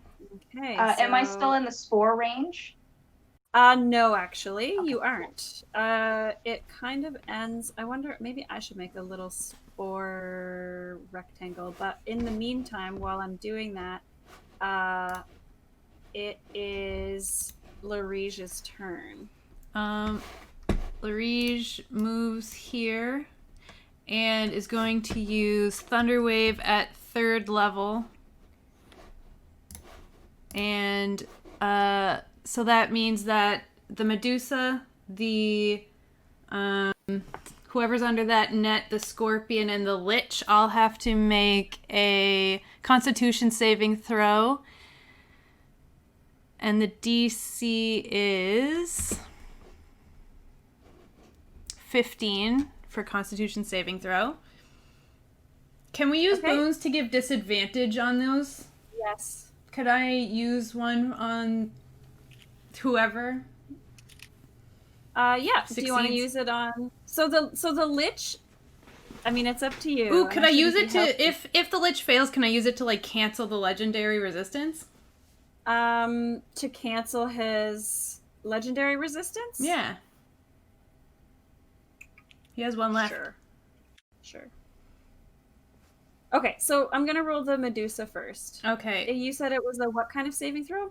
Constitution saving throw. And I'm sorry, Devakari, but you need to roll one for your Scorpion as well. Because he's in the range. Constitution. Oh, Constitution yeah. Thanks. It's a Constitution. So the Medusa rolled 16. What's the DC? 15. Okay, so she got a 5. Oh no, I'm sorry. Saved. Medusa saved, and who else needs to roll? The Scorpion, right? Yeah, and the zombie under the net and the Lich. Okay, let's do Lich. Constitution. Hey, I'm only rolling 1 now. That's good. Why? That's so weird. Finally. I know. But Yeah, my Scorpion did nicely. out of 12. Okay. So the Lich got a 19, Jill. Okay. Can we use a boon to make him reroll? Or like not succeed? You can use a boon to make him reroll, basically disadvantage. Or you can use a $25 boon to give him a critical fail. Now, okay, here's what I'll say. If you want to use the $25 one, it's a critical fail, but also he can't use his last legendary resistance. Because he has one left.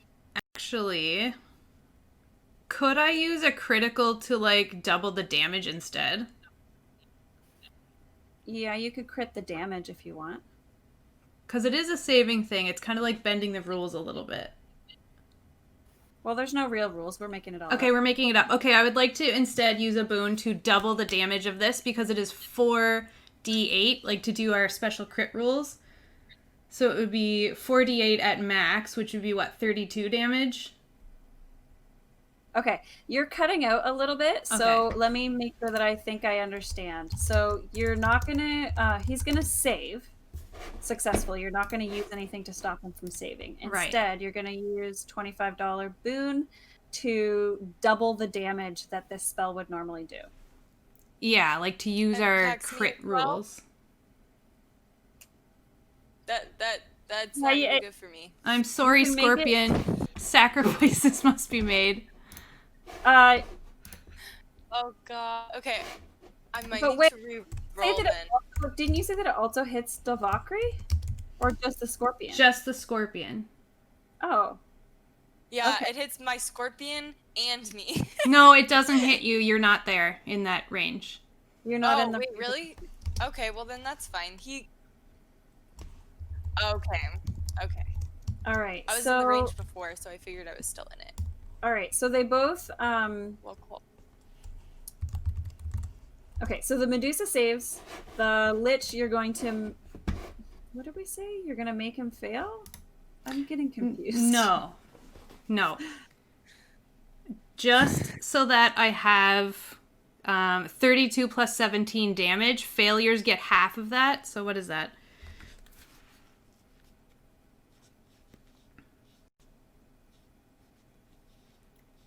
Are you doing the math? Should I do the math? If you are faster at the math, I am so Uh, bad. Okay, 49 damage. I'll be back in a second. Okay. 49 total damage for failures. So that is 24 damage on a successful. Okay. And what type of damage is it? It is thunder damage. Okay. And 24 fails get pushed 10 feet away from me. Oh my god, this is getting so cluttered. Yeah. 24 for saves. So that is going to, oh boy, kill the Scorpion. Okay. Boink. I'm just going to delete it. Sorry, 'cause it's Scorpion. huge. And the Gorgon and the Lich both made their saves, so they took the damage and they don't get pushed. Was it, what else was in this range? This Was it little this zombie? zombie under a net. This one right here? Yeah. Okay. Did I do a save for him? Medusa, Scorpion. No. Let's do another save for this little baby. Constitution? Yeah. Excellent. It got a 19. Okay, so it saves. So it is But it's 24 damage? Yeah. All right. It's going to need to make another constitution. I don't think that it can do this. It's going down to 0. Yeah, it can't succeed unless it rolls a 20, which it didn't. Okay, it dies. Gonk. Oh, what happened? Delete. All right, you killed a zombie and did some damage. I killed a scorpion and a zombie. I'm No. so sorry, Scorpion. Friendly fire. It's you're okay. He Scorpion. in hours. It's fine. Yeah, get him back. So not this game, but he's still alive in my mind. Yeah, Good. Yeah. I'll write a ballad for him. Thank you. That would be much appreciated. Okay, and Bobby's charmed, Yeah. so that's the end of my turn. Oh, what just happened? Oh. I'm just figuring out how this turn order thing actually works. Okay, that's your turn. Yep. And now it is Miss Gorgon's turn. All right, first thing she does is she's going to turn her head and stare at Rankle. Forgot your name there for a sec. Sorry. Right down the other way. Staring right at you. So Right let's down see. Nice try. All right, so you need to do a Constitution saving throw, please, and thank you. Oh, Jill. Yeah. Oh, right. Reach, you need to do a Constitution saving throw to take either 5 or 10 poison. Okay, damage. 16. Okay, so take 5 poison damage, and then Rankle. That Constitution saving throw is not enough to succeed. And what am I rolling for? She's looking at you, and if you don't make this save, you become petrified. But I look like a zombie to her, right? Yes. She should be confused amongst the scatter after I gave her a backstab there. I'm still disguised, and anybody that should know that too. Well, she But seems she's been to pretty know. smart thus far. Yeah. She's shown Yeah. some intelligence. I feel like she Yeah. kind of sees through your ruse. Yeah, she definitely does. Even with all these mystical patterns and scorpions getting Somebody rocked donated and spores everywhere. $100. She knows how many zombies she brought with her, you know? You're just Yeah, but extra. It's kind of suspicious. we did kill one, so I could replace it. She might have That's been true. deceived into thinking that Ooh, I'm that's a good still the So, fourth. Tyler, if you want, you can use a reroll or another one of the boons to succeed on this. But as it stands, Oh, sure. yeah, as it stands. So, do you want to Let's use? do a reroll because it sounds nasty wherever you're going with this. Mm-hmm. Yeah, you would just be a stone statue, basically. Yeah, I got a 20, babe. All right. So you. Cool. You are fine. So you like look into her eyes and you feel like this terrible, dreadful sensation as if you're gonna like turn to stone. But something amazing happens and you manage to snap away from her gaze and you seem fine. All right. So that was her petrifying gaze. She makes 2 claw attacks as well. She's currently standing right beside somebody called Larige. So she's gonna do a couple swiperinos over at Larige. Here we go. So she does make 2 of these claw attacks. One of them is a 25 to hit, That which I hits imagine for hits. sure. The next one is only a 9. That probably doesn't hit. Correct. All right, so you are going to be taking 11 slashing damage. She claws at you Okay. and says, "Get out of here! I hate you!" Whoa, that's harsh. I love that voice. And my little zombie tokens are gone again, too. So I'm going to let the zombies go. This is weird. Anyway, whatever. It wants you to roll individual initiative for every little thing. But yeah, so we'll just say the zombies can go now. This little zombie's going to come over here. Well, I can't really get to anybody. I'm going to give this zombie a chance. Bobby has attacked people, right? Previously, yeah, he attacked the big ogre zombie. I'm gonna give an intelligence check to this zombie to see if he could. No, he doesn't know. He thinks that Bobby is his friend. So he's like, yeah. Here, I guess. Randomly walking around. And this little zombie will come over here, though. And, okay, you're wearing your costume still, so I'll also make this guy make a little intelligence check. Okay, got a 12. So he does notice, Tyler, that you're not actually a zombie man. And so he's going to just swipe at you, or he slams. And that's a 9 to hit, which probably doesn't hit your AC. 13. Yep. All right. So he swipes at you but misses. This guy is immobilized, this ogre zombie, right? And so is this guy, so he doesn't go. And I believe, yeah, the lich is, well, it's next. So I'll just go ahead and move on to the lich's turn. All right. Oh, I completely forgot about legendary actions for the lich. We'll do those next round.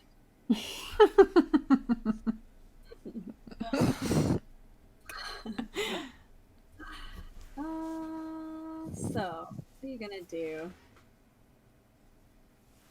Oh boy. Remind me again, the crossbones, it's hexed, correct? The monster here? Yes. And what was the hex? What Probably not. He's not hexed anymore because I got knocked out. Oh, So that that would've- goes away when you get knocked out? I think so. Yeah, because isn't it a concentration thing? Yeah. Oops, sorry. That makes sense. Okay. I had to save Yeah, myself though. concentration. So this lich is gonna step over here. Let's make him do intelligence check. Yeah, he knows. Rankle also. drops the smoke bomb and goes vanishes. So this lich turns to you and it reaches its hand out and tries to grab you.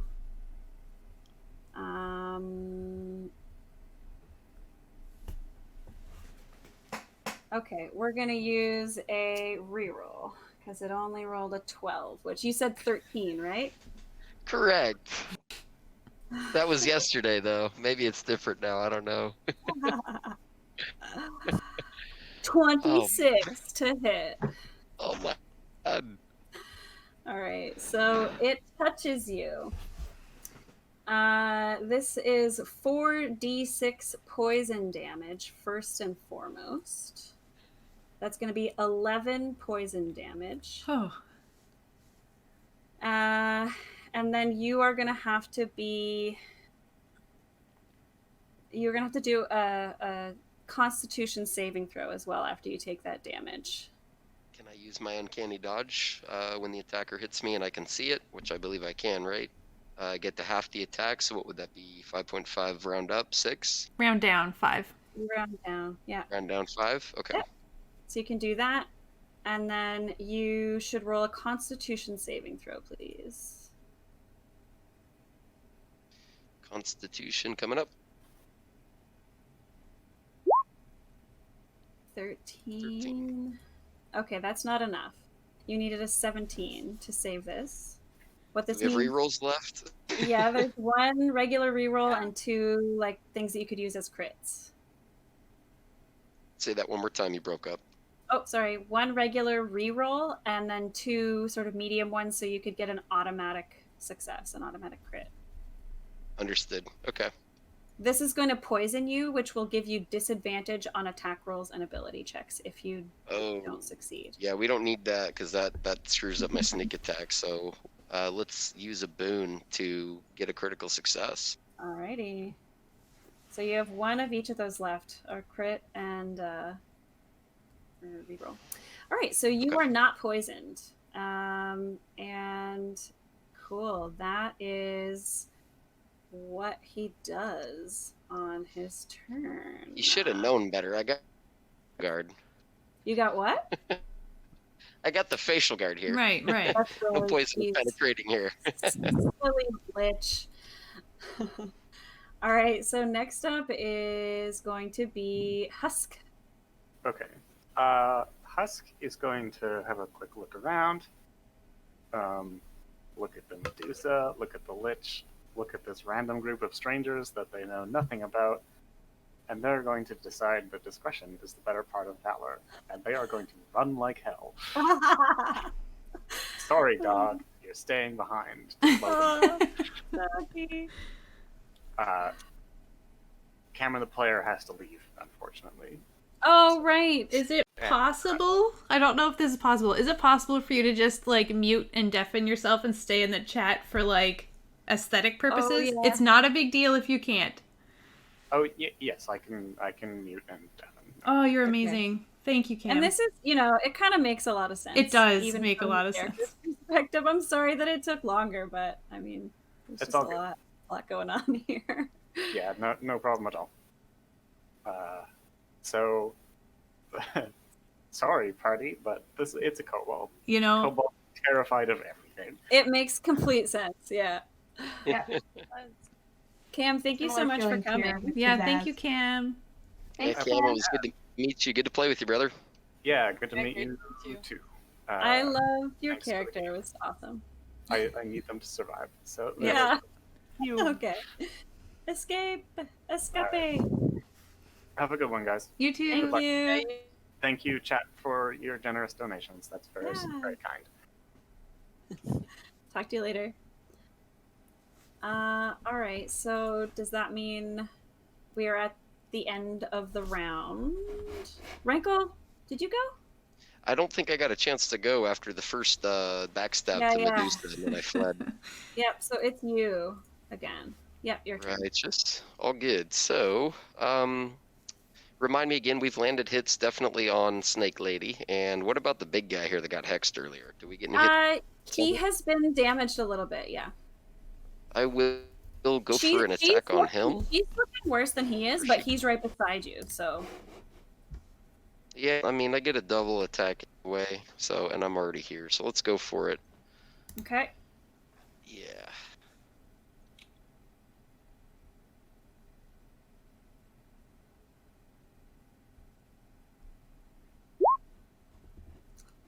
Okay, so that hit. Yes. And this got through, so that's 17. And then double attack coming up. So this Other is just hit, a 11. this is just a regular non-magical weapon, right? It's a finesse weapon, so yeah, I've got to do finesse weapons in order to trigger sneak attack, I believe. Mm-hmm. Yeah. Okay, so let's see what the total of the damage is. It's going to be 8 plus 9 plus 3. 20? Yeah, 20. No, more than 20. Let's see. Yeah, Uh, no, So 17 and 3. We've got a big old donation from Rachel. Oh, Rachel! And it's God, a boon, right thank now? goodness. Okay. Very nice. Yep, 76.50. A big one, a big one. Wow, that is a big one. Okay, Yep. so let's take this damage. So minus. So it's supposed to be 20 damage, but you can tell that this doesn't do nearly as much damage as you would normally expect, Tyler, for your thing. Okay, Naturally, so yeah. So now you guys can have like this. So that's a pretty big boon. So you can do something pretty cool if you want. You can have some reinforcements come in if you want. Let me know what you would like for that. How much damage gets through out of the total 20 that I did? It looks like Is that undetermined right now? no. I mean, he has resistance, so it was half of the damage. Okay. Yeah. So roughly 10. And then I get to use a boon, is what you're saying? Well, you have a boon now. And you still have now. You've got 3 boons. You've got like a $75 boon, a 25, and a 10. So you guys could like maybe collectively decide what you want to do with that big boon. Especially Let's do Rachel, a big who boon. donated it. Yeah, Yeah. Rachel. Can we Yeah, summon Rach, a grass? what's the influence here? What would you like to do with that? I think we should use it for like at our most desperate point, and We're that pretty- could be now. That could definitely be now. You check your we're health desperate totals because I think we're getting desperate. Yeah, for something like this, well, if we don't want to like add complication to the combat by adding more creatures, which I think would probably be good to speed things up, some Mhm. cool things that I'm thinking that you could do are you could restore everybody to full health, for example, like oh, big that's nice. burst of healing, or if somebody had died, you could like bring them back to life with $75. I think that would be fair. So those are kinds of suggestions. What's the health total at the table? I'm at 20. I'm at 12. 32. I'm at 28. I'm 31. I'm at 8. I think it was Pizzazz. Pizzazz a little bit there. Yeah, but Let's do a full health reboot for everybody. Woo! yeah. Yeah, that's a good lead. That sounds good. Okay. So that'll be your big boon. Yeah. Thank you. Thank you, yeah. Thank you. Woo. You just made Katie Why have to don't raise we- the stakes why don't on we how hard it say- is. Why don't we say it was like a full rest? So if you had spell slots, you can get those Oh back. my god. Nice. Okay, cool. All right. Alrighty. Cool. Acid spit for me. More acid to spit like close to somebody, but not quite hit them with. Yeah, right. Can I please hit someone for one? Oh god. Okay. And so, Rankle, that's the end of your turn? No, so after the attacks, so you said roughly 10 is going to go through. I'm going to go stealth, so I'll do a stealth check. Okay.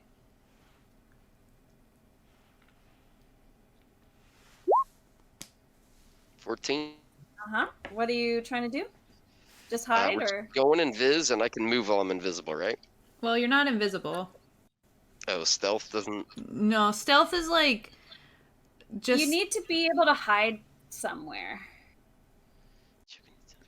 yeah, stealth is But like with the rogue Jill, like it might be that he has a special class feature. like that- an invisibility thing, yeah.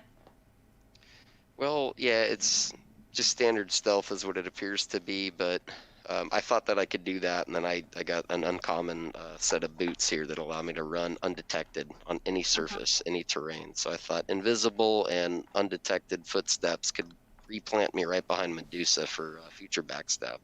Mm-hmm. That was my goal. So if that's cool, that's what I'd like to do. Gaming Golfer says it's not WoW Night Elf stealth. Like you don't actually like there is a spell for invisibility where you actually do go invisible. But That's Tyler, okay. if you want to do that, I would let you spend the $10 boon. there to you do go. We might as well use them. Yeah, I don't know how use much them. longer We don't have Let's any- tune it up, baby. Go for it. it. Okay, so you can position yourself wherever you want, and we'll say that you were not perceived in your motion to get to that location. If you Yeah, end I'm your going to use the turn- boon for the Night Elf stealth. If you are, I love if it. you're gonna end your turn, just as a reminder, if you end your turn in that orange area, you'll have to make a Constitution saving throw to not take poison damage. Okay, that's a good call. Let's back up right behind the Demogorgon here. Sure, there you go. There we go. I'm fire poison. Cool. Alrighty. And so that is my turn. that is your turn. So it is now the Lair's turn.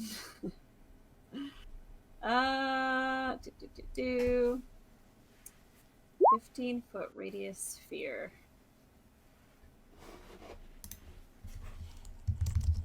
I feel like I've been moving around in this turn order. I was up top, and then I was in the middle, and now I'm second. Can I make a circle? How do I make a circle? Yeah, I'm actually shuffling it to be like whoever's turn it currently is. Oh. Okay. Do you guys know how to make circles? How do I make a circle? I don't see any option to change the shape. I just see straw shape. Wait, polygon. Oh, polygon/line. Or you could just draw one, freehand. Sure. That was a really bad example. Oh. I know that you can draw circles. Am I wrong?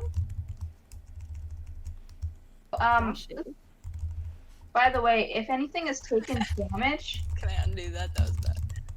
if anything has taken damage, it's the incapacitated effect that, or the charmed effect that is on the zombies or whatever failed that save is gone. If anything took damage? Yeah, if like that's what like breaks the spell is like if there's Just for that specific one. yeah, for the one that I put down on the zombies. So if anybody in the room takes damage, everybody who was No, just the one. Like if like say if this zombie here took damage, They got woken up. they get woken up. I don't think anybody's been attacked who is immobilized. Okay, cool. Just letting you know. Thanks. Okay. Well, I'm just gonna use a rectangle, and we'll have to imagine that it's. You can draw it freehand. Yeah, I could try. Freehand, and it's gonna be probably. Oh boy. 5, 10, 15. Radius is half of the diameter. 5, 10, 15. So we'll say that it's like here. 5, 10, 15. Okay, here.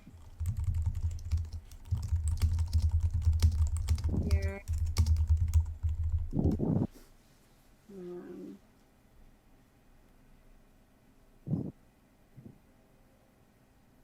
To like here. So it's this circle.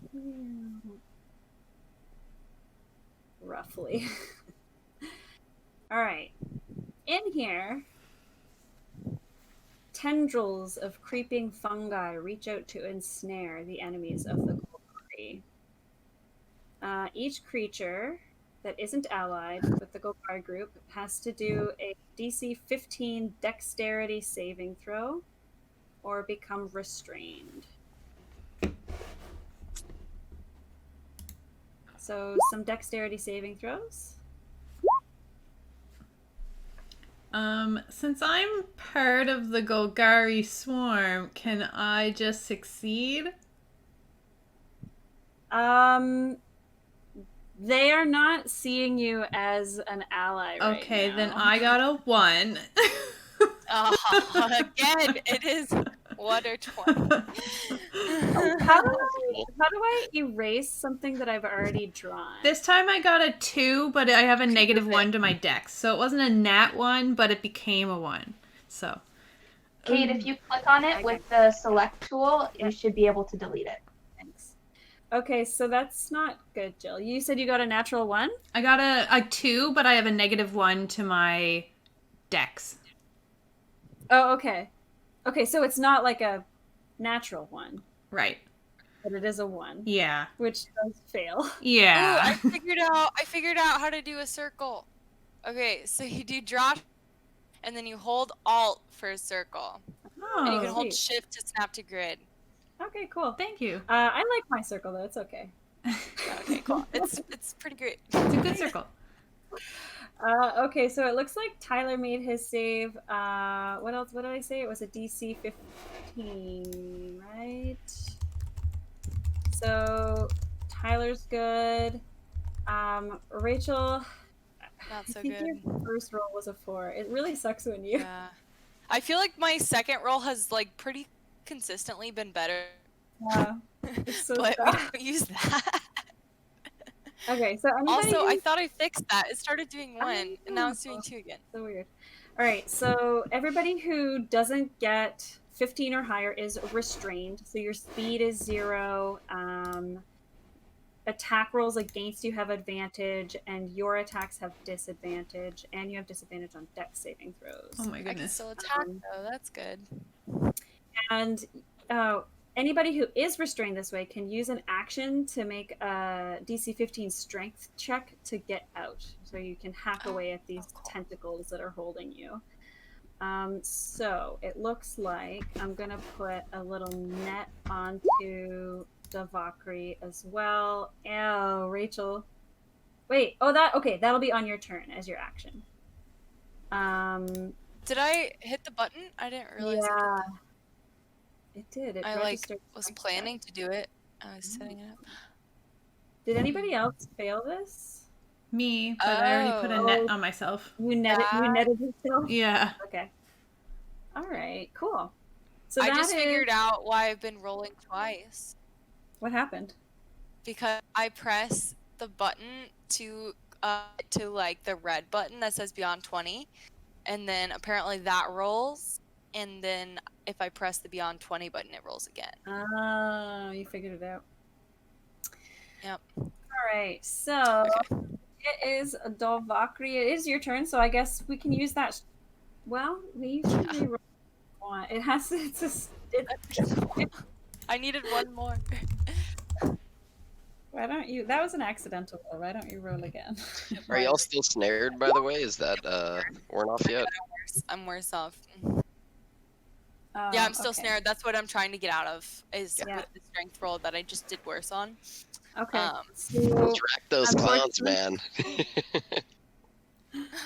So that means that you can't move, and you used your action to try and get out. It unfortunately failed, and so if you have any bonus actions, that you could do those, but otherwise you're kind of stuck.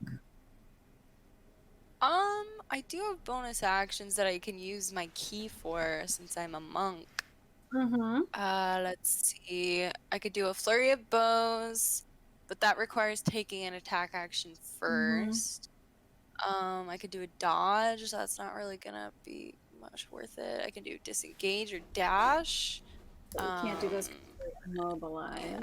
I can't do anything. Yeah, all of these Yeah. require being mobile. Well, that's okay. All right. Are we moving on to Ulk? My character's still knocked out. Yeah. So you are knocked out from. Hypnotic pattern. Is there a save for that? Someone can shake them awake. Yes. Mm. All right. I would almost argue getting dragged across the whole room would have been a shaking thing to wake him up. Yeah. Sure. Or if you allow me to use my reaction, I can do that. Okay, Shake sure. them away. Yeah, so if you want to use your turn. Cool. And I mean, I still have a straight visual shot at the Lich. Yep. From up here. Mm-hmm. Or Yeah. it seems like I do. Yep. Okay, let me So count yeah, I'll one. just cast some. He's 40 Well, feet away from you. Oh yeah, this one goes up to 120 feet. Okay. Yay. Oh, Eldritch Blast, eh? Yeah. Okay.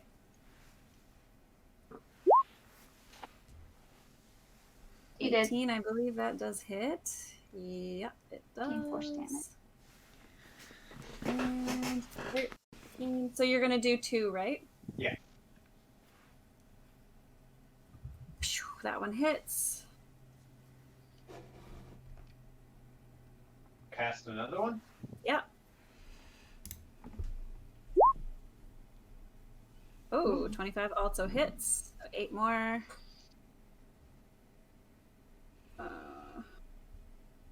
It's not looking so hot, my friends. Starting to look a little battered. All right. Anything else? I guess you're kind of floating still, eh? Yeah. Still floating. All right, Pizzazz. All right. Let's see here. Oh, wait a second. I keep forgetting to do something. I'm going to do it right now. Before your turn, at the end of Ulk's turn, the Lich is going to take a legendary action. Oh, yeah. I was hoping you forget. So we're gonna everybody's gonna need to make a DC 17 Constitution save throw. Yeah. I also got a 4. So Nice. yeah, 17 is what we're looking for. What about Bobby? Yeah, Bobby. should Yeah, make what one. about Bobby? Okay, Bobby got a 16.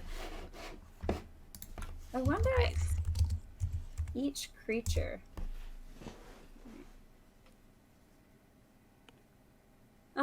So I guess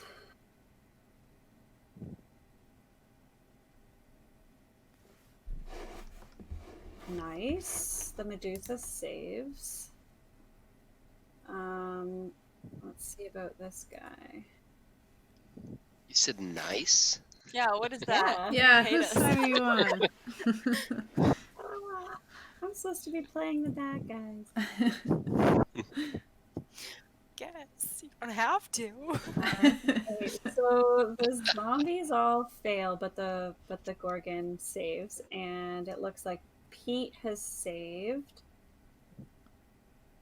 17 was a high request. Yeah, I mean he's pretty good, you know. Yeah. All right, so anybody who didn't save has to take some necrotic damage. 21 necrotic damage. Oh, And Oh my goodness. everybody who did save takes half of that damage. 10. So you said 21? Yeah. and you're sure 14 doesn't save? Yeah. Good question. Okay. All right. Well, it's a good thing we got healed then. Yeah. Yeah, I would How be many dead for How sure. many Yeah, hit me points too. did Bobby have? Oh, Bobby. So one more time with the damage. How much did you say goes through if you didn't save? If you didn't save, you take 21 damage. Oh my god, Bobby's got 1 hit point left. Okay. Bobby, no. Bobby. You can raise him again, though, right? Yeah. Unless his corpse Cool. got destroyed. Completely destroyed, yeah. Now, so these creatures all took damage, so they're no longer netted, correct?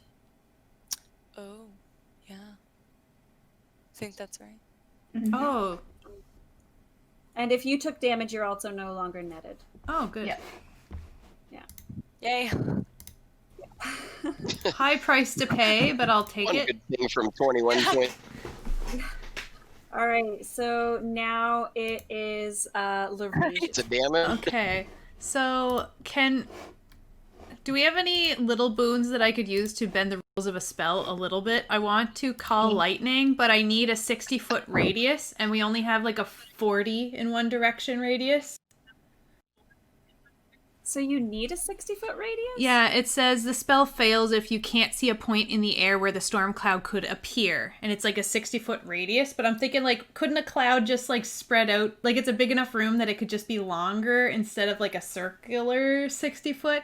And if not, I'll use Thunderwave again, but that puts Rankle like in the danger zone of what I'm about to do if I can't make the cloud work.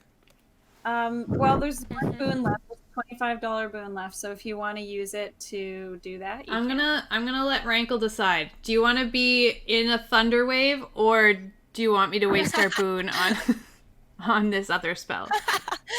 What a Well, question. you call it a waste. Go for it. What do I have to throw? What's my save for? It This would be a thunder con wave? save. If I do thunder wave, it would be a con save, and it would be It's a DC con- 15. 15. So Okay. you could What also are your hit points at? ask the scorpions and says, you know what you could do is just cast Thunderwave, and then Tyler can use the boon as a crit. Success. There you to go. save- Yeah, so I'm a save a crit. guaranteed Or safe. is it? Yeah. Or is it half damage? It would though, be for- still for- half. It would Yeah, still be that's not half. great. He's only How got much 12 damage? I'll roll it right now. And we'll find out. I've cast it. It's done. This group 20 loves on fire. it's 20 on a failed save and 10 on a successful save. Okay. And it would get the Medusa, the Lich, and Rankle in that range. And I need Constitution, you said, correct? Yeah, and the Lich and the Medusa also need to do con saving throws. Sorry, you cut out, Jill. Are you actually casting Thunderwave? Yes. Okay, and so what do they need to do? I saved. What's the save? Sorry.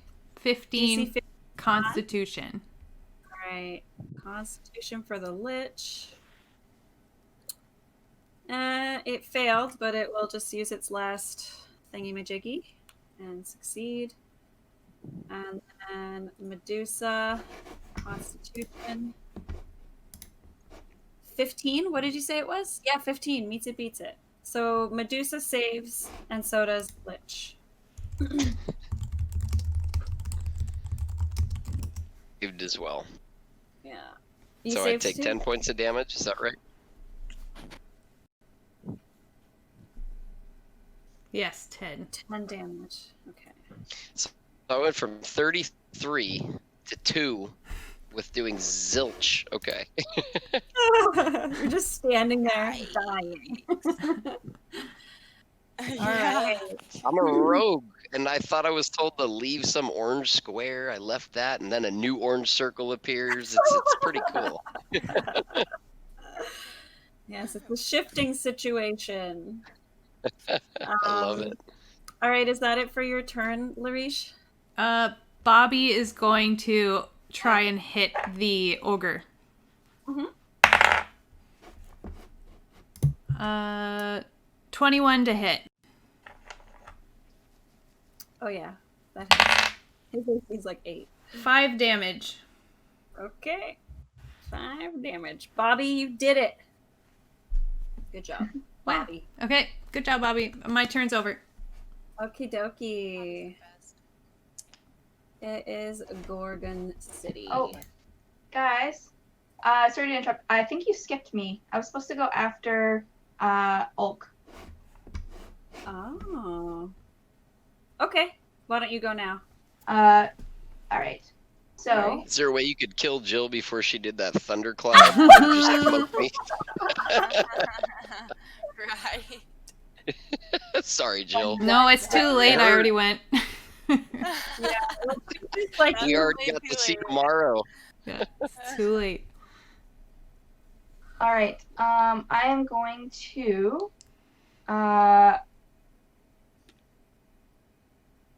I'm going to cast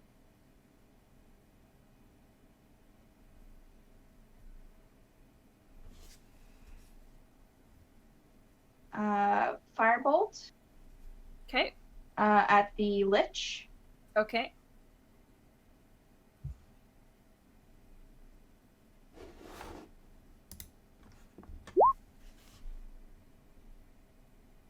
Does that hit?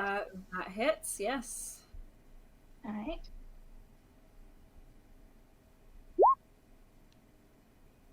14. 14 fire damage. Yeah, it was Nice. he's set ablaze.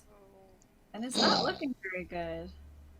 All right, and then I am going to grab Ulk's rope, and I'm going to say, "See you later, fellas. This is getting really hairy," and use my what is it? Nimble escape to bonus action. Oh wait, no, I can't dash. Never mind. I'm just going to run, basically. Yep. Just use all of my movement to run. You can do that. You can, yeah. And yeah, I think Pete and I are going to have to take off. That's okay. Okay, yeah, it's been a minute. But yeah, I'll leave. I'll deafen and mute us so that our camera stays in the same position. Awesome, thank Sounds you. good. Thank you for coming, guys. I Yeah, know this thank has taken you. a lot longer than we thought, but thank you for sticking around. And thank you, chat, for all of your donations. Thank you. All your banes and boons. Yeah. It's been fun. Yeah, that was fun. See ya. Bye. Bye. Bye, guys. Great meeting you. All right, guys. It's So, guys, dwindled. we're gonna finish this out. We're Well, gonna die. Oh, I'm Okay, about to hold get on. destroyed. Yeah, So there's it's that. the enemy turns, right? I'm gonna say that at this point, things are not really looking great for them, to be honest. And so, the Gorgon is going to Misty Step. So, this is a bonus action. 5, 10, 15. She's going to Misty Step over to here. And then that allows her to just teleport up to 30 feet. So that's what she does. And she will kind of use the dash action to run away.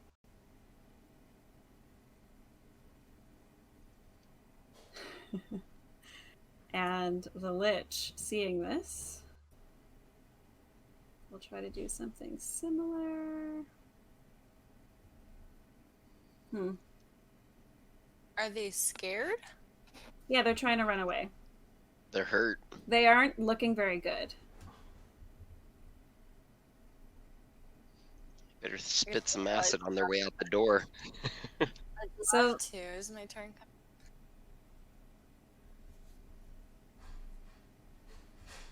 So the Lich, Tyler, just moved away from you, and you can take an attack of opportunity.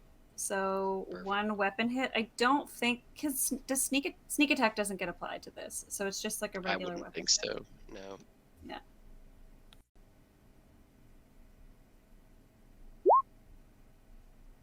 Got him. Okay, that's Was that a crit? it. That's a crit. That's awesome. I think that's So- the best roll I've seen all day. Yeah. So you would get max, so 6 plus 7. hmm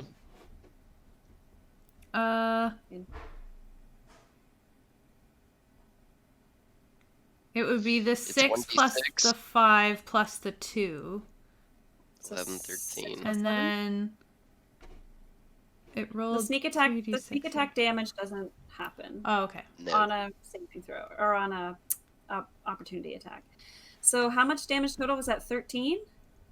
I think so, Yeah. yeah. Okay. One sec. Did He I dies. kill him? No Yeah, you way. did. Yeah. What? Ah! You killed Kate, this. give me your lich dying sound on his way out.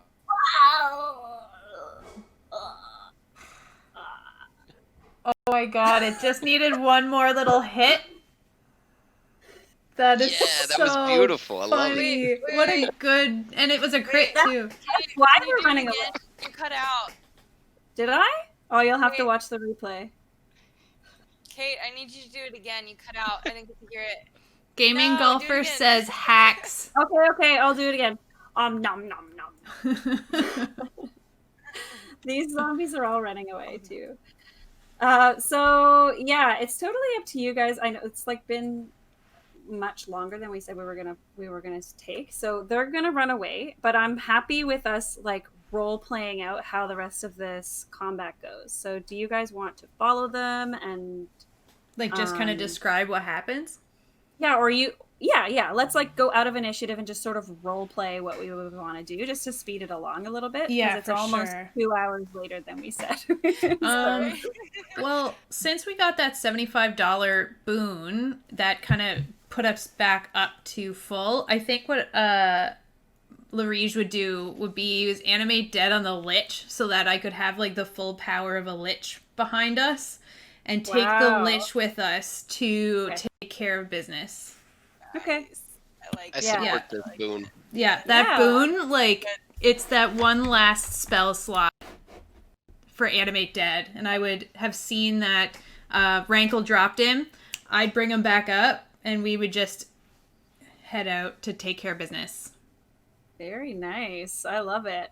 So yeah, like Let's do it. one way or another, you either follow that because it takes you a whole minute to do Yeah. the raise dead. But you know, you've got this lich as your sort of undead servant now. And so regardless of whether you follow them and track them down and take them out, or I mean, you've got the information now, you know this Gorgon, like you recognized her, so you know who she is. So you could take that information back to Jared and you know, let him know what happened. I can't believe that you guys made it through that. I thought for sure It was it was Rachel. It was all yeah, Rachel. yeah. It was Well, all and Rachel. a combination, like a Oh, culmination thank of you. I all tried. of I those really felt like boons. we needed it. Yeah, We no, weathered some I additional think you storms, did. literally, too. I There was a think you thunderstorm, did. hypnotic patterns. Yeah, there was a Yeah. lot of stuff going on in that Oh, small man. space. Yeah, There so was extra ones that were not donated. and like Jill, when you Or Banes, raise rather, when you raise Banes. somebody from the dead, do they have like the memories from their life? I mean, Maybe- for flavor, I feel like we could kind of say whatever we wanted. You know what I mean? Yeah. Hey, Lumpy Monster. So I'm gonna say, hey, Lumpy Monster. I'm gonna say that he does have his memories, and like now that he's I your think- servant, he's super happy to explain to you like what was Okay. going on. Yeah. And so, I mean, it's fairly maybe it's fairly. I find it fairly. It seems fairly obvious, but so the Golgari swarm, they're all about like the natural cycles of life and death and keeping a balance between those two things, and they also, just like every other guild, want more power. And so these two, the Medusa and the Lich, just thought the Golgari wasn't doing enough to further their cause and thought that there was a bit of an unbalance between life and death, a little bit too much life around Ravnica and not enough death. And so they just took it into their own hands to Kind of cleanse a little bit. However, Sounds like a bit of a purge. we did get a last minute bane from Lumpy Monster. oh Yeah. Yeah. No, no. so We $100 can bait ever used? we can narrate this yeah, in. the Lich was the $100 bane. Okay. Okay. I And then wasn't just sure if like that was being particularly mean to Tyler for the rest of the session was also a big. We've Yeah. also gotten 2 other donations. I wish I could see this whole honor roll without it going by, gosh. but we got 2 huge ones, 2 $75 ones or $76.50 ones. Let me see. Nice. It's just scrolling by here. Nate Shed and Oh no, it was one more. The $76.50 from Nate Shed, and then we got a $20 Thank you, Nate. Bane from Lumpy Monster. So we should figure out what that Bane is to tail end our adventure. God, what do you That'll think it should be. be? I'll add some more spice, or it'll kill us. Either way, let's go. How Okay. about dealer's choice, donator's choice? I like that little wild card at the end. Yeah, Lumpy Monster, what do you Oh. think? That makes sense, Mantis. You played a game of Twilight Imperium this morning. How'd it go? How did you guys represent America? Did we do well? Uh-huh. Yeah, I was watching a little bit of the game before the stream. We're I in woke up last. just in time for no. this stream, so I missed it. That's too bad. Yeah, that would have been pretty early for you, Tyler. I think they started at like 5. They're in last. Being in last is the best way to win, TI. That means tomorrow's going to be a great second half. So wait, it was only half of the game today? Yeah, they did a split session. Oh, very nice. Well, I can watch the rest of the game tomorrow then. That's cool. Ooh, giving the Bane over to Low Kiwi. That's really interesting. So let's do Yeah. like a sort of role play type Yeah. Bane and Boone here, where we won't like do mechanical combats, but we can just like discuss and figure out like what happened. Yeah. If that makes sense. Well, I think that on our escape, maybe the Lich is kind of breaking free, and we're like we've successfully done that, and the Lich kind of explained himself, but at the same time he's like fighting this control I've been having. Yeah, and I imagine like, you know, liches are very powerful undead creatures, Yeah. and so you've never raised one before as a zombie, and maybe you didn't realize like that but by doing that he would have more like willpower than a normal zombie would. Yeah. And yeah, it turns on you. Yeah, Low Kiwi says, "Oh no, I'm bad at this though. I'm a boon only kind of person." Aw, that's sweet. How many split sessions? So, yeah. are there? Oh, for the I think that makes sense. I think the Lich would have turned on me, and you know, maybe I didn't refresh my spell in time too. Like maybe it's less than a 24-hour deal, and yeah. Wow. So you figured out what happened. But at But what maybe cost? didn't- Maybe I couldn't tell anyone else. Well, you couldn't tell us why you were uncomfortable coming down here to start this mission. Seems to gel. Oh, right. So, I want to hear why you decided to be deceptive. yeah. So one of my character traits on my sheet is that I found something in the sewer that I don't want anyone else to know about. And I really didn't want to bring people down in the sewer because I have a, like an unsanctioned pet of some kind that I rose from the dead probably, and I've been hiding it, and I didn't want it to come up. So it was like a very personal reason, but like I felt like it would make sense to play it out in that situation. Yeah, no, that was well played. You had me questioning. That was a good dynamic. Yeah. No, that was No, good. and you were being all sketchy, and I was like, "Oh, I don't know what this is about, but cool." You're also I know playing you with a guys group, planned this beforehand. right? You're also playing with a group of people that are currently addicted to Among Us, so everybody's a Yeah. suspect to me these days. Yeah, now. yeah. I gotta just like poke holes in everything. I like that a little bit when there's some dynamics in the party, and you're not just like, "We're all best friends who trust each other, even Right. though we met each other 5 minutes ago," and you're all, you know, you're Right. from different guilds, and that's one of the big things about Ravnica is that like there is a peace among the guilds, but it's very tenuous, right? So yeah, It that wouldn't was make sense to cool. all be best friends. That would No. be crazy. You know, everybody has to work together, but yeah, each guild is vying secretly, subtly for power, and Yeah. so you don't Right. want it to be. And Yeah. yes, in like an ordinary D&D campaign, that would have concluded the scenario. yeah, that would have been the end of the session for sure. And Would you usually get like a loot drop? Is there a treasure chest at the end of that? yeah, Like, how does yeah, that yeah. typically end? Yeah, so Yeah, what would what's the happen is reward? you guys would go back to Jared, who is kind of your quest giver, right? And he would give you some reward.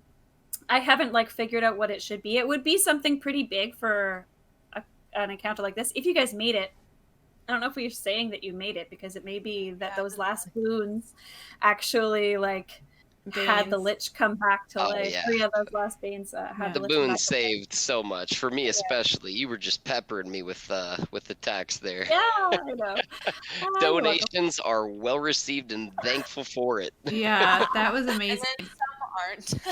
Yeah. But they are. Yeah. They still are. Yeah. But they aren't. Yeah. It's like, yeah, making things a lot more challenging than they would normally be.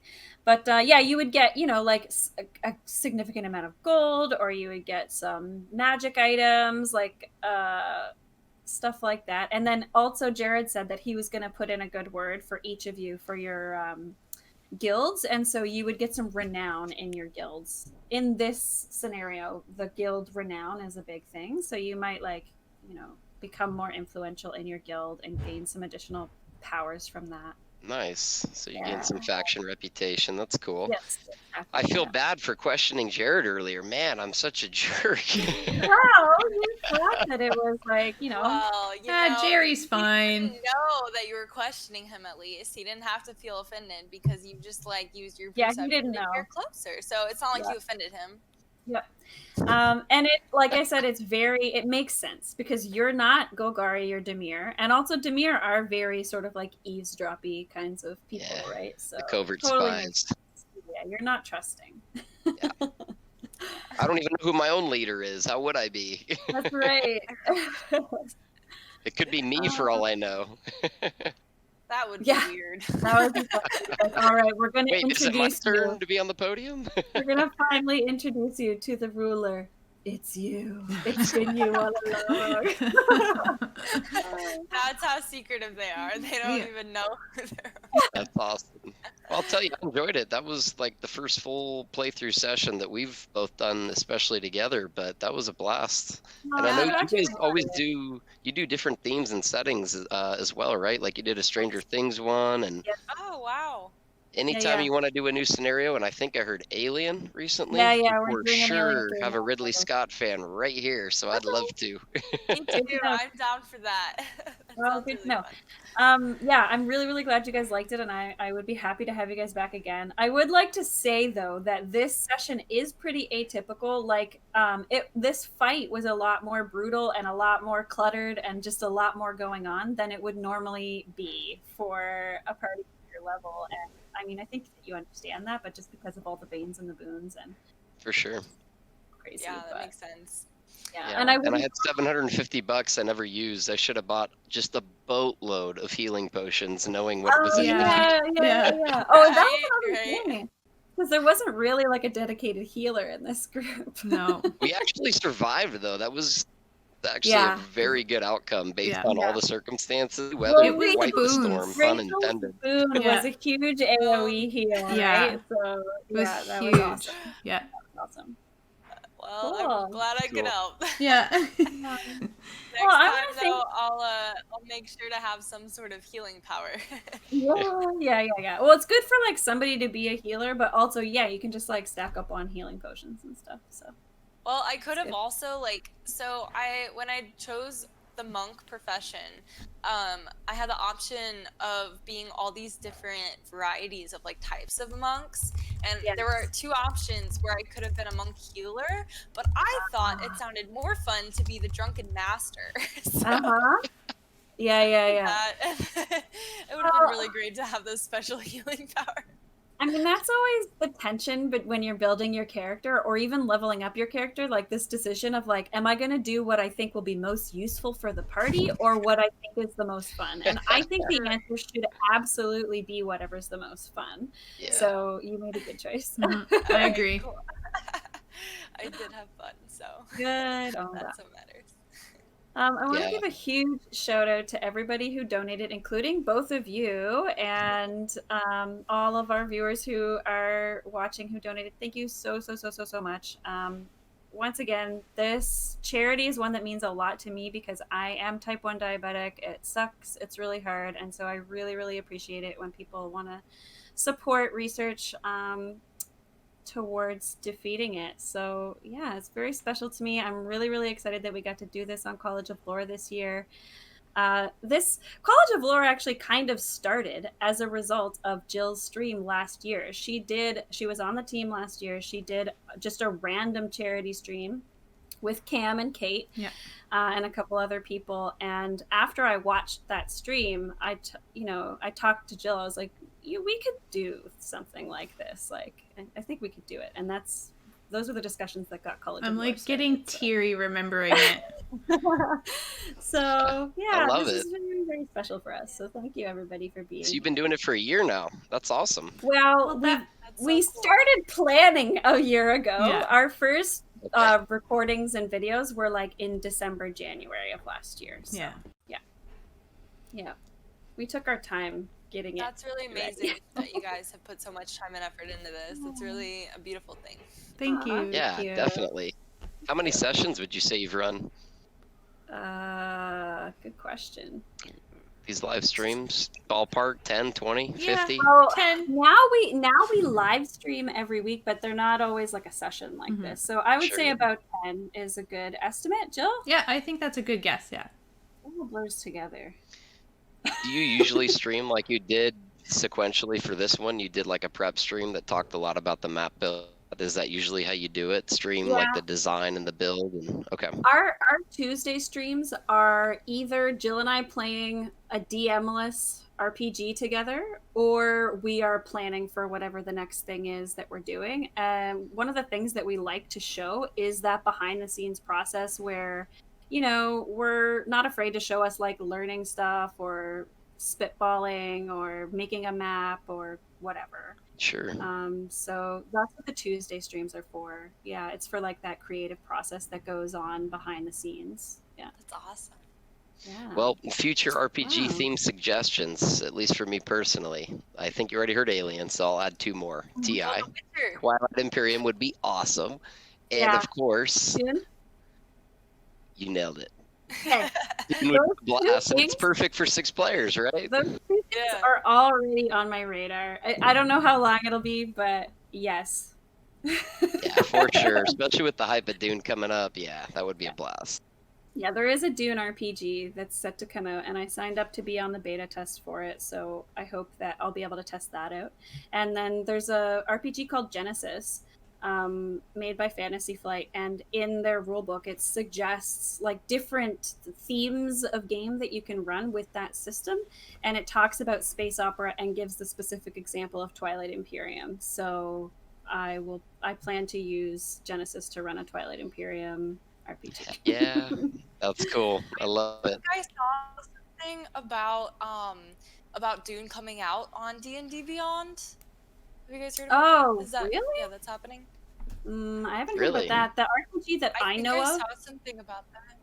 The thing that I know about for the Dune one is not related to D&D. It's like just a completely separate RPG. But I don't know. That'd be interesting. We'd have to look into it. Maybe they have like a Dune setting or something. I don't know. That'd be cool. Right. All right. I think wow. that's something I read somewhere. I'll have to look into it.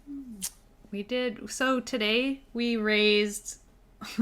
So we started the day with around $400, and now we're sitting at 50 cents shy of $1,199.50. So we're just shy 50 cents of that $200 mark. That's awesome. So, Great. Yeah. so That is well great. done. Thank Well you, done. everybody, so much.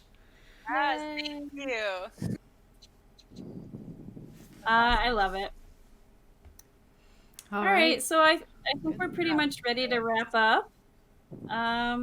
Again, thank you guys so much for sticking around 2 hours longer than I suggested it would take. Yeah. 2 to 3 hours longer. If we weren't playing this, we'd be playing something else. So it's no big. I really appreciate It's it. Saturday. This is what. I had to know how it ended. I had to. I know. Yeah. Now go to your diplomacy orders, Kate. We'll see. Yeah, thank you. Thank you guys very much again. That was awesome for the invite and then for putting all this together. That was a blast, and I'm glad it was for obviously a great cause. So I'm happy I could be a part of it. Awesome. Well, Me as well. Yeah, we'll be inviting you guys back. All right, ladies. I'm gonna jump and get some food. I'm starving. That's good. Thank you for watching, everybody. Thank you for your donations. Bye, guys. Thanks to everybody that's still out there. Yeah, we'll see you guys next time. All right, Bye. we'll see ya. Ciao.